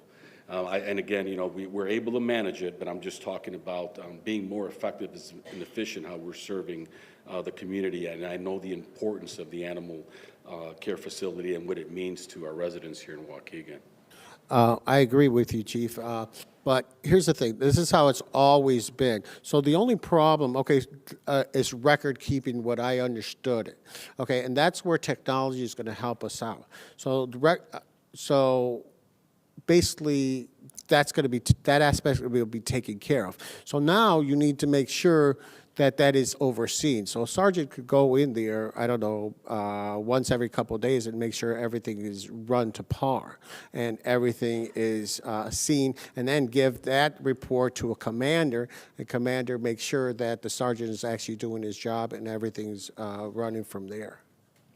But it should stay with the Waukegan Police Department because they are out there. They give tickets to owners or whatever, what's going on, and they take animals away from abuse of owners and all that. So it should not be moved away from the police station. It should stay in there, but I do think it should move towards neighborhood watch, since they are in the neighborhood, and that's what's being focused. That's where I would swallow it up to. Mayor? And Bolton was next, I think. Before we move on to this, I believe I made a motion to hold this over till June 1st, that the appropriation match and mirror the revenue, and I think we've just talked over that. I think there was a first and a second to the initial motion for the budget when we started the discussion. So I believe we'd have to vote on that first. It would be a motion to postpone until, you said June 1st, is that? Yes, we have a to meeting on provide June us 1st? documentation indicating that the appropriation mirror the revenue. Well, I understand that, but you can, when you have a first and a second on a motion, you can have a motion to postpone. There is a motion to postpone, and I haven't heard a second yet, but someone can call for a second.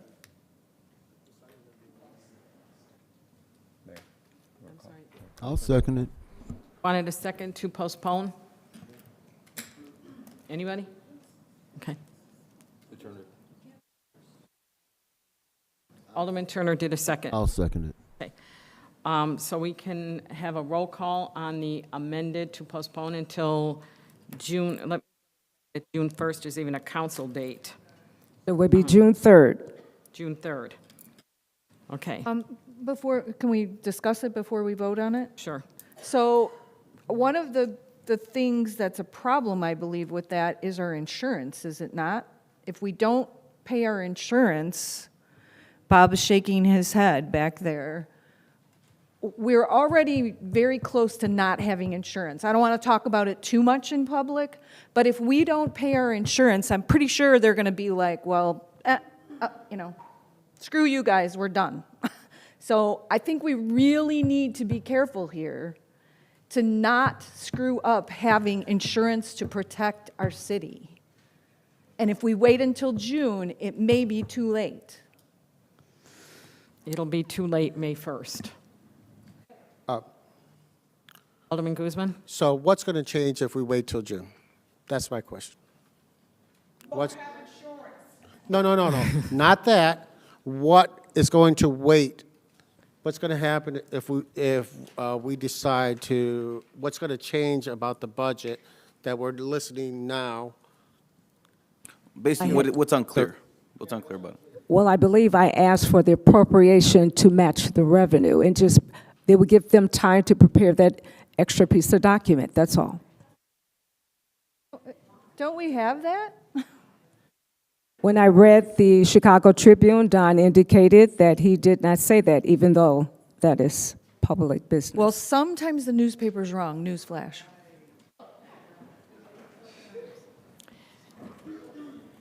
I think it's been asked and answered. But there is an amendment to the motion.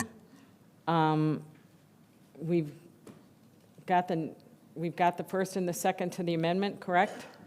Okay. Can we do a roll call on the amendment? And this is to hold it over till June. Well, actually, I think it would be useful to clarify, because it sounds like, Alderman Bolton, your motion had two parts. One was to postpone consideration until June 3rd, and that when it be brought back, that the budget be amended such that expenditures for this year are equal to just the revenues that are brought in this year. Is that what you were asking for?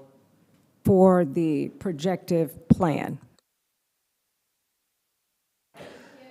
And then we can't spend any money we have saved. We can't use any bond money that's left over. We can't, right? Am I wrong, Don? Don, can you explain this? So basically, you're asking us to cut $6 million of our savings that we wanted to use on roads and capital improvement projects. You just want to nick that in the bud because that would change the capital plan. Mr. Schultz, can you come up and explain that? Allow me to say this. I believe our attorney indicated, according to state law, we have till July. So can you clarify also around that? Because I'm hearing all these confusing dates.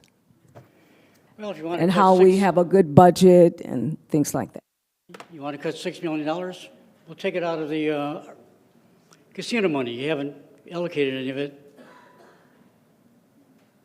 You don't have a plan to spend it. I'll subtract it from the budget. Now you're balanced. Is that what you want?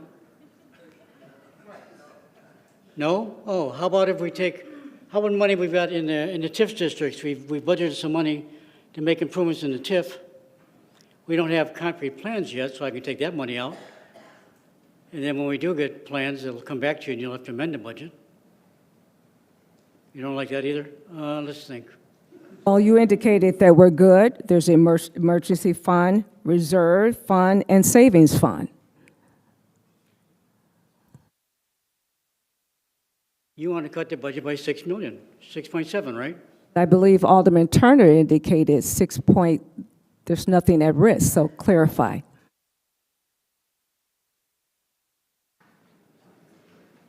Yeah. Go ahead, Don. Well, now she's asking you to explain it. Or we could just vote. Okay, let's do a vote whether we want to amend it to June 3rd. Okay, so just to clarify, and Alderman Bolton, please, if I'm misstating anything, let me know. Alderman Bolton's motion, which was seconded by Alderman Turner, would be to postpone consideration of the appropriation ordinance and the budget till the June 3rd meeting, and to bring back a budget that matches expenses to only the revenues projected to come in this year, and exclude the 6.6 million that is in reserve for saved uses. Is that correct, Alderman Bolton? Did I say that? According to A, this is for till 2025, 2024 to 2025. Yes, for the FY 2024-25 budget. 25 budget.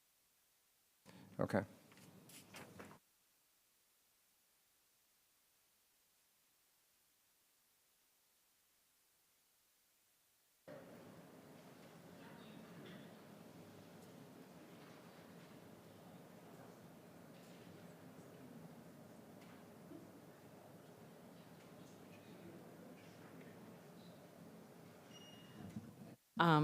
We'll go ahead and do hers.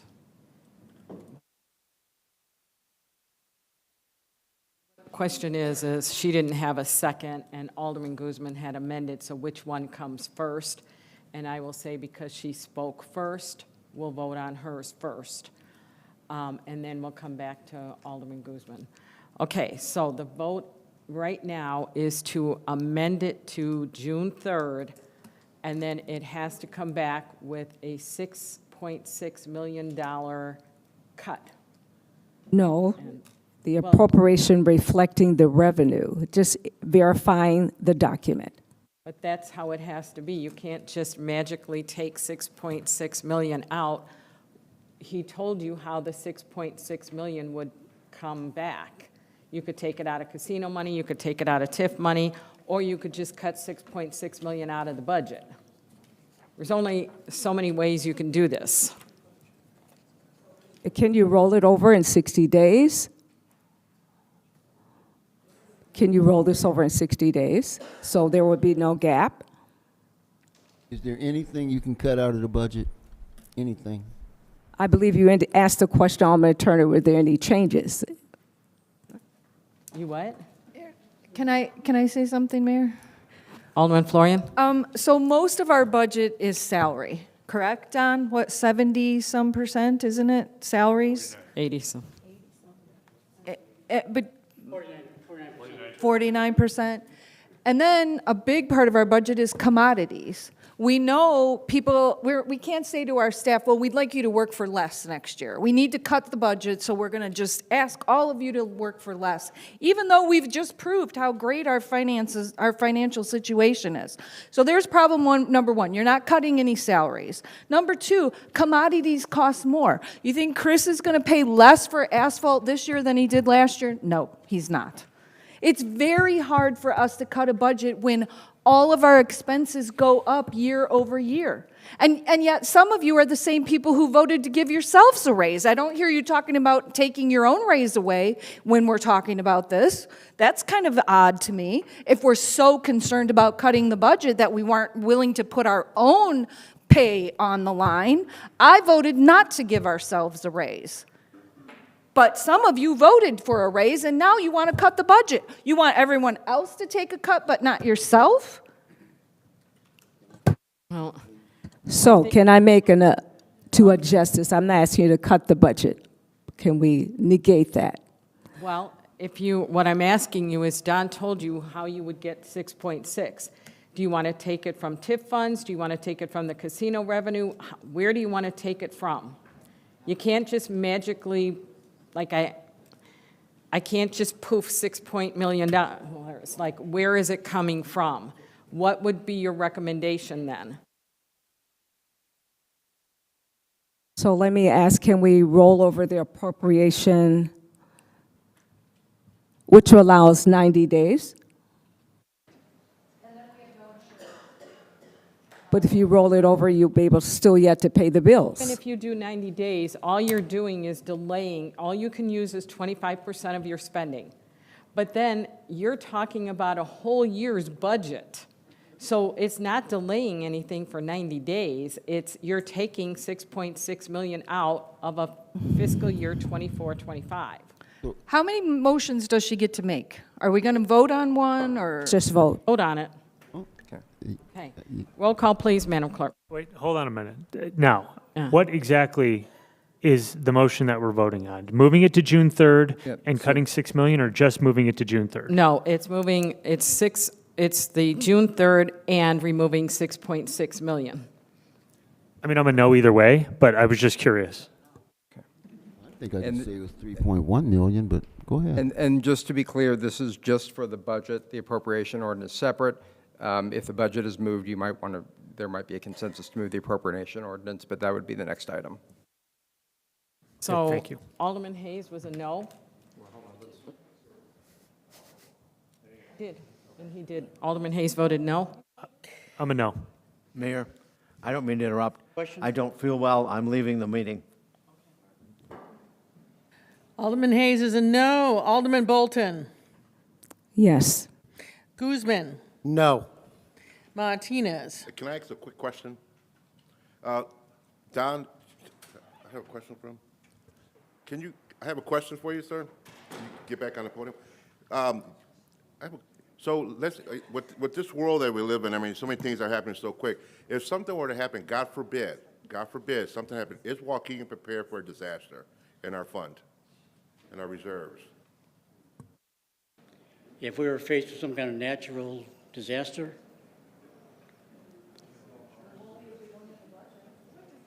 we have money in the emergency fund, we have money in our savings, you know. How big a disaster? Well, I don't know, but I'm just saying, so you're saying there is money, we do have money in the funds that can cover that? In the We have rainy money. day fund.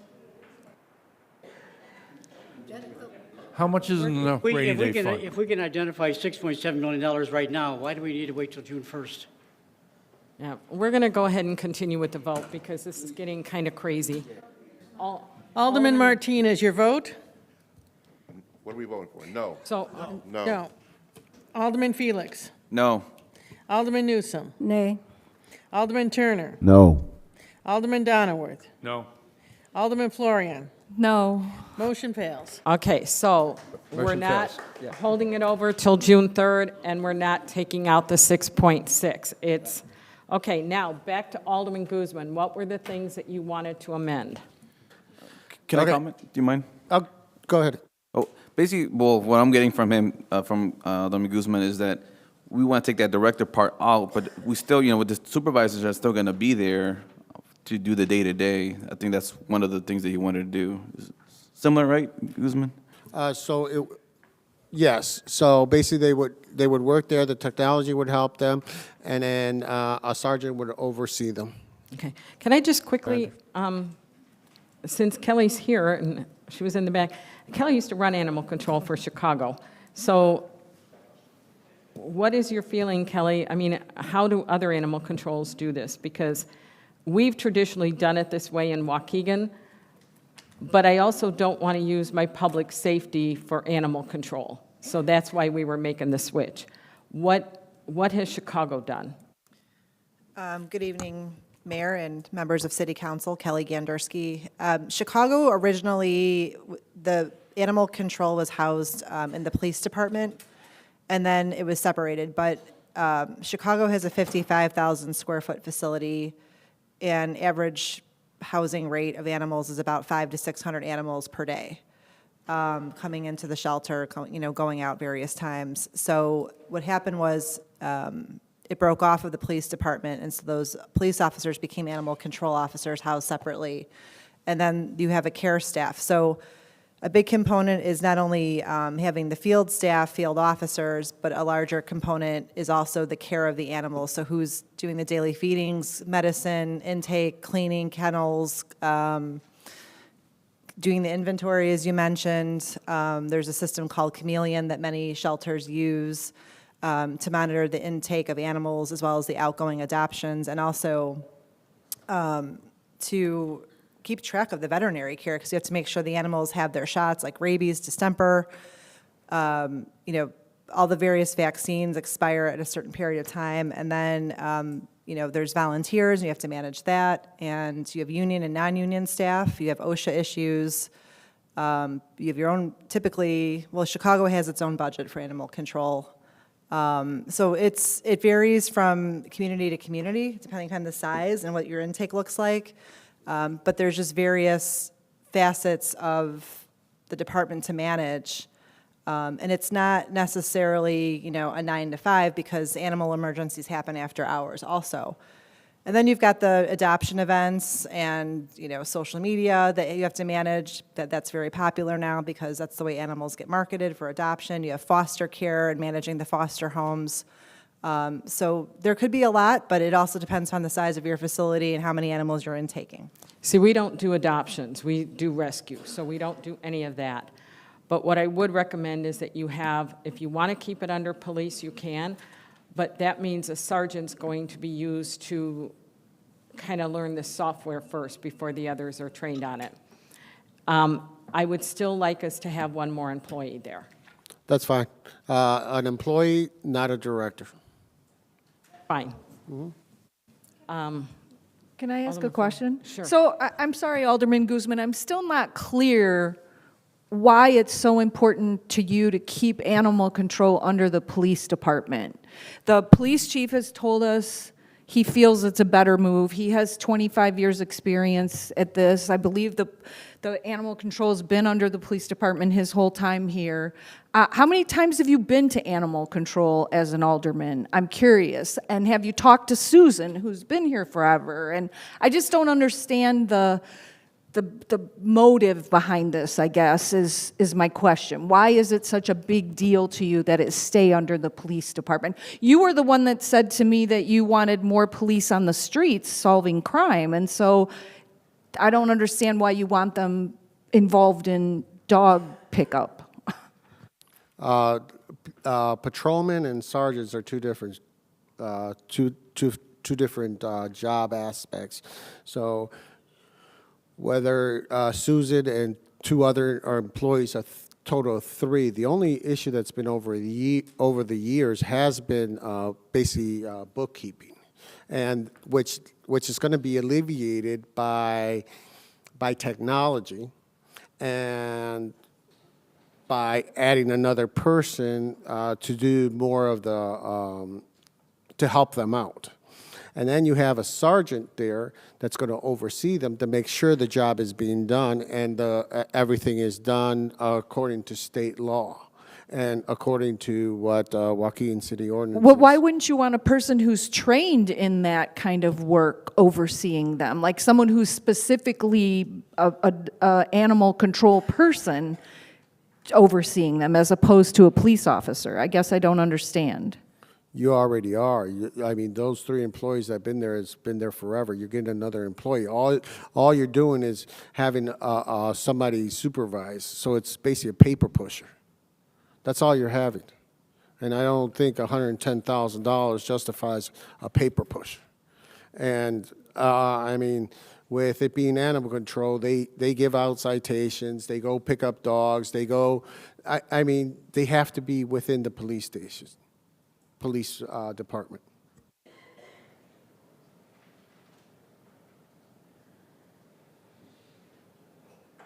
Can I say something? So yeah, basically just to, as kind of like the mayor just stated, I mean, we would just train the sergeant in the software, which would be good either way, and we would have the same people working there, their supervisors, and maybe a more employee as it grows and they learn the technology. So what's Mayor. and we're saving money. We're not employing a whole director.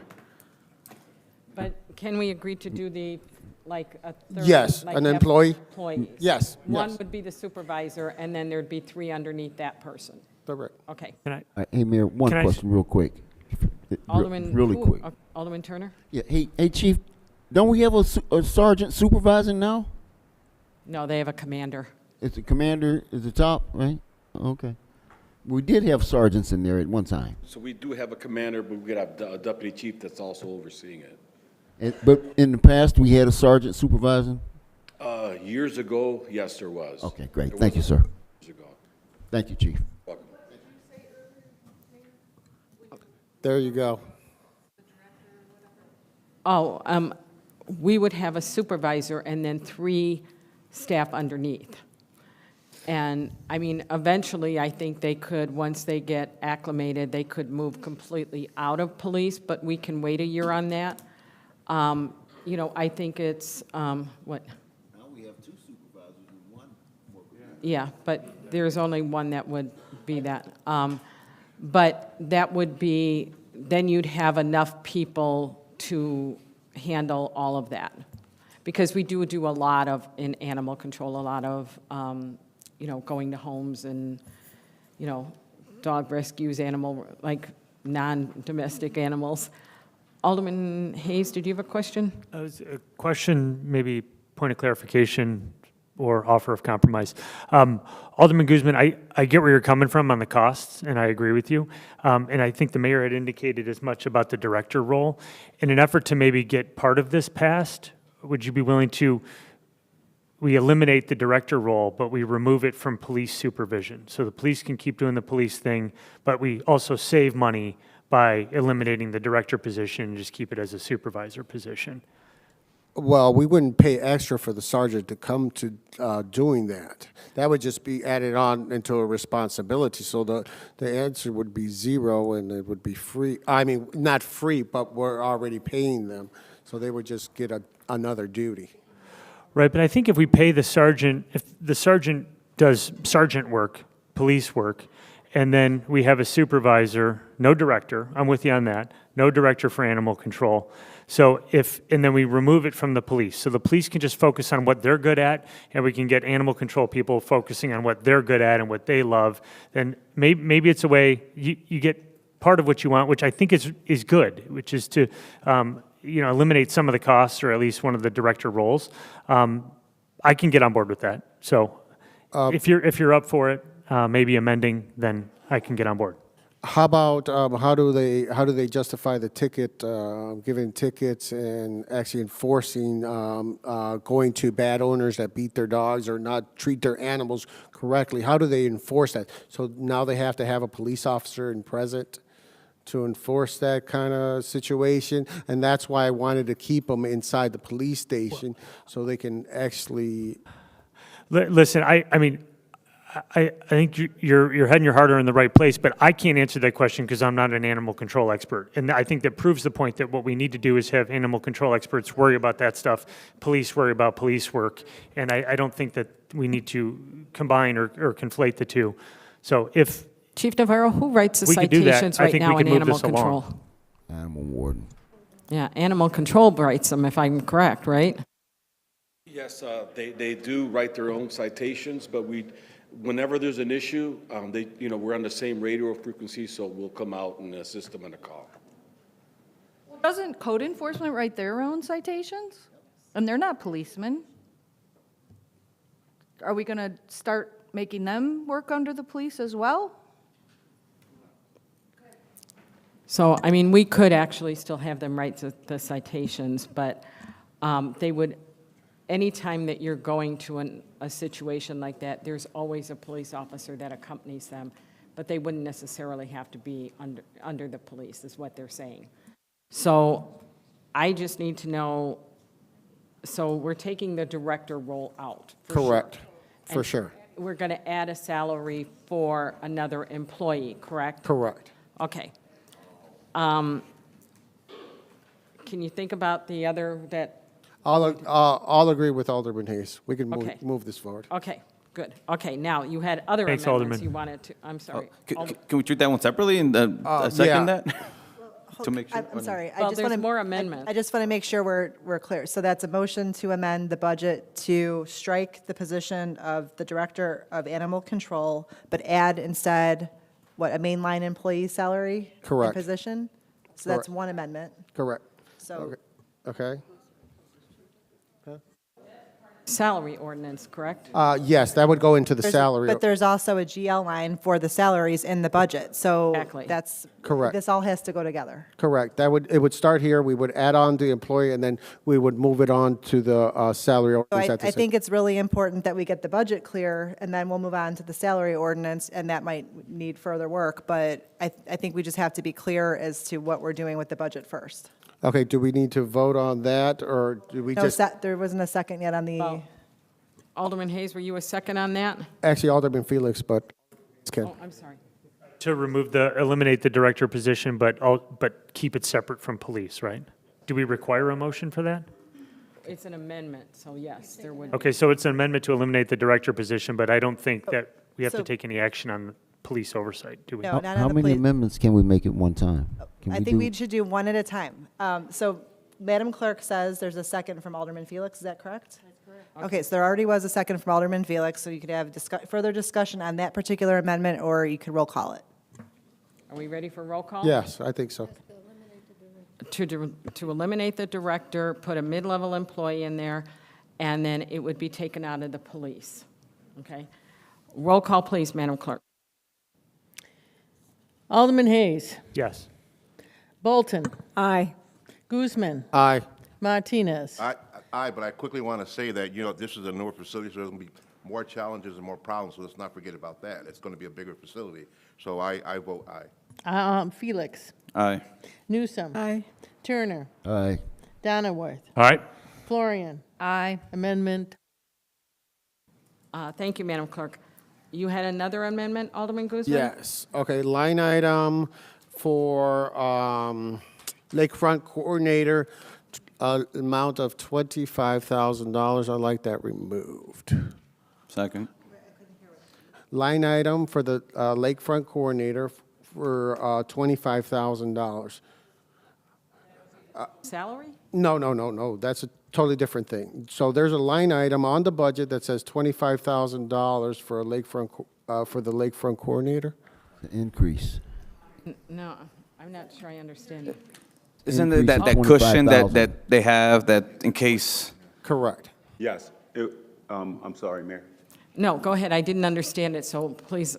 I apologize. You're asking to reduce the budgeted amount for the lakefront coordinator by 25,000? No. The line item that stipulates Lakefront Coordinator, $25,000 on the budget. That's her increase for the year, George. Oh, okay. Mr. Collins says Yeah. increase. That's the salary range. Yeah. you No, wanna that's in- two different things. So I have it on the budget, and then I have it on the salary ordinance. So the budget says $25,000, but then the salary ordinance says something else. So that's the whole confusion about the whole thing. I'm okay with the salary ordinance, but the budget is the problem. Okay. What's the budget? They're looking it up. I don't have that in front of me, but what you're saying in the budget book, you would like, there's a $25,000 amount that you would like removed. Correct. Okay. You know what page that on? Was that for projects, though?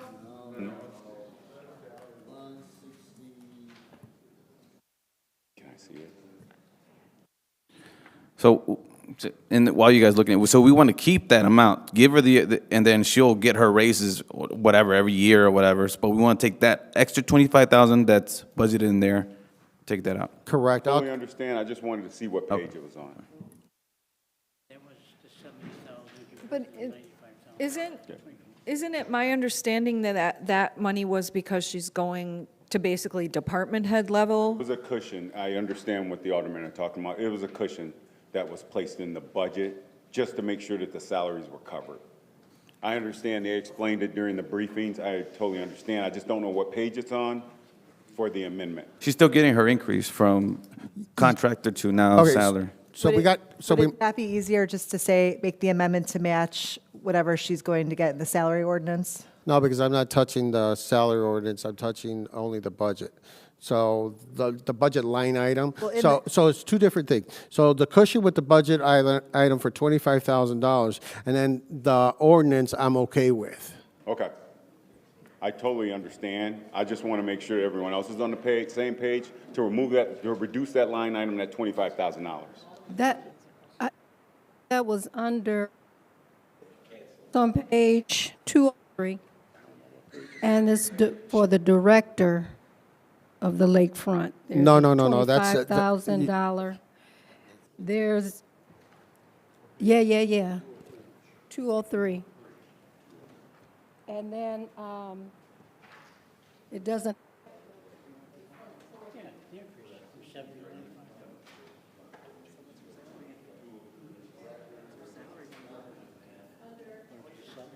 okay, under the salary ordinance, there's a lakefront coordinator, and there's a director of lakefront and development. There's both of them on the salary ordinance. It's on page 203, Mayor. 203. Yeah, And we- that, I understand what you're saying, you would like the budgeted amount removed from FY '25, the 95,000, so that change that says $25,000, you would like that removed. correct. And then, we got to understand this. The budget and the salary are two different things. So just because I take the 25,000 away from over here, she's still going to get her raises that, in the salary ordinance, okay? That is Or correct, sir. whatever, But there's two different titles. they're still there. Different title. It's still there with the salary ordinance. On the budget is under the director.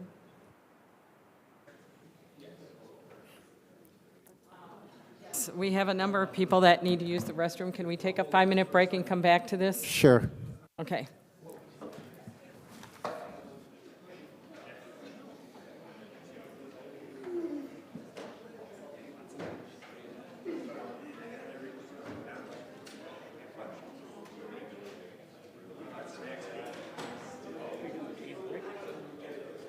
Say what?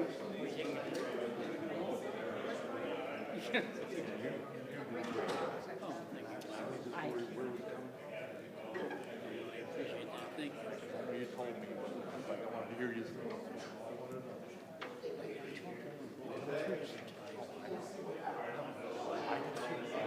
Try to explain it.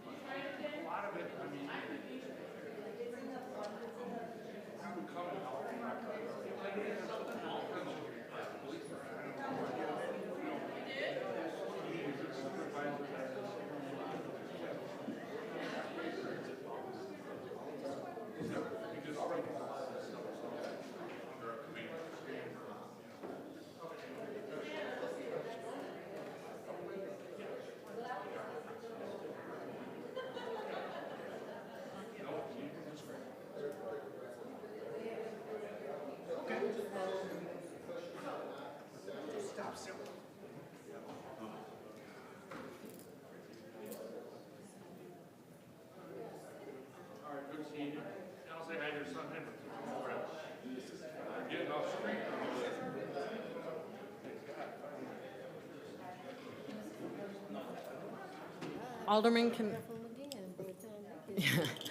Alderman, can I have everybody back? It's already getting late, so I want to get this done.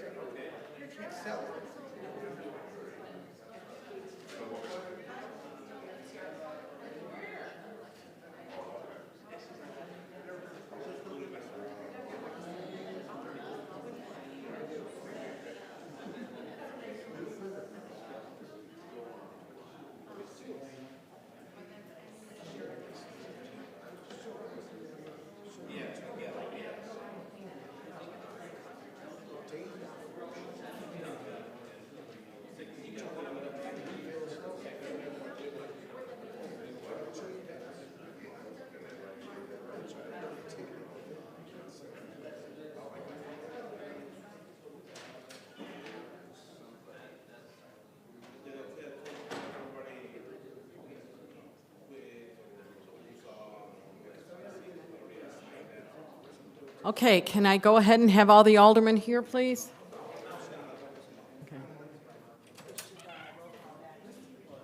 Okay, roll call, please, Madam Clerk.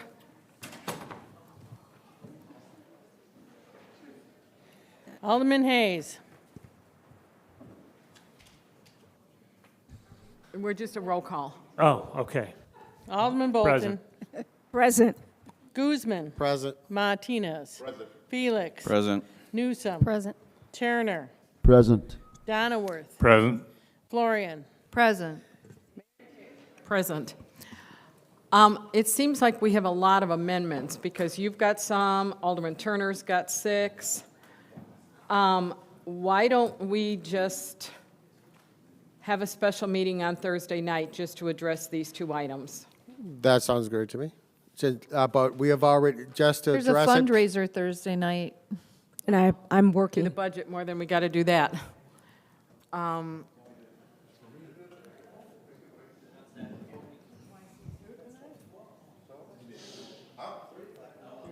we just do it tonight? I mean, just get it over with? I mean, I know it's gonna take a little longer, but. You're going to be here until probably 1 o'clock in the morning. I'd rather do it now than another day. I don't have another day. You want to hold it over? Okay, let's get going. Let's get these done. Okay, Alderman Guzman, what else did you have? Okay, do we need to vote on that or no? Do we have a first and a second on that amendment? Yes, it was myself and then No, Alderman. Madam Clerk is saying no. So we need you to second. make, hold on. We need Alderman Guzman to please make a motion as to his next amendment. Okay, the motion was to remove the line item, the cushion for the $25,000 to Lakewood Coordinator. So is your motion to remove the $25,000 4-year 25 versus 24 budget change reflecting 25,000 from GL 100 106 221 1737? Correct. Thank you for that long number. I couldn't remember the whole thing. I'll second it. Okay.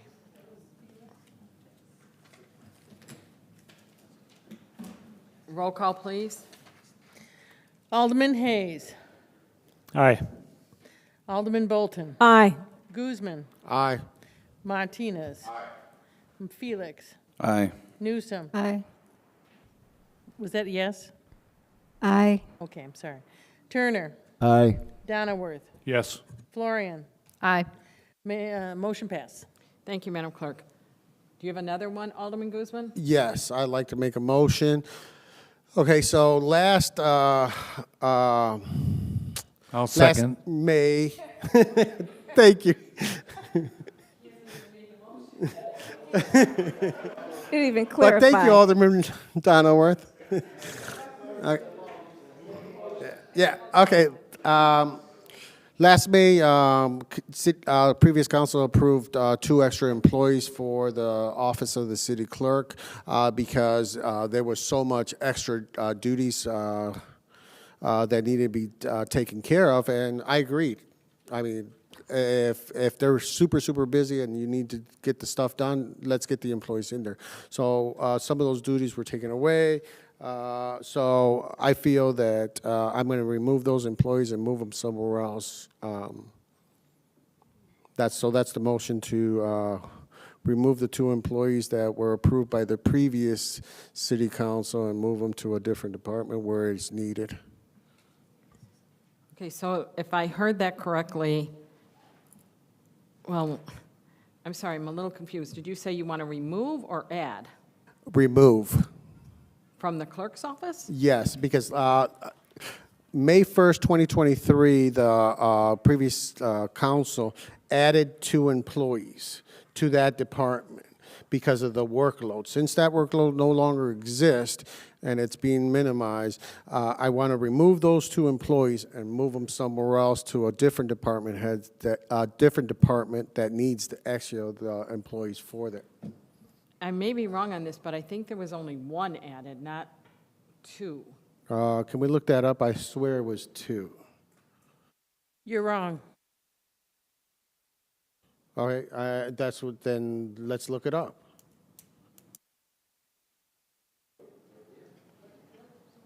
You're wrong. Okay. Well, one okay. was transferred out of my department, and then we were able to get one, like, Okay. 8 So- months later, get the replacement 8 months later. It has remained that the whole time. There's always been 4, and at times 5 employees in the city clerk's office. Well, And you can go back and look at all the budgets on that. You're wrong. My understanding from previous city clerks that it was only needed themselves and 1 other person, so that would be 2. So you got a 4, so I want to remove 1 to 3 and make it 3. So that's my Or motion. A second to that motion, then? Oh, second. Okay. Just for clarity, where would you propose they be moved to, or is it, would they go back to the general fund for the? No, because I want to move, Chief Bridges, can you come up here for a second? I'm sorry to put you on the spot. What is the department that needs the most help? Wow, that's a great question. Yeah, Alderman. Well, the clerk's office isn't transferring to the engineering department, so that's a no. They're not becoming a firefighter, so that's a no. We need police. I'm sorry, Alderman. So where would you recommend to move that, Just off the hip, we need as many more forward-facing staff as we can. That would be records or finance department down on our first floor, forward-facing that serves our citizens. There you go. So that's where I would move them to. Can I make a comment? Alderman Hayes? All right, I think we should all remember that we're talking about a person here, and a person who was hired probably based on a job posting for a role in the clerk's office. So to just assume that up here with the stroke of a pen or a few votes, we can just allocate that person anywhere else in the city without, asking his or her opinion, whether they're even interested in that, and really determining what the needs are for the individual departments feels, it just doesn't feel right. So I understand where you're coming from. I think I'm more confused than anything about how this logistically would happen. And it makes me uncomfortable that we're talking about another individual's livelihood and day-to-day roles and responsibilities within the city and not really taking into account what it is he or she may or may not even want to do. I'm going to say something. I find this very offensive. Number one, you're taking away Well, this my is all, Excuse me. this is my You're time. taking away- This is not you're your time, taking it is away my time. My So, Spanish-speaking please stop. employees I called the question. who are dealing Call with the the public question. every day. So you're going to say to Call my the question. community that that we're not going to deal with them. That's what you're saying. How dare you? Okay, we had a first and a second on it, correct? Correct. Roll call, please. Sorry, clarify what we're voting on, please. Restate it. We're going to remove one employee from the city clerk's office and send them to, where was it, record keeping? Finance, where they need help at. Instead of eliminating the position that is obviously, duties have been taken away, and instead of removing that employee, I'm actually moving them to another department. Ask for a roll call, please. Do we need an ordinance to do that? Do we need a motion to do that? That seems like it would be some sort of internal workings of the city, whether based on needs. It's moving money allocated from one department to another. Okay, It can be done, but okay. Thank you, Kelly. there's a motion, and let's see. Wow, we say this not political. Okay, hold on, let's go. Alderman Hayes. No. Bolton. No. Guzman. Yes. Martinez. No.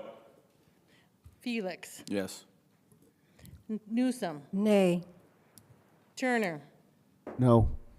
Donnerworth. No. Florian. No. Motion fails. Okay.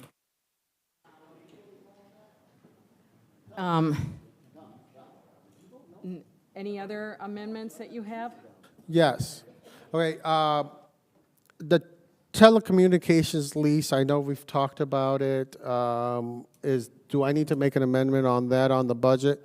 Would that be, no? Okay, we're good? Okay. I think we're all set. Okay, Alderman Turner had amendments that he wanted to make. So I have several, if you would just bear with me, I'd like to, I don't want to spend a lot of time, maybe we'd set a special meeting, but I just want to call these out. Right, so there are several line items, if you will, within the budget, excuse me, that I want to bring attention to and I object to. These are not questions, these are my objections. Engineering services in the amount of $650,000. These services were earmarked for police station and fire station, beach house. We have not selected sites for either the police or fire stations. I think we all familiar with how that process didn't go through for either. The beach house was included in the spend that we approved for the animal controls, the animal control and the beach house, if I remember correctly, but I may bear some correction there. And then we have an engineering department with 3 employees, a chief engineer and 2 guys under you. So I don't know why we have to go out for outside engineering services. That's one. We're going to repave Sheridan Road for $800,000.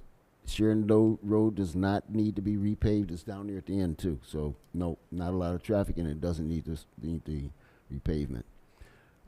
3, you have 3 special project analysts in the mayor's office for $259,000, in addition to a lobbyist that we pay $180,000 for a total of $439,000.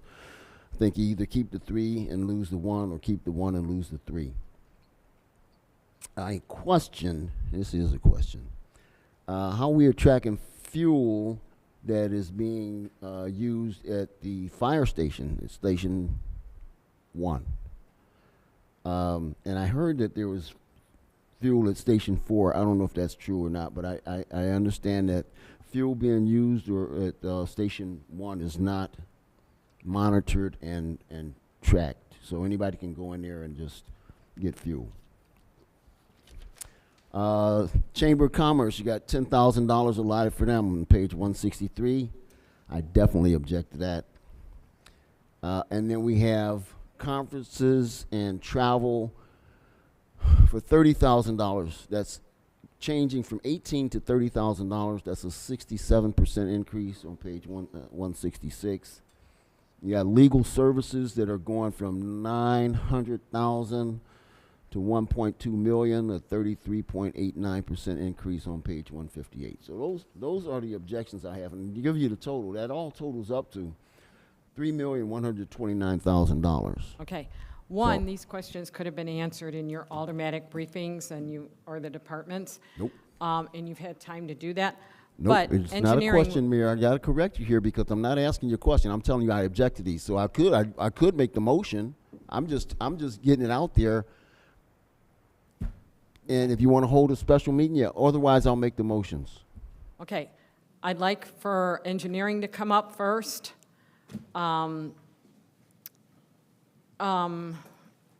Chief of Staff, can you answer some of the questions too? Because there were so many, I can't remember now what some of them I'll read them were. again if you like. Engineering. Do you remember what I stated, Jesus? Yes. Okay, go. So for the facilities type work, our focus in the engineering department, we do two items for the city. Is our operational task and our capital program. As you know, we have a lot of permits that we deal with throughout the city for small developments, for driveways to large developments, such as the Delaney Point, Macquarie Road. So again, we focus a lot of our time during this time in operational. And for my staff to take the time to focus more on the capital program, it will hinder our development review time. In addition, my staff is very young. We focus a lot on the site development, not necessarily the facilities themselves. I do have experience with facilities. So again, right, it's taking that time away from my schedule to focus on developing those items. We are implementing our standards with the staff that I have, so it all takes time. So just keep in mind, any resources that will be taken away to focus on the design portion for capital improvements will set our development portions back a few weeks. Great. So that answers my question about why why we're paying for additional engineering services. Now, why are we doing any engineering services for a beach house, a fire station, a police station when we don't have any site selection, particularly with the police and the fire stations, right? So we don't have a site. What are you going to engineer? So that's the allocation until we pick the site. So we must be ready. Once we pick the site, we can go out for the contract for the RFP. And at that point, our consultant, architects, structural engineers, civil engineers, MEP engineers, environmental engineers will be involved as one big firm. Right. So that's an objection. I would like to amend the budget to remove that line item, particular to the beach house, or correction, the fire station and the police station, because we do site selection first before we fund service.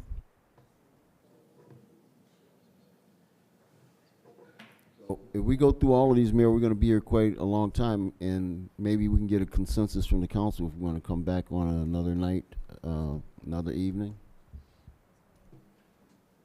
Knock it out tonight. Come on, guys. You want to do it all tonight? Okay. Okay. So, Alderman Donenworth, did you have a question, or? No, I'm good. Okay. Chief of Staff, what was some of the others that I The needed? fuel at Station 1? The chief said that they are looking to have a tracking system on that, but for right now, they use cameras. So right now, that's not in the budget, but they use cameras for any use of the fuel tanks. They do not have any other fuel farms at any of the other stations. The special projects, please understand that they are the governmental affairs liaisons. That's who they are. And you just signed a 2-year contract with the lobbyist. So they have completely different duties because they attack the local, and our lobbyists are on behalf of the entire city. So please keep that in mind. That's why you have the governmental affairs officers. But you just signed the lobbyist contract. You just approved it for 2 years. I remember that's why I brought it up, because we signed a contract with a lobbyist, and we have 3 guys that are also running back and forth to Springfield.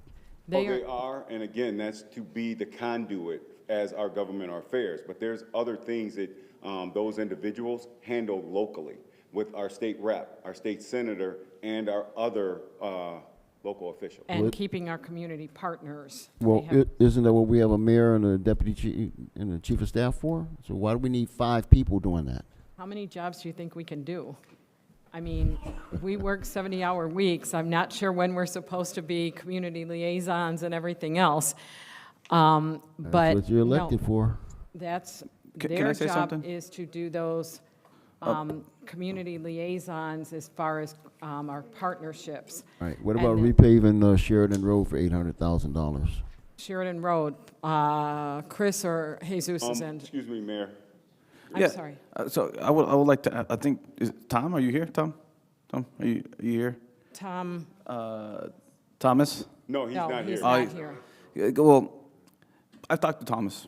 Does a great job, you know, but until you talk to him and see what kind of job he's doing, all the things that he's doing, just like our police, if you don't want to sit there and talk to them and all the things that they're doing, you're not going to know. And sometimes when we say these things, you know, it kind of makes them feel like they're not valued. But I can tell, I've talked to Thomas a lot. I've talked to the engineer a lot. These guys do a lot. So, I mean, I don't know what specifically you're talking about, but you should definitely have a conversation with them.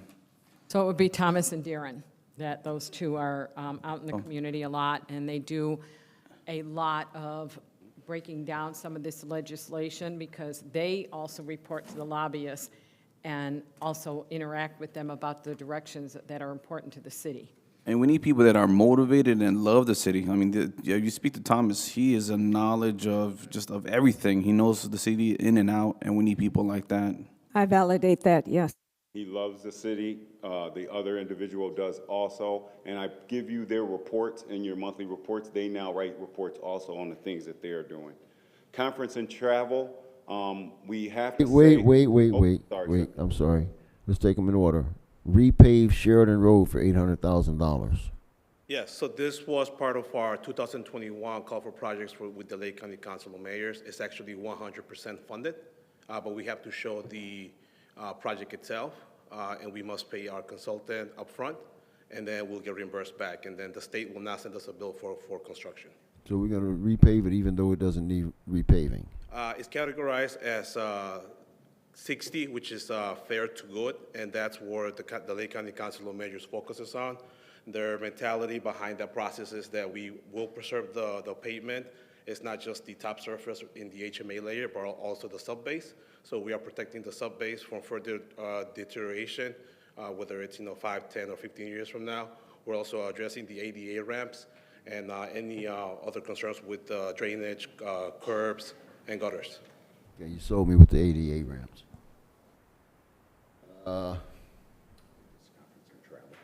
Conference and travel. Lobbyists. Oh, yeah. Now, George, the travel. Conference and travel. We have to make sure that we're telling all of our staff what's important, and their professional development is important. They serve our community better when they're out getting the education and the new modern technology and things that are happening around the nation. So we have to show them that we support them in doing that. That's the reason why there was an addition with the conference and travel, so staff can go out and get the professional development that they're And that is not tuition reimbursement. Yes, that's for college. The last one was legal services? Go ahead. Oh, no, that's not me. That one I will give to the attorneys. I'm sorry. So legal services, $900,000, increase it by 33.89%. I didn't hear that. Legal services. So you're going to go from 900,000 to 1.2 million. So one of the things that I can speak to is that we didn't ask for an increase, but I think that one of the things that you have to keep in mind is that in addition to our firm, which has a monthly retainer and then handles matters that are designated to us by the council, by staff, that there is a number of other attorneys that the city works for, or the city, that the city works for, that work for the city on the high volume of litigation, whether it be labor, whether it be workers' comp, whether it be things like the casino. And unfortunately, due to the change in the climate with regard to insurance, a lot of that cost is now being borne by the city, where previously, for cases that might involve police liability or things like that, we're going to be paying that out of the SIR. We're going to be paying that ourselves rather than the insurance company. And I assume that that's where some of that increase came from. So I can say that, like, some of our legal fees that have gone up was, we fought 200 Julian, we're in litigation with the Ramada. We are, there's other litigation that we have on some private residents that we've had in court.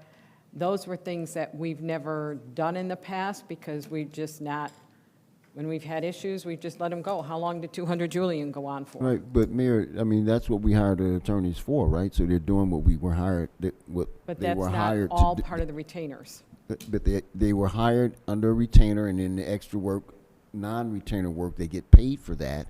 I don't see why we just say, well, let's give them $300,000 more dollars anyway. No, that's the extra stuff that they've done for us. Right, we're paying for it. We're paying that, right? That's not part of the retainer. That's what I've said to you along the way. Yeah. When we've done some of this extra things, it's not all part of the retainer. But their this is, retainer- what the numbers I'm looking at say you're going to increase, you're going to give them more than what they were getting previously, right? So they, in the past budget, they were getting $900,000. That was budgeted for non-retainer, wherever it came from, $900,000. Now you're saying we're going to increase that by 33.89% just because. No, not just because, you're not listening. So how about all these extra meetings that they have attended and all of that? But there's other things that are included in that. George, you want to explain that to Mayor, them? Because all I know wanted you've been to through say this was for Alderman. This is just a budgeted amount to make sure that we can cover all the legal expenses. That is not a bill from the attorneys or anything like that. This is just an umbrella to make sure that we can cover legal services for the entire year. Great. And we've added a lot of extra things with all these extra meetings and things that were not part of retainers. We have added to our legal costs, and in pursuing places like 200 Julian, like I said, those were things that were not part of the retainer because we didn't even know we had those issues. Got it. Thank you. Can I ask a question? Okay, so with the issue with, with the issue with the retainer, I mean, 200 Julian, all that, they just charged you by the hour, right? So they're still charging you. But keep in mind, some of this litigation, not 200 Julian, but some of the litigation, we do seek back attorney's fees and costs because the statutes allow for that. So some of these cases have not resolved yet. 200 Julian was an exception. City entered into an agreement in order to get a responsible owner and to rehab that building. And so, we didn't think having them pay extra costs when they were so far underwater with the purchase that they made was going to be equitable to the public. But for instance, other affirmative litigation we have now, we are seeking back the attorney's fees and costs of the city. And then we also have labor law attorneys that are not part of what they do. And we use them an awful lot. They are there for negotiations. They are there whenever an employee gets terminated. All of them are part of that. And then we also have attorneys when we go after liquor licenses, which we've done more than we've ever done before. So we have attorneys for that that are not part of this group. Got it. Thank you. Okay, but you still pay them though. Yes. Yeah, so it's just extra. Yeah, and we've always had large attorney bills. I have a question. Does this amount include, because you know how we're throwing motions and there's extra work? Is this in there? Is this covering that too? Not all of it, no. What about when I call Stu on the phone or I send him a text? I'm serious. I want to know. Do you charge for that? No, the general consultation, I mean, we're going to be doing our review of our engagement letter in a few weeks, and I'll be happy to go through what is under the retainer and what is not. But in general, when you call me up and ask me a question, that is under the retainer. That is not billed out separately. But if you call them 20 times a day, it is not part of the retainer. No, just my wife really doesn't like you. You do that. All right, cool. All right, we ready for the next one? All right. So you got $5,000, $10,000 for the Chamber of Commerce. And first, before we even begin discussion, I got to tell you, I have a strong objection to the Chamber of Commerce identifying themselves and promoting themselves as the City of Waukegan Chamber of Commerce. So they are not a member, they're not a part of the city government, they're not a department of the city. We have the City of Waukegan Police. But you want to answer that one? Fire, the City of Waukegan Public Works, but we do not have a City of Waukegan Chamber of Commerce. So that's my first objection. And then the money. Why on earth are we giving them $10,000? They are not part. We should not be budgeting tax dollars to the city, to the Chamber of Commerce, just like we shouldn't be giving them 2 years of free rent and free internet service. Okay. Go. I'm sorry, Alderman. I do not have a response for their name. I don't have a response. You did pose that question to us, and we did send that to Corporation Counsel. So I don't have an answer for that. And the Chamber is a partner. That's the reason why, just like Main Street is the reason for us giving that money. If that's something that this council would like not to happen, that is something that you all will decide. Do we give Main Street $10,000? Who? Used to give Main Street 25,000. 25,000. Okay. It's And well, let's cut them too. Why Why are we giving tax money to third-party entities? It's just like that facade program. Why are we giving money, tax dollars, to private businesses or private properties or it's regardless that comes from the government? It's tax dollars. Tax dollars. Whatever tax bucket it comes out of, ultimately comes out of the taxpayer's pocket. This is my point. We're just giving away money, giving away money, giving away money. So I don't like it, and I'm going to speak about it because remember, I represent the taxpayers. I did look them up. It does not say City of Waukegan Chamber of Commerce. I just see Waukegan Chamber of Wow, they changed it? No, it's, just to clarify, so their incorporation name is the Waukegan Business Association, and they have registered an assumed name of City of Waukegan Chamber of Commerce. So that is, that is. When I see their advertisements, I just see Waukegan Chamber of Commerce. No, I see City of Waukegan. So can they do that still? Is that legal to just identify as a department of the City of Waukegan? I mean, we are incorporated too, so that would be like me just claiming that in my firearms training business is a partner with the City of Waukegan. City of Waukegan Kinetic Systems Training. That's me. Can I do that? We would have to look at what the trademark issues are. There are a number of places that, for instance, New York Bagel and Bialy, and I understand what you're saying is that by appending the city of, and we will look at that. But it is an assumed name of theirs, so we will look into that for you. All right, I appreciate it. So I would like to make a motion to strike the line item for total $10,000 being given away to the Chamber of Commerce. Second to that? Second. Okay. Roll call, please, Madam Clerk. So if you're voting yes, you're voting to strike it. If you're voting no, you're voting to leave it. Yep, save us $10,000. While we're waiting, do you have the actual page number and line item for that, on where that is? Page 163. Thanks. Alderman Hayes. No. Alderman Bolton. No. Guzman. Yes. Martinez. Yes. Felix. No. Newsom. Nay. Turner. Yes. Donnerworth. Yes. Florian. Yes. 5 yeses. Take out the $10,000 line item? Okay. Okay. You had other motions you wanted to make then? Yes, ma'am. I do. One final motion, please, if I may, make a motion to adjourn. No, you have a whole. Yeah. God. I strike that motion, I withdraw. Good. Withdraw that motion. It's decided you're going to be here all night, so that's what You're you're gonna lucky, be. I was about to second. Now, Now, wait a minute, you haven't even gotten to the, we have a first and a second to approve the budget, do we not? Okay, so this is, basically, you have a budget, it's been amended a number of times. The clerk has been keeping track, we're going to work with her to make sure it's all there. And so what is on the table now is a motion to approve the 2024-25 budget as amended.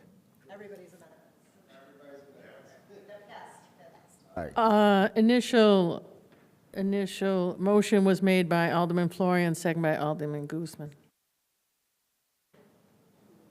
okay, Need to re-motion, or we're now Ready to amending the vote, motion to amend the budget? As amended. yeah, as amended. As amended. Need a new motion.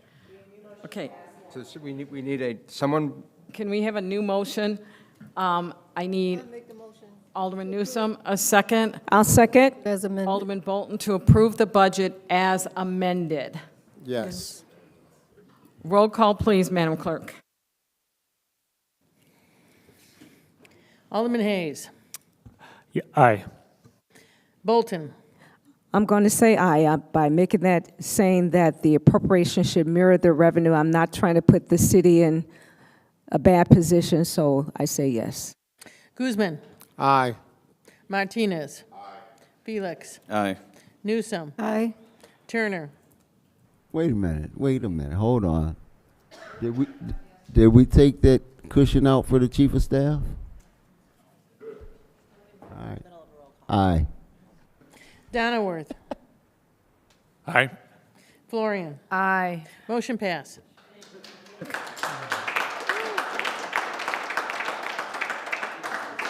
We're not done yet, we're not done yet. Can I have a first, Alderman Newsome, and a second on item B? Second. Alderman Florian, Appropriation so as Newsome and amended. Florian.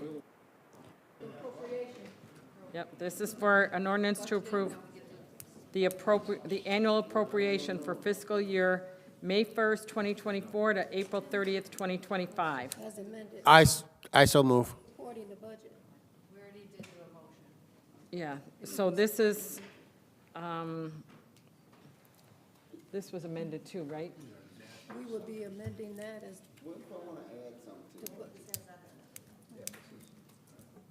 this is as approved. So if we want to call up, finance to determine, like, would this need to be amended to reflect that, or if we can, yeah. Don? Don, does it need to be amended? Yeah. Should mirror the budget as amended.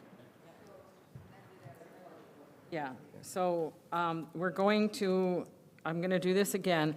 I'm going to get a first and a second for an ordinance to approve the annual appropriation as amended by the budget for fiscal year May 1st, 2024 to April 30th, 2025. So moved. Second. Alderman Newsome, second was? who? Second. Alderman Guzman. Roll call, please, Madam Clerk. Alderman Hayes. Aye. Bolton. Aye. Guzman. Aye. Martinez. Felix. Aye. Newsome. Aye. Turner. Well, aye. Donnerworth. Aye. Florian. Aye. Motion pass. Thank you, Madam Clerk.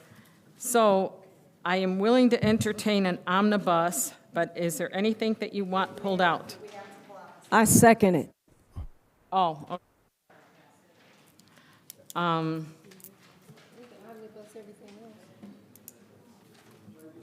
So, item B and C, is that right? No, I want to pull out A.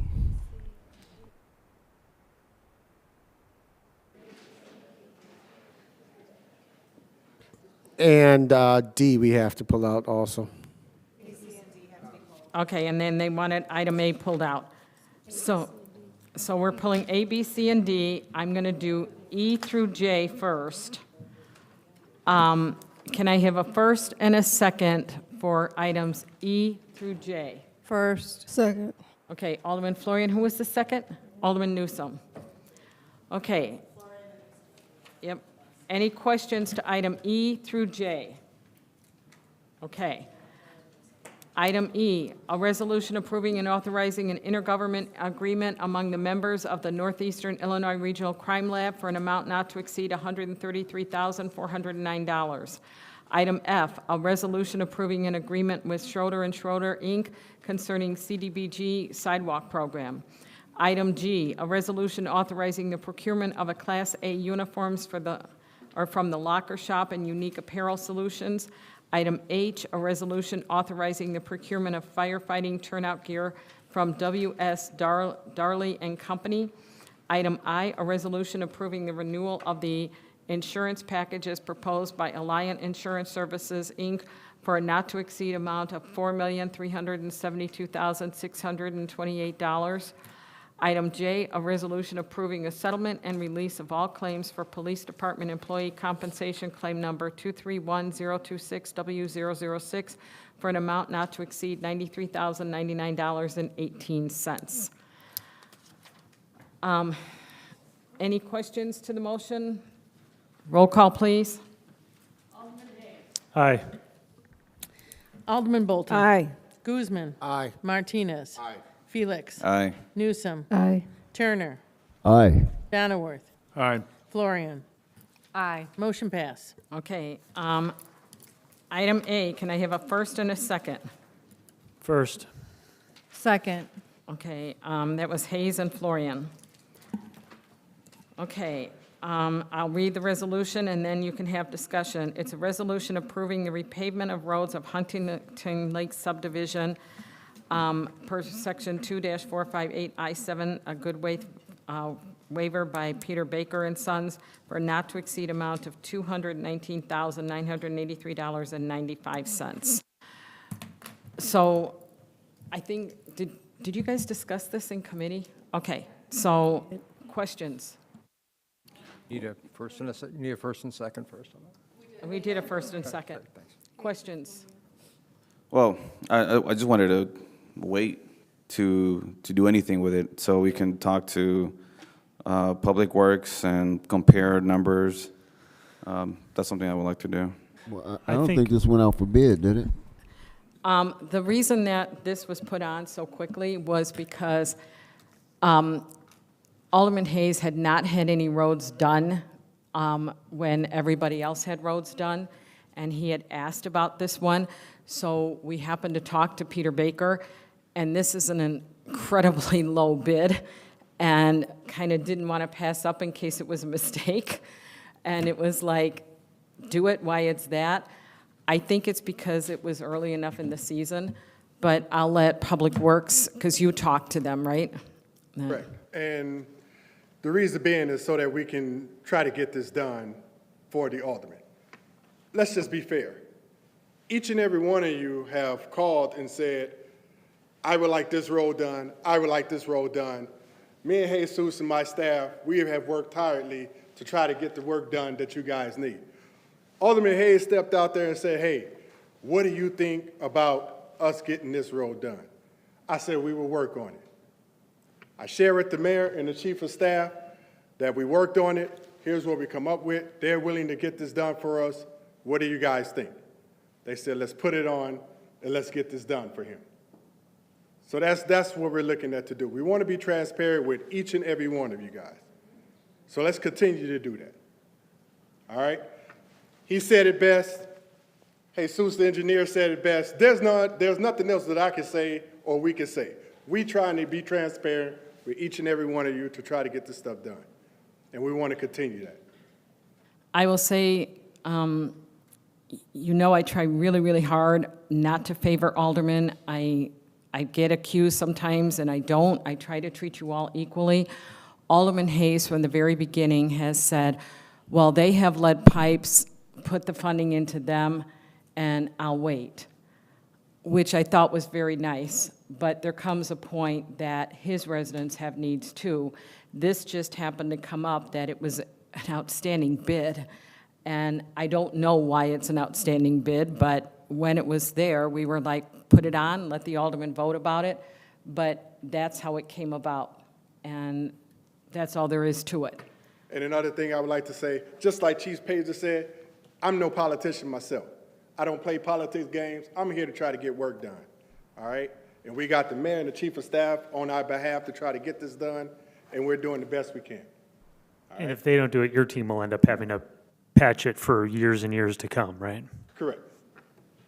A considerable more expense than the $218,000. Correct. What you would do is you would interrupt, whatever you're tearing out, you would cause stress on the rest of the pavement that's over there. So it's best to just do the whole thing and be done with it. I will say, when Alderman Hayes and I talked to that subdivision, so one of the things that has come up is that, as you know, we're doing ADA accessible.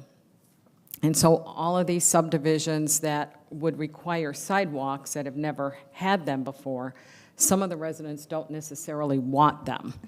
Their HOA is willing to sign off that they don't want sidewalks, which saves us a ton of money, because doing the sidewalks in these areas means having to redo all of the drainage areas. They are on a drainage ditch system, which means it's a whole big fiasco. So this bid would be more like 1.3, 1.4 million. So their subdivision was very willing to sign off for us not to incur that expense, but to get the roads done. Alderman Florian? One of Alderman Felix's concerns is there might be a cheaper bid out there. In your experience, which you've been with Public Works a long time, do you fathom that anyone would come in under this bid? At this stage of the game, the bid is going to be higher, because contractors are trying to get work done throughout this summer. So the bid is going to be higher. So I've never questioned how hard you guys work. That's not the issue at all.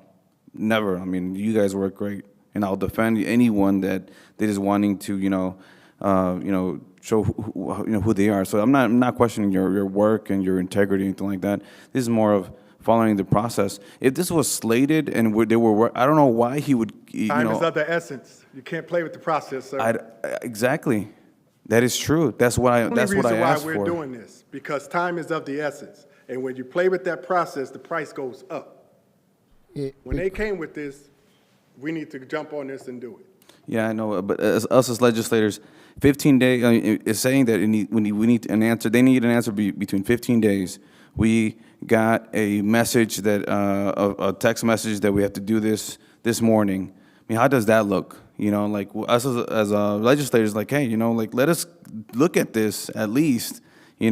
Just like any other roads. And I wouldn't want Alderman Hayes to make any sacrifice. You should have had that on the slated for the year as well. You shouldn't have sacrificed your whole.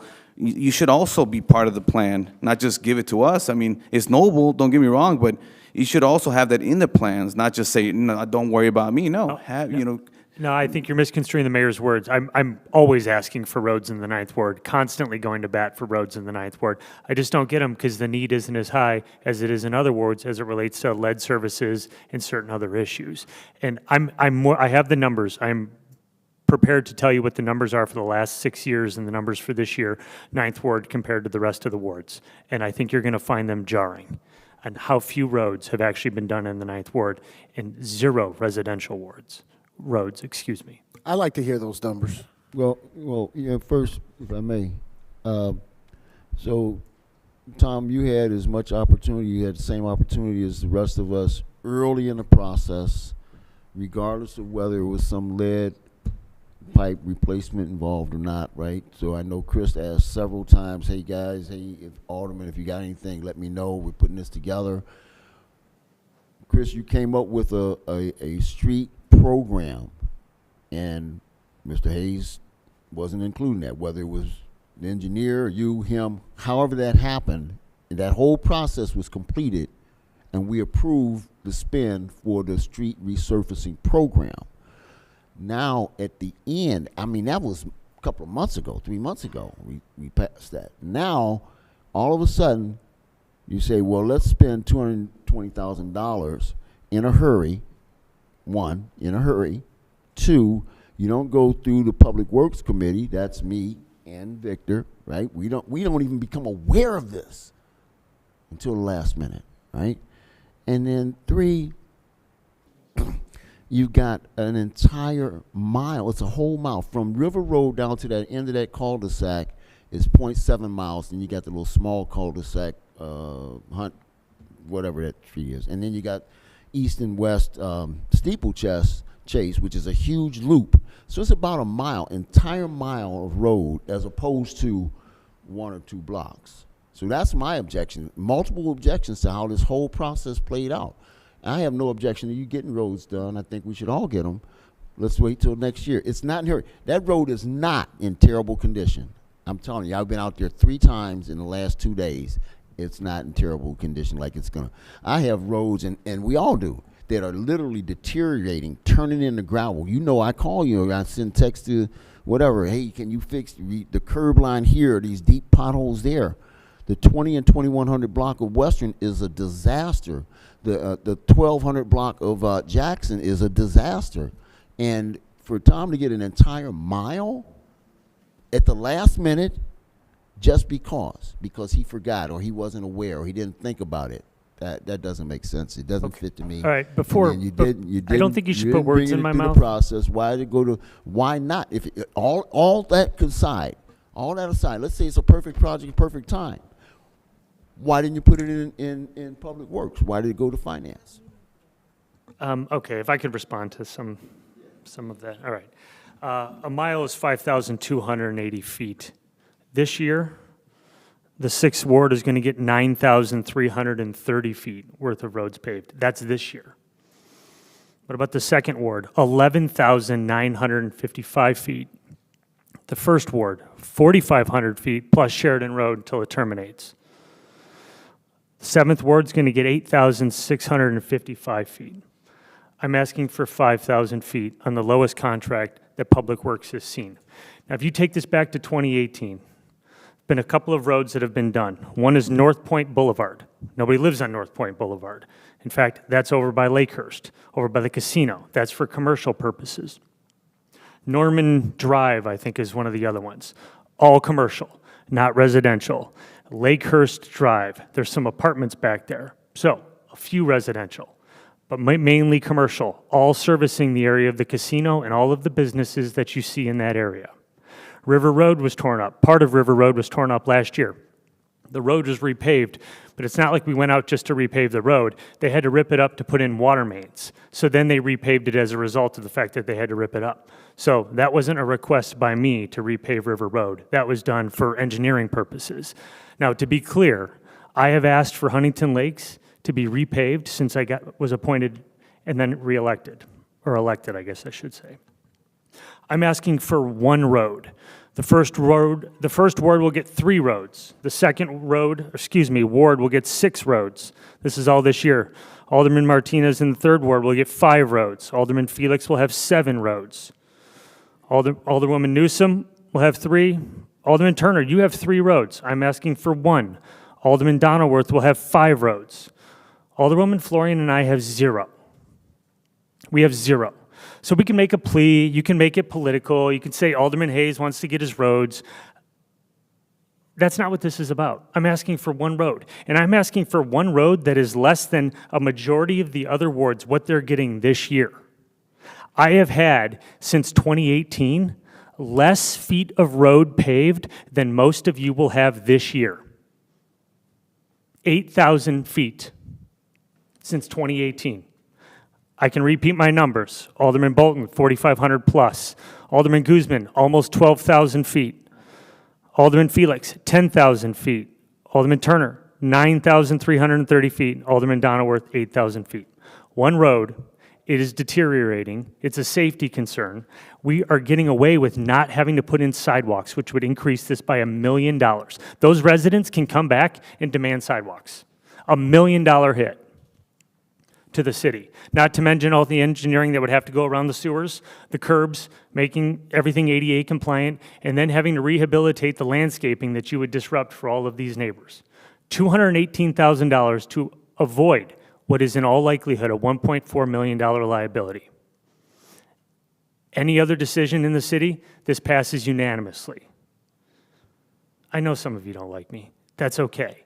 We're doing this for the 63 homeowners that live in the neighborhood and haven't had their roads be repaved in almost 3 decades. I think we can get behind this. The numbers speak for themselves. Let's not make it political. Let's not make it personal. I'm asking for one road, and I've been asking for the same road since I came into office. What I will say, can I make a comment about when we put out for a bid just to get an approximation, really, to see what we could get, and that bid came in Friday with a strong, like a nice lower bid than what we fully expected it to be. And that came in Friday, and it was put on the agenda Friday because it was not brought up in your briefings because we didn't know it on Friday, or on Thursday when you had your briefings. It was put on there along with the other 2 things that were put on there were the appointments for the Fire Pension Board, which was from the last time. So there was nothing that we were trying to hide or anything. It came in. I think Chris sent it over and said, this is like a great price. Do you want to put it on? And I said, yeah, it's up to the alderman. I'm not playing a political thing here. All I'm saying is it was put on there, but that's why you guys got it late. There was no Public Works Committee this week, and that's why it was put on. Because I don't know that they'll, it's such a great price, I'm a little afraid that they might come to the realization that that might be, that should be higher.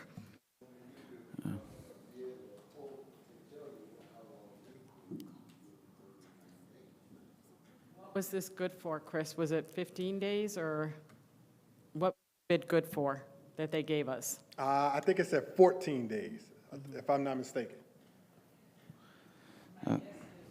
And is they're in between jobs, and they're willing to push it in. Sometimes, you know, these contractors are busy right now in their book, but they know they have a couple of open dates, and if they can squeeze it in, they will, and they'll give you a discount for it. It just is a timing, you know, does that happen too often to us? No. I mean, honestly, it doesn't. But when we found out, we put it on the agenda. Tom, you made a compelling case and rationale, and I can be swayed with good data and information. I'm going to withdraw my motion. Thank you. I have a question. Yes. What is the unit measurement, SY? What is that? Square yard? Yeah, I was just going to say, yeah, square yardage. Square yard. So 17,000 square yards, how much is that in miles? Or what is that measurement in mile? What are you looking at, though? The bid that's public online. That's from Peter and Baker and Sons Company. So I'm looking at the. That would depend on the probably the removal? width of the road as well. Okay. So that amount, is that the length of it? Information in front of me, so. This is the bid from the Peter Baker and Sons. So that's why I have questions, and we want to pass it now, but you know we don't have the stuff. I mean, why are we going to pass it now? I mean, I have questions. I think we should hold it off.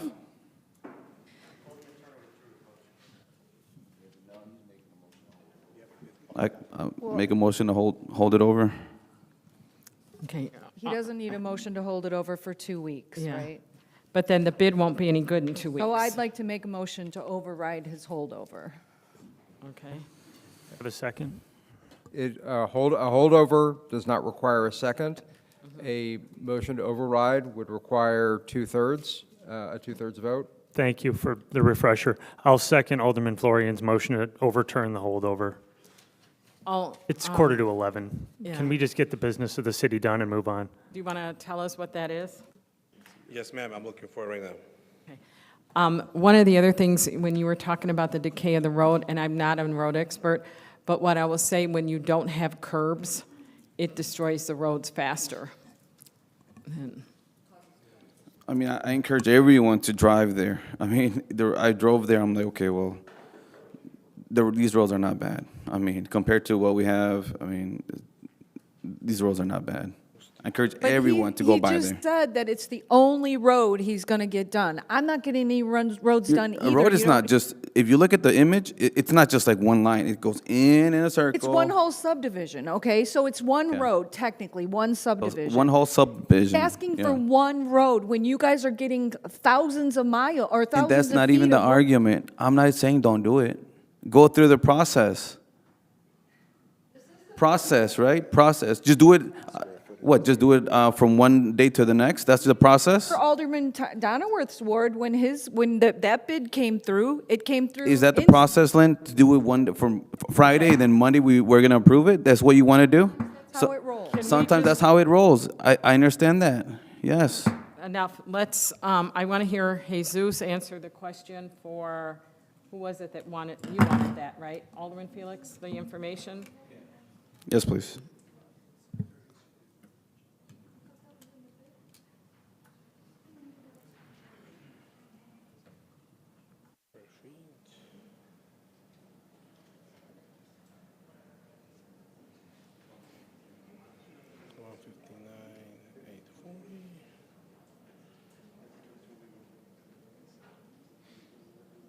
Okay.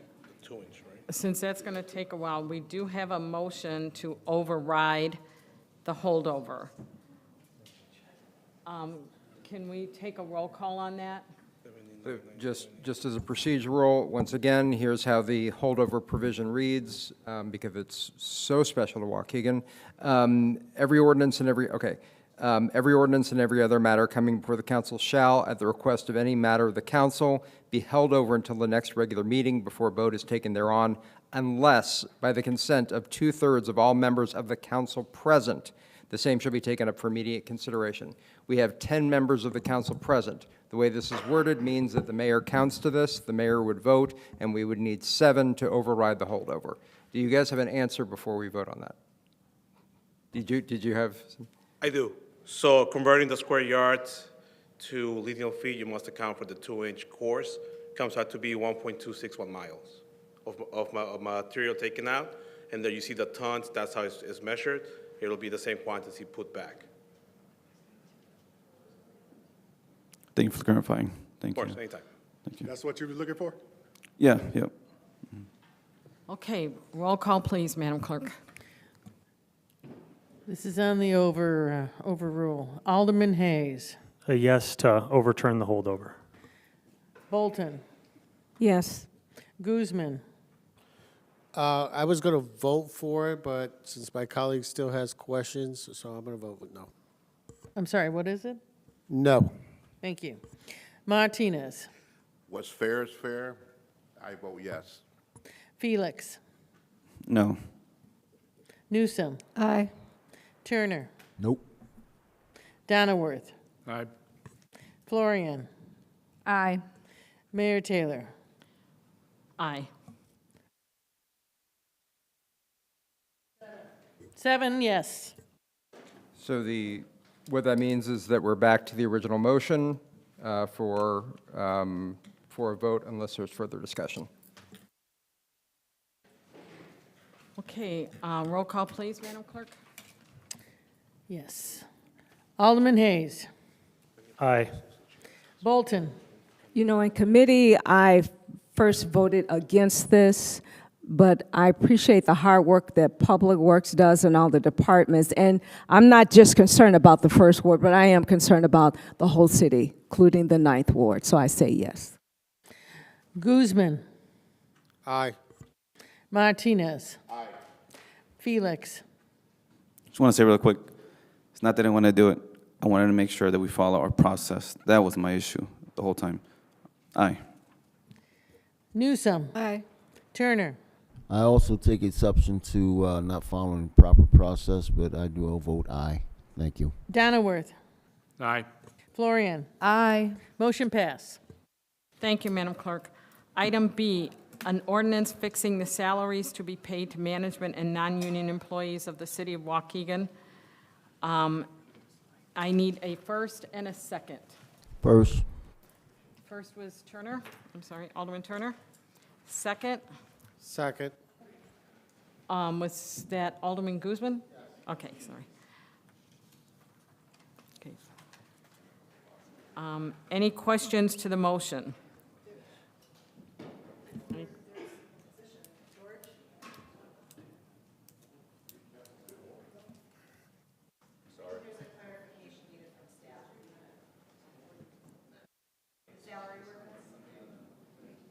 I'm sorry.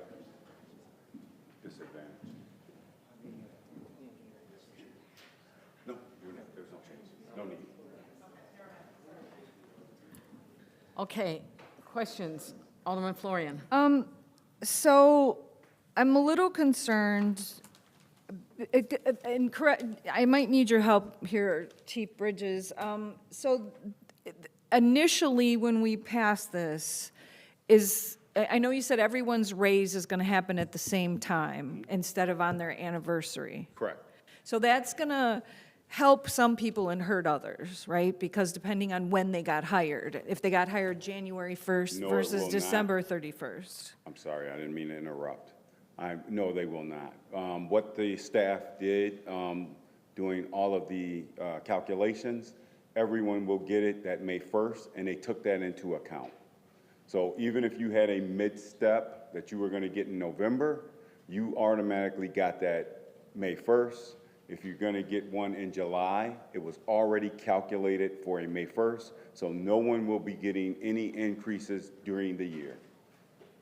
Okay, so once they get a raise on May 1st, they won't get another raise until the next May 1st. Correct, and it'll be brought back to council, and what many of you have discussed with me is that you want them to stay within their ranges, so the increases next year will include the COLA, and we will make sure that they stay within their ranges. If any person exceeds their range, it will be highlighted so you can see and a justification given.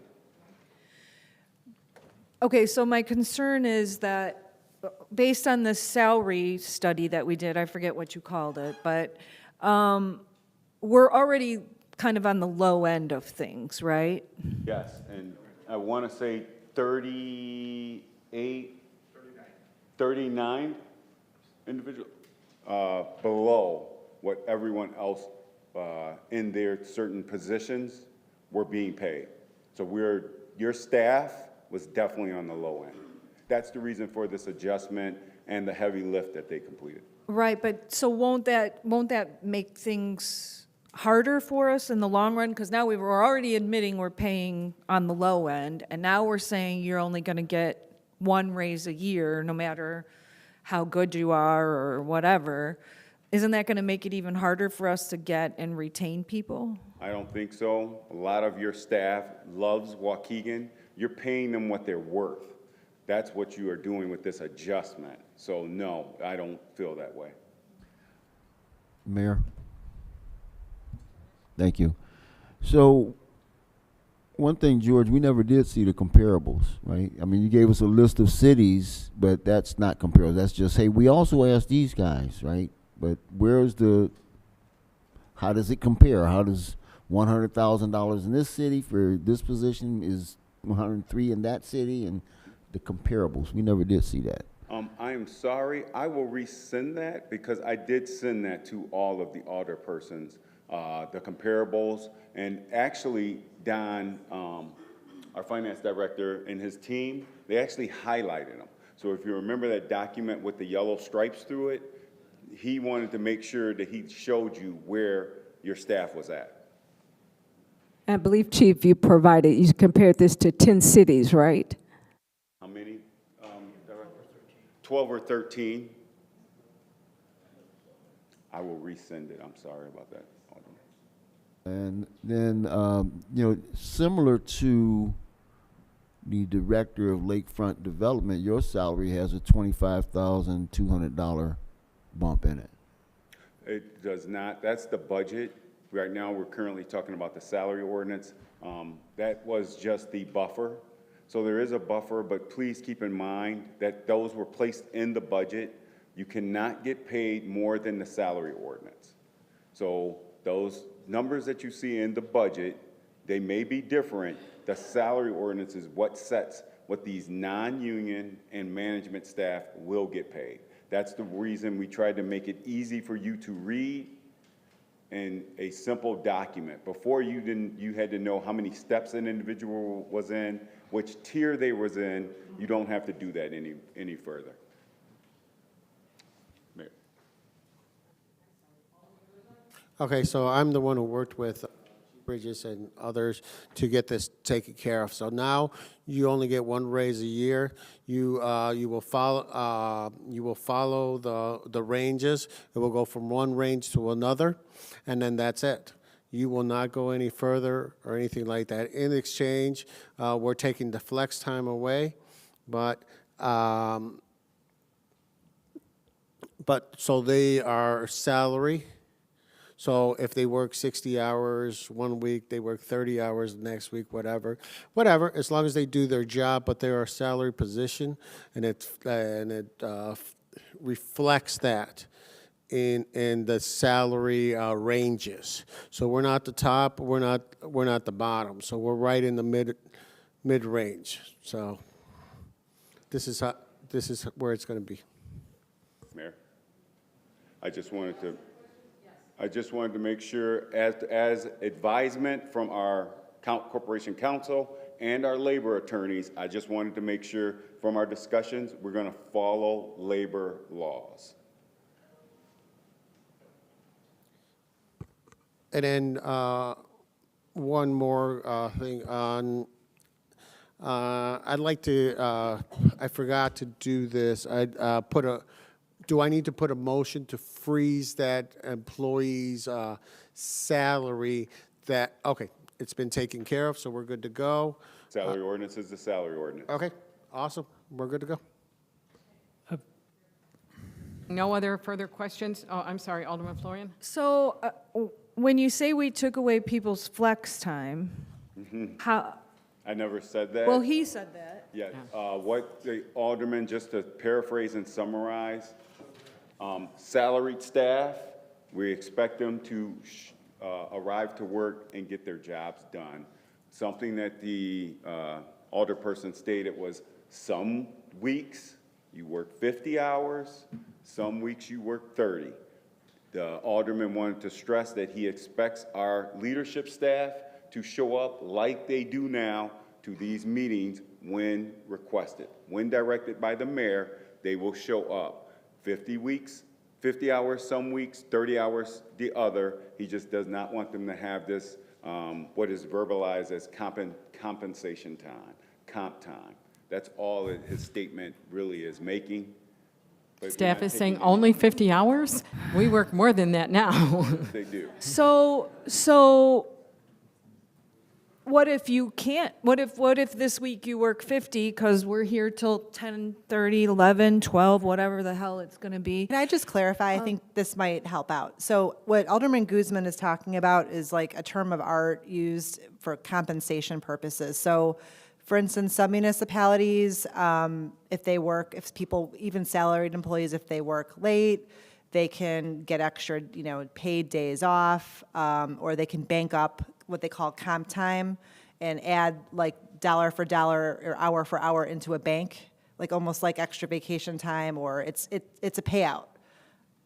That's not provided for in this ordinance. So when we say we're following labor laws, that means, if a salaried employee is supposed to work 40 hours a week, on average, sometimes they work more, sometimes they work less. All he's saying is, there's not this banked set of time that they get for coming in and staying late, which has never been the case. I don't think, right? That's never. Yes, you have several of your leadership staff that has time that expires that we will take away May 1st, that they will not be able to carry over because they constantly work and cannot even take their vacation time. Well, that when she interrupted me, that was my question. Like, what if you work 50 hours this week, and then next week you should only work 30 or whatever, but you can't because you have 50 hours of work, and then the next week you have 50 hours. So they're never going to get compensated for the extra time that they work. Correct. And if you Wow. look at your leadership staff, they actually work that way now. So that's the reason why I was able to tell the Alderman Guzman that, yes, we're committing to this. Your staff is dedicated. I have a question. Alderman Hayes, I think Alderman Bolton had her hand up first. Go ahead. Alderman Bolton. So I need you to reiterate or restate that. So they do not get compensated for the extra? No, salaried employees, they do not, as Alderman Guzman stated. They That's have- according to state law? Yes, they are salaried, correct. That's not fair, right? Alderman, every department head here recognizes I'm sorry, speak in the mic, please.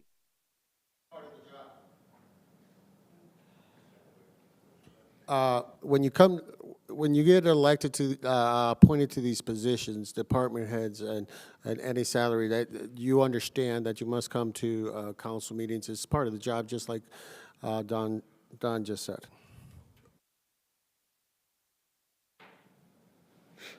I'd like to make. One last thing, since we removed the director of animal control, we must address it in the salary ordinance. So we're going to remove the animal control director and make it a supervisor. That was amended. Oh, okay. So, but we have to add it on to the. I thought that was one of the things that was amended.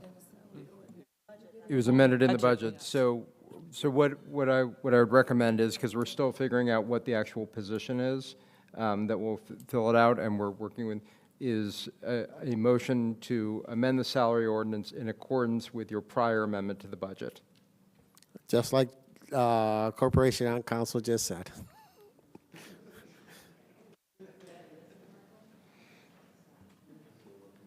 Yeah, so Alderman Guzman would like to make a motion amending the salary ordinance to change the position of Director of Animal Control and Care, to eliminate that, and I think it was, is They're it gonna an get office supervisor, Sherry, is that what we said? An office supervisor for animal control and care. And we will plug in the correct number for that, which is in line with other office supervisor positions. Okay, and that is under item B here. Okay, Okay. okay. So that was the motion. Is there a second for that? I'm sorry, what was it? Second. So this is the ordinance where we're fixing the salaries, but we took out the Director of Animal Control, but we will add a office supervisor position in there. Okay. Alderman Hayes, did you have a question?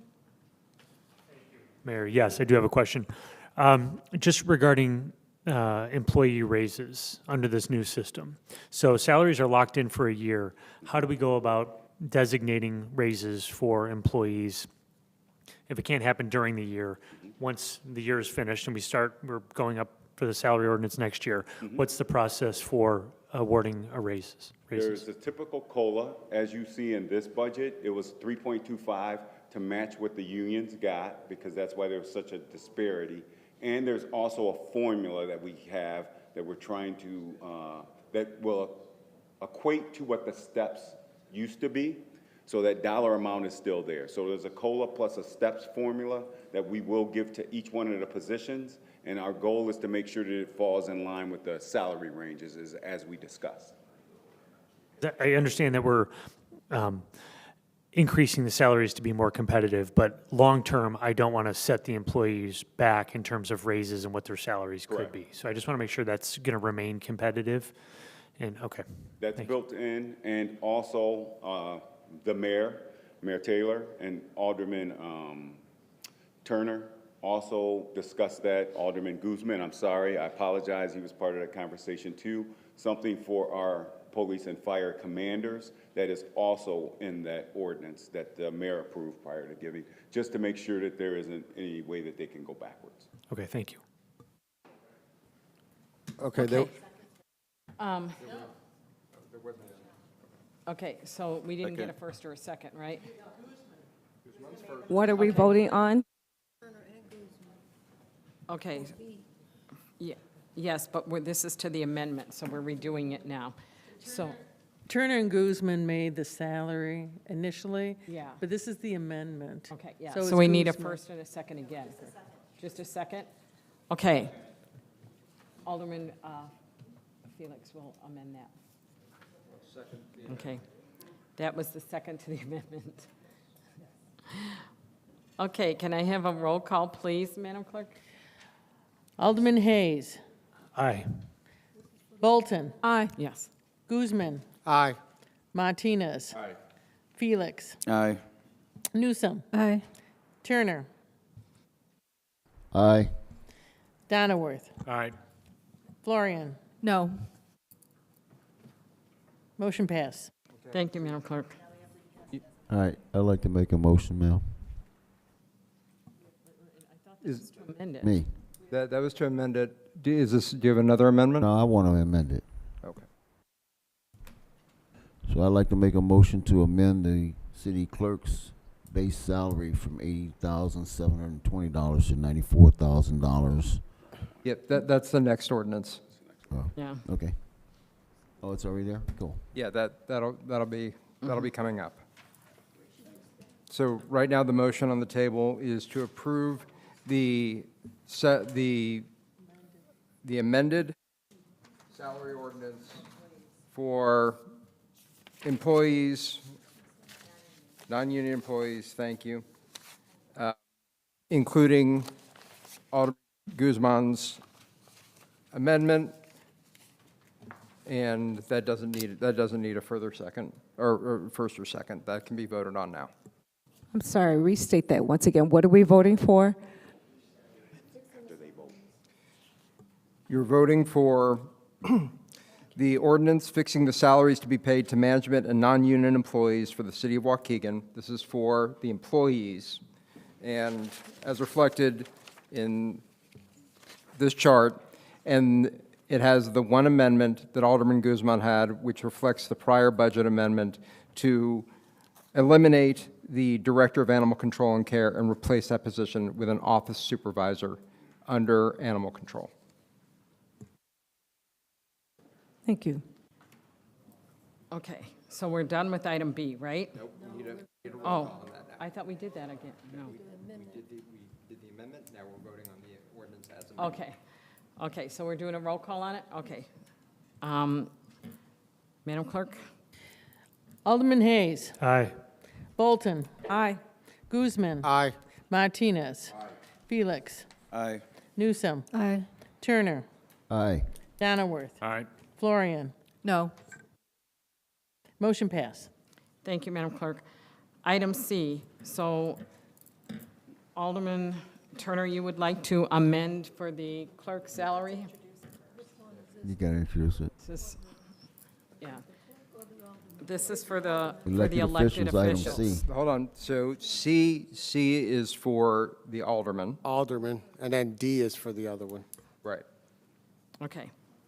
So item C is for the alderman? Okay. Any questions to that? Who made the motion? I'm just asking questions. Okay, can I, There was some changes, right? That the changes are on the next one for the citywide elected officials. There was a question in committee. So last year, you all passed this same ordinance, this ordinance approving aldermanic salaries with the option to have the 2% increase. But that was not reflected in the chart that was attached to the ordinance. So I think that was section 5. Right. And that was actually a part that was amended last year to take it out. Section A That and was B. for, sorry, just to clarify, that was for the citywide. The aldermanic one is as presented last year. And so the one before you is identical to the one that was presented last year. We'll get to the changes that we had to rectify on the next one. So it's the one that was in committee with the 2%? The Alderman one that was in Yep. committee Yes. with the So- 2%? So the one that was discussed in the Finance and Purchasing Committee for the aldermanic salary is identical to the one that was adopted at the end of the fiscal year last year. It reflects a base salary of 22,000, right? 22,000 for the remainder of this term. That goes up to 27,000 at the beginning of the next term, 2027. with the option of a 2% per year increase, which can be rejected by a unanimous vote of all of the aldermen. But this is substantially the same, this is the same ordinance that was adopted last year. And once again, it changes absolutely none of the compensation for anybody currently sitting on the city council. This would only come into effect in 2027 when the next council is seated.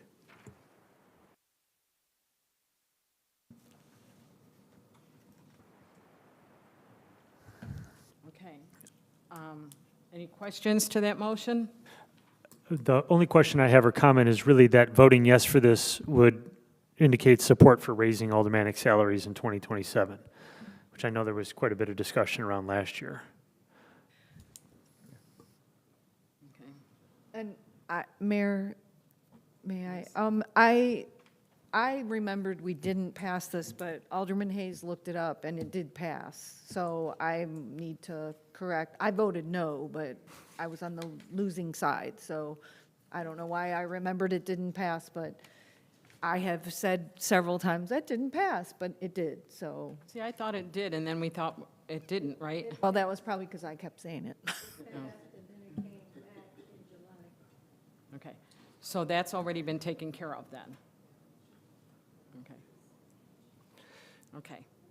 We have to vote on this because, once again, you have a very unique provision in your code, and I harp on the unique provisions in Waukegan's code that say that all salaries, and technically, as elected officials, you receive a salary, must be set by ordinance. And so this is how we've done it. That's something that you can discuss changing in the future, but for right now, this is something that we do have to adopt from year to year, even if it changes nothing from year to year. Okay. Yes, Alderman Florian? I'm sorry, so if this was to not pass, for whatever reason, maybe people have changed their mind about assuming we deserve a raise, then would we have to modify it to change it so that there was no raise, or what would be the outcome if we voted no? Well, if you voted no, basically you would have an absence of an ordinance. The absence of the ordinance would indicate that you should receive no salary. However, Illinois state law says that we can neither raise nor lower the compensation for elected officials during their term.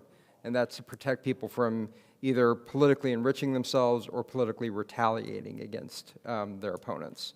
So we would be forced by state law to keep paying you even though you had not come to an agreement on how much you should be paid.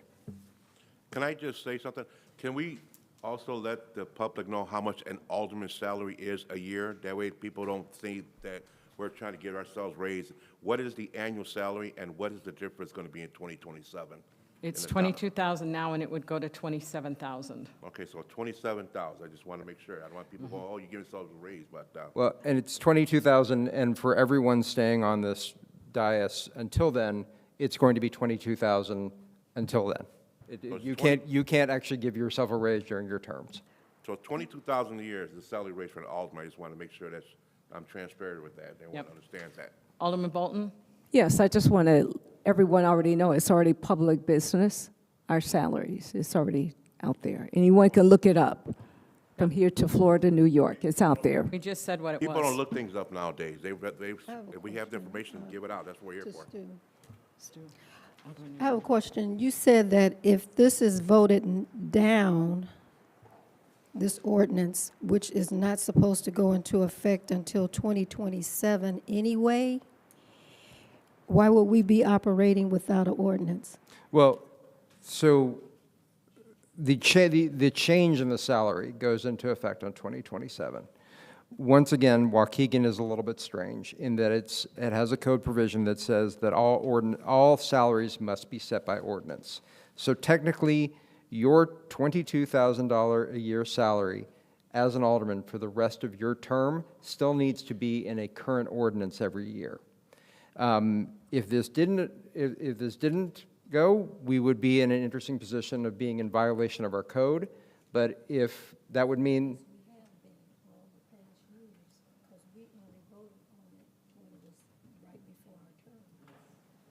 well, okay, well, I wasn't your attorney then, so I can't do it. I can't go back in time.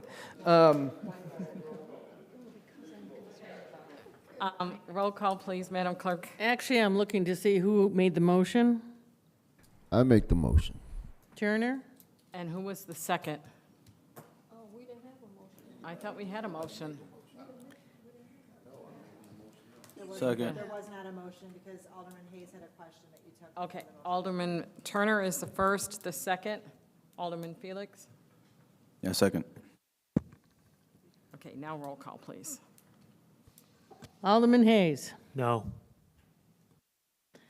Alderman Bolton. Aye. Guzman. Aye. Martinez. Felix. Aye. Newsom. Aye. Turner.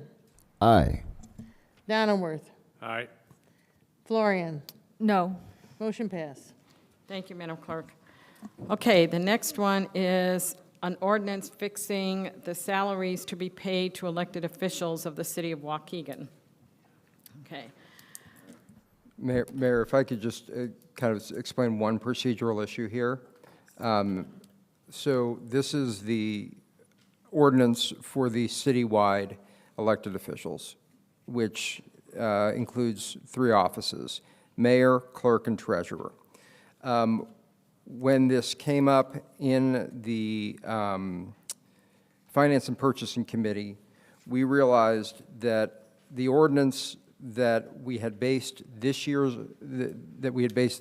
version of this ordinance on was the one that had passed out of the City Council in May of last year.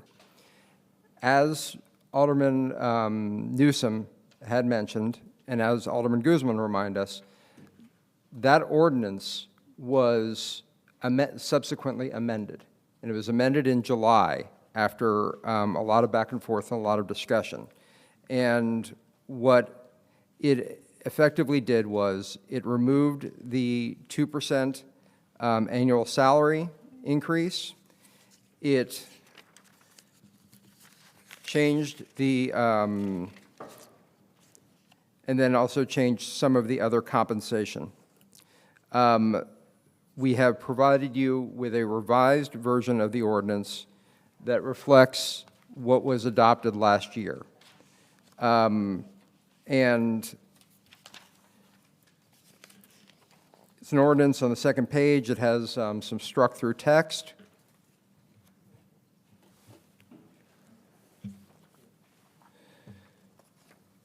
You have a few options here.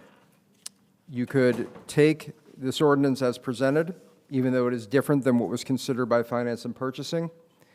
You could send this back to committee for discussion, or you could review it and consider it under old business at the next meeting. Kelly and I take full responsibility for this. We had some miscommunication as to what we should actually be basing this under. I apologize for that. And if you have any questions, let us know. Do you want to hold this one over? Yes, I'd like to hold it over, actually to go to the committee of the whole. Okay. To the next meeting? Yes. Okay. Alderman Guzman, his motion was to hold over to committee of the whole, which is actually kind of 2 different things. Holding over would be taking it to the next meeting in 2 weeks of the regular council. So Alderman Guzman, if you'd like it to go to committee of the whole, I think it'd be appropriate to make a motion for that, and that could be seconded and then voted on. I think you'd be better just doing city council, wouldn't you? That, what would you prefer, city council or committee of the whole? Probably committee of the whole. Committee of the whole, okay. Yeah, put a motion to discuss the, what is it, the elected officials' salaries and move it to city, committee of the whole. Second, I'll second that motion. Okay. Do we just need a vote, votes? A roll call vote would be appropriate, and this Okay. is a motion to basically refer this matter to the committee of the whole, which we'd be holding a committee of the whole in 2 weeks, Yes, or 3 weeks, sorry. 3 weeks, yep. It's that first meeting in May, May 6th. Okay, roll call, please, Madam Clerk. Alderman Hayes. No. Held over. Hold on. Alderman, This is What a are we motion. voting? This is a motion to refer consideration of this to the committee of the whole on May 6th. Okay. Alderman, I'm sorry, Alderman Hayes, I didn't hear you vote. he Oh, said sure. no. Oh, I'm No. sorry. Alderman Bolton. Yes.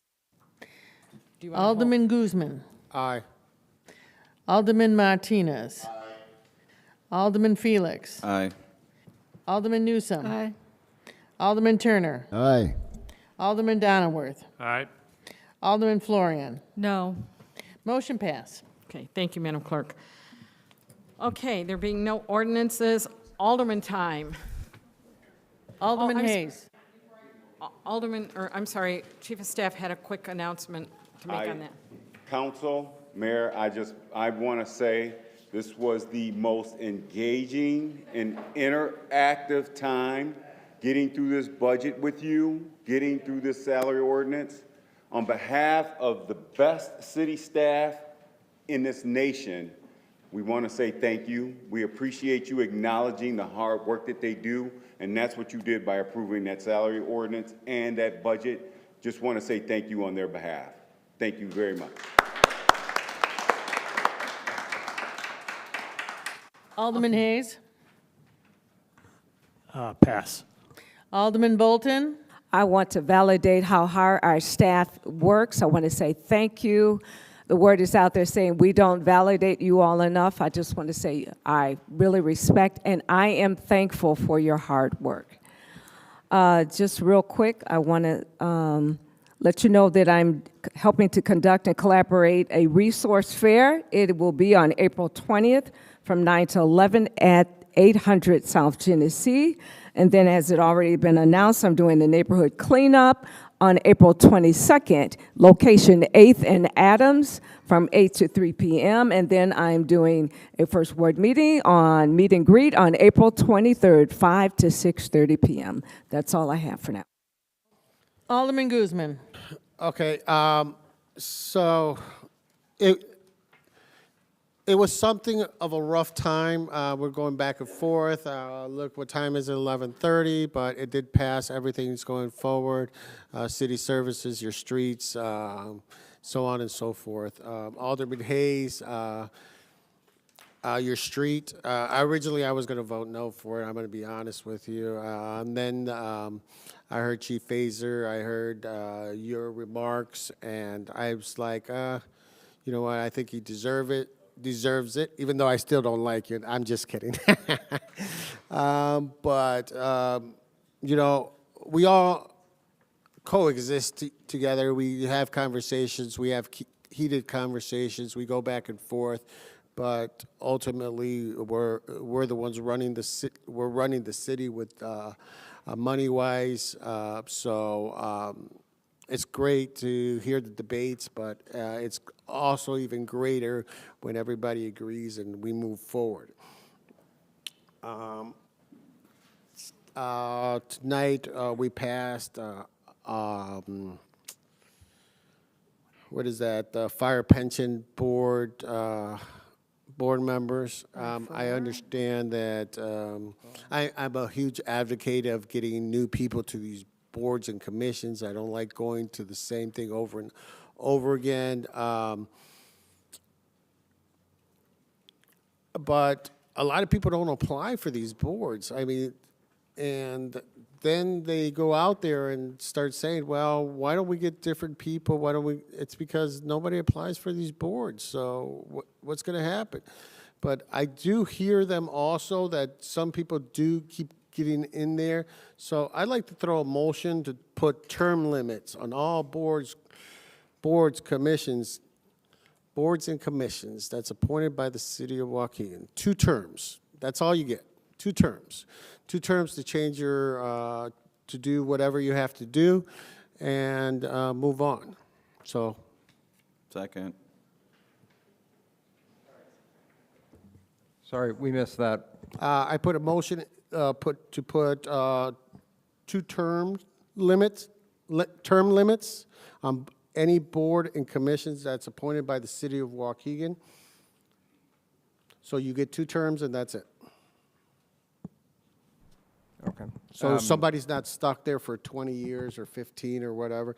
Whatever 2 terms is, if you serve a 4 years, so you get 8 years. If you served 6 years, you get 12 years, but that's about it. How would that affect the current appointees, current That, well, board members? that couldn't affect anyone's current appointment. So if they're If they're on their second term, they would leave. They wouldn't be reappointed. No, I think if they're on a current term now, they would get 2 more terms.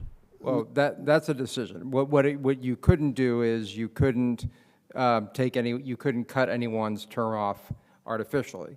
Now, the question is, from a policy decision, would you want to actually basically cut off someone's, like not allow someone to be reappointed if they have already served 2 terms? That is correct. They cannot be reappointed if they have already served 2 terms. Okay, so what we're talking about is for appointed positions, not for elected officials. Correct. You can't change the terms of elected officials. Correct. Or you can't impose term limits without a referendum. That is a code amendment that can be made. I have a question. Would that include elected officials? No, that does not include elected officials. You cannot impose term limits on elected officials without taking that to a public referendum. So it would only be for the boards and commissions. Anybody we appoint in, they would serve 2 terms and that's it.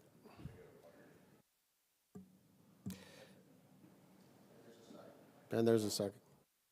Okay, Take the so second. that would be a Alderman Newsom, in the mayor's absence, can you serve as chair pro tem? Sure. Oh, she's coming.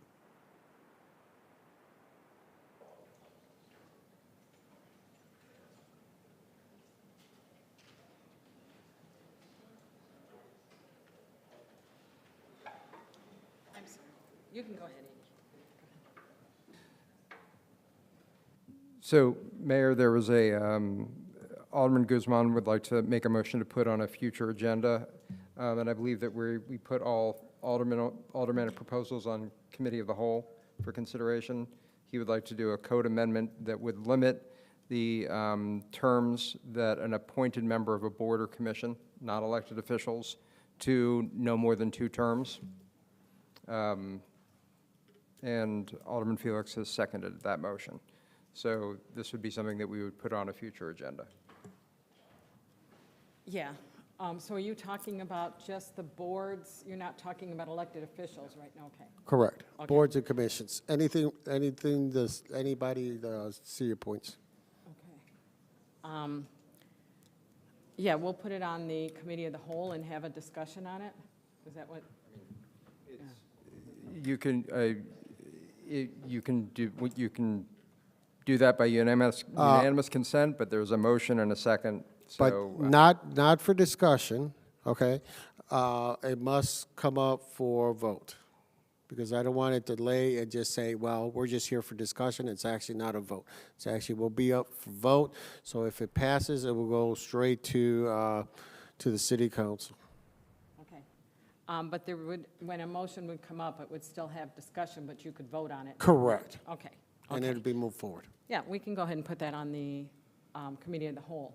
Okay. The committee of the whole is getting pretty long with a lot of items, though. Why don't we just take this straight to next council meeting? I think it needs 6 months of discussion. I mean, we could always move it to codes and revisions, because that's where it should go in the first place, with Why a you want- positive and negative. Why does it need to go to any committee? It's really a because simple generally, most motion. things start in a committee before they would ever go to council, especially if there's going to be discussion. You'd eat up a whole nother long night. So you might as well put them in committee and do it that way. So what I'm going to do is put in codes, revisions, appeals, and negotiations. It would go under committee of the whole, correct? It wouldn't go under codes. I mean, it's just as easy to put it in committee of the whole because we're having one on May 6th. So we'll put it on that one. But isn't the agenda already full? I just don't want this, like Alderman Turner says, I don't want it to be delayed for 6 months or whatever. Yeah, I mean- So I think it would be easier just to go to codes, revisions, appeals, and negotiations. It's not really a code revision or anything. Yeah, it's not really a code revision thing. I would keep it under committee of the whole, and let's just get these things kicked out of committee of the whole. Let's keep them moving. We Okay. keep discussing, let's vote on them, let's move it. I agree with that. We should only, I mean, we should have a time and then move on. Okay, Okay. so it's going to go to committee to hold then. Yep, it'll go on committee of the whole on May 6th. Okay.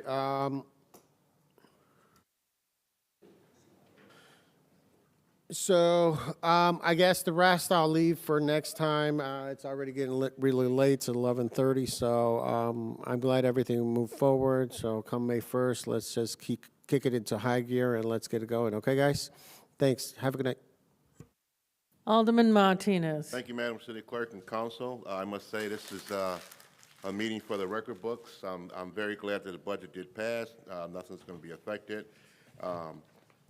I had 3 pages to say, but I'm going to just cut it short here. I do want to welcome new business to the 3rd Ward.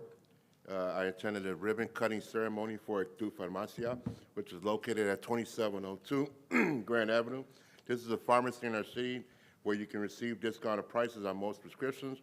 It's great for seniors who are on a budget. Tu Farmacia firmly believes that being a local pharmacy means providing health care and services to patients customized to meet their needs. They are bilingual friendly, and I was able to meet with the founder, Dr. Averill Gordon. Very dedicated, he has a vision for our city, compassionate, and he wants to assist those who are underserved in our community. What happened? You lost your Oh, mic. I'm sorry. Yeah, again, he underserved in our committee. I do, again, want to welcome them. Also, their phone number, if you need to get a hold of them, they can be reached at 224-441-3008. And again, they are located at 2702 Grand Avenue. Also, I would like to welcome another Legacy Center. This is their 2nd location. I'd like to welcome to the 3rd Ward under the leadership of George and Regina Moore. It is a not-for-profit organization who focuses helping those formerly incarcerated and needing a second chance to regenerate back to our society and our community.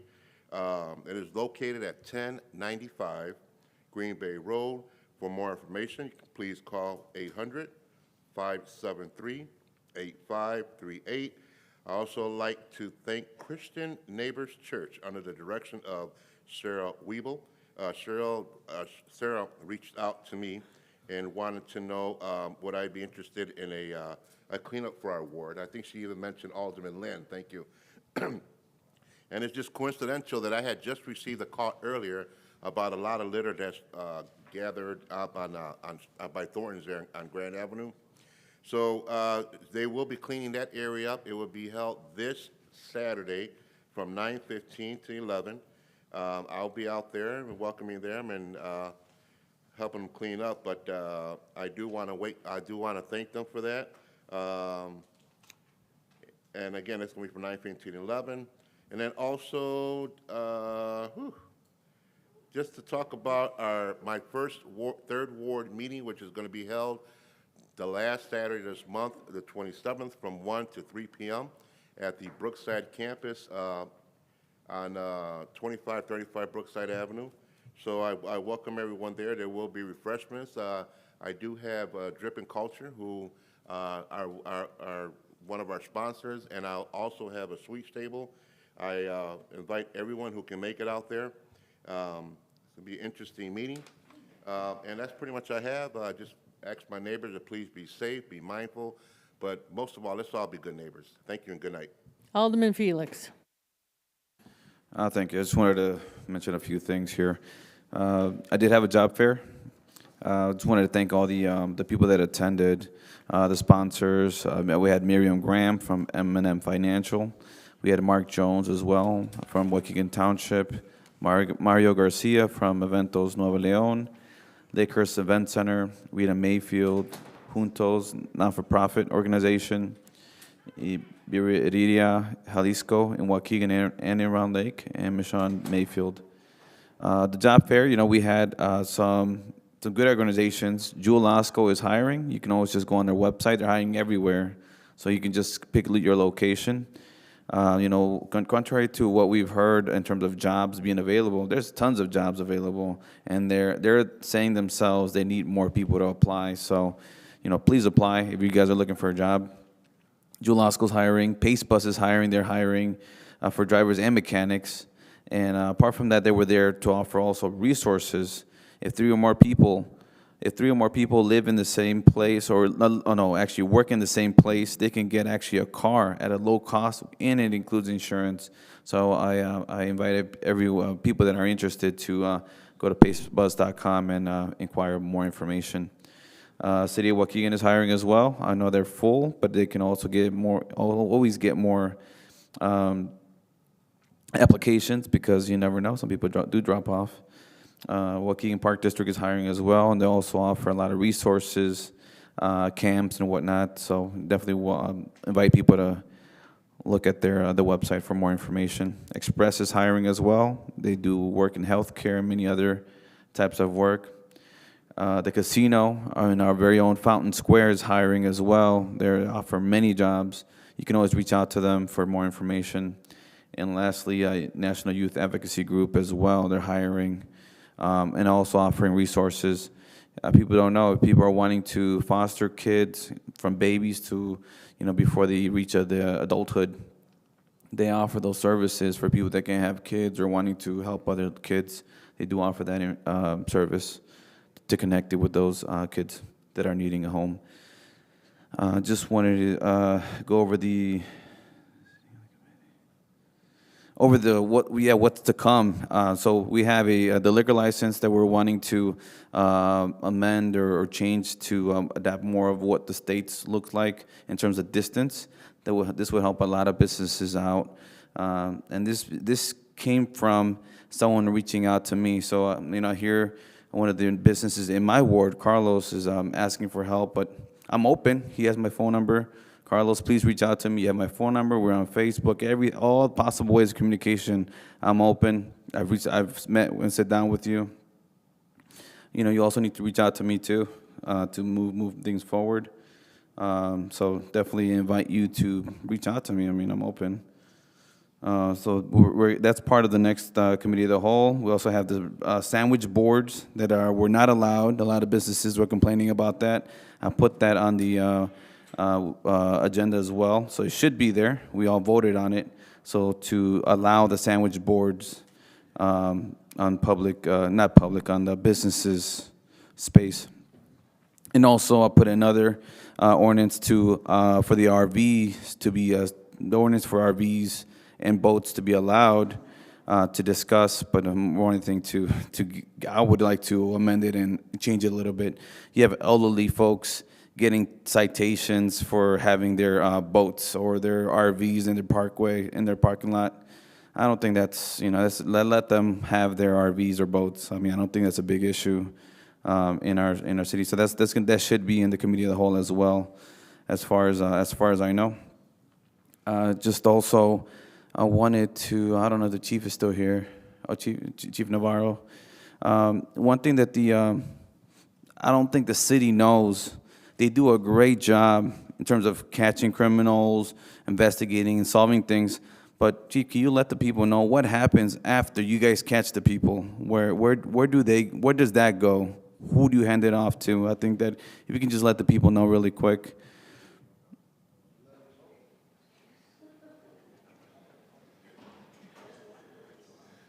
Once an arrest is made on anyone on any given situation, then the case gets turned over to the Lake County State's Attorney's Office, and they're the ones that are in charge of prosecuting that case. And unfortunately, many cases take a good amount of time to get prosecuted. You know, there is a system, there's a process, whether they want to go in front of a jury, whether they want to go in front of the judge is an option that they have. But even get to that, to get to that point, there is a lot of time spent on the defendant trying to get an attorney, and a lot of continuances are involved that are beyond the control of the police department. We have zero control over that, because people do see those same defendants back out on the street and wondering why we're letting them out, and we have zero control over that. So thank you, Alderman Felix, for pointing that out. Thank you, Chief. Yes, a lot of the community don't know that. So, you know, our police are doing a great job, getting people that are committing crimes or whatnot, but, you know, they hand it off as well. So, you know, it's not just our police. You know, our police is doing a great job. So I just want to make sure the community knows about how that works. Regarding the roads, I was going to talk about the roads. Regarding the roads, I never said that I don't want the roads to be done, but I just wanted to make sure to go through our process. In terms of not liking people, you know, it's not a personal thing, you know. Maybe you don't like me, I don't know. But it's for me, on my end, you know, I was focused on the process. That was the main thing. I'm glad that it's being done. I mean, you know, every alderman owes it to their constituents to help them out and see what their interests are and you know, what matters to them. So, you know, for the 9th Ward, I'm happy that you guys are going to get your roads done. Family First Center is one of the great vendors that we had in my event. Do a lot of great job. Please look them up. Family First Center, they offer a lot of things. UMA as well in my ward, they do a lot of great things. Please look them up. Waukegan Township, our very own Waukegan Township, does a lot. One of the things that they do is that they do free, they cut your grass for free if you're 55 plus. We're at that time, so, you know, take advantage. And they have all the information as to where they service, because they go beyond Waukegan a little bit. So that's it for me. Thank you. Alderman Newsom. Pass. Alderman Turner. Thank you very much. Just want to put this on you guys' mind. I've had several complaints, observations recently regards alternate parking. Folks are getting tickets 9 o'clock in the morning, 11 o'clock in the morning, and I think it's really impactful. I really think we should reconsider having the hours from midnight until noon, roll it back to midnight till 6. I would like to make a motion to amend the honorary street sign ordinance to remove the limit of one sign per ward per year. It doesn't make sense, and we have a situation that's developing, and they'll be coming up before us, I think, next meeting, where we have 2 individuals within our community, actually down in the 1st Ward, that they each want to sign different locations within the ward, but they can't both get them as it stands. They both can't have the sign. No, they can because they applied at the same time. Yeah. Pardon me? Can because they applied at the same time. Right. So I would like to remove that limitation altogether. So that's my motion. Will That someone would have to second? go to committee of the whole, and we'll put it on that one. Okay, and will we'll someone on May second my 6th. motion? Second. All right, thank you, Victor. Alderman Felix.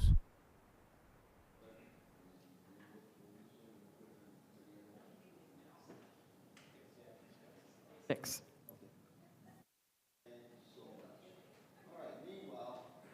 Meanwhile, in the 6th Ward, I'll have my ward meeting this Thursday evening at 6:30 p.m.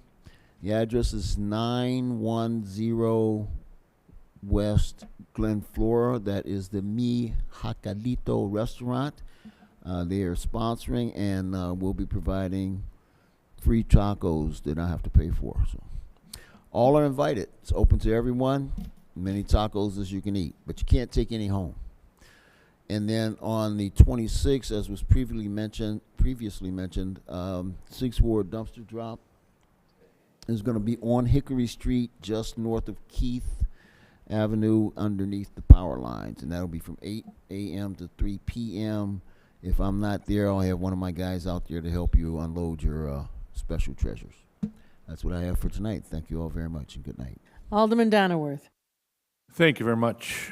I'd like to thank the staff for helping us out with the budget, and always, all you guys, every single day, you come to work, and every time I call, everybody takes care of me, and more than happy, and I just want to thank you and tell you that, you know, my constituents thank you, and a lot of stuff is getting done, a lot of the little stuff is getting done, and some of the other stuff is being worked on also. But we did spend a lot of time on the budget, and I spent a lot of time talking to a lot of people there, had some good meetings, which was good, and this is what we need. We need to agree on something, and I think we agreed on this. I had my first ward meeting last Tuesday, had about 60 people there. I was amazed. I was shocked because I didn't realize that many people were coming. I want to thank the mayor for coming. I want to thank Alderman Turner for coming and Tom Millard for coming. And we had a very spirited meeting. Everything, we talked about everything from the budget to all kinds of different stuff. And the main complaints has, basically been, the speeding, the loud mufflers, the loud music. Sometimes we have some problems with stolen cars. And the other day, 11 o'clock in the morning, I was standing out in front of my house. I live on East Bonnybrook on the Bonnybrook Golf Course. 11 o'clock in the morning, I hear this motorcycle leaving York House Road, and he just labels it out. And I swear, he went all the way through Sunset, and I was waiting to hear the crash. And then about an hour later, he came back and went the other way. So he went back home. But yeah, if we can work on getting the speeding and all these loud mufflers taken care of. I know the police have a STEP program, which is the selective enforcement, which I had worked before in the past too, and it works. You get out there and you go to a certain area and you write your tickets for 4, 5, 6 guys there. If you have to, we used to do it on Lewis Avenue. You sit in the parking lot and just wait for them to come, and then you just go and pull them over and write them the tickets. LRS, I don't know what they're doing, but I'm getting a lot of complaints. Either these trash cans are too light, they're blowing over, they're falling over. Every single time they put them out, they've been falling over. And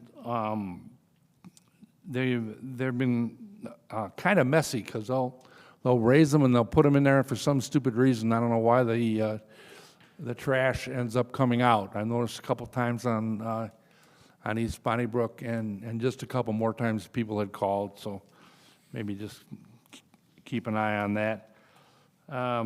Also agree the RVs and the boats and the small trailers, leave them alone. I mean, this is Waukegan. We live in a lake.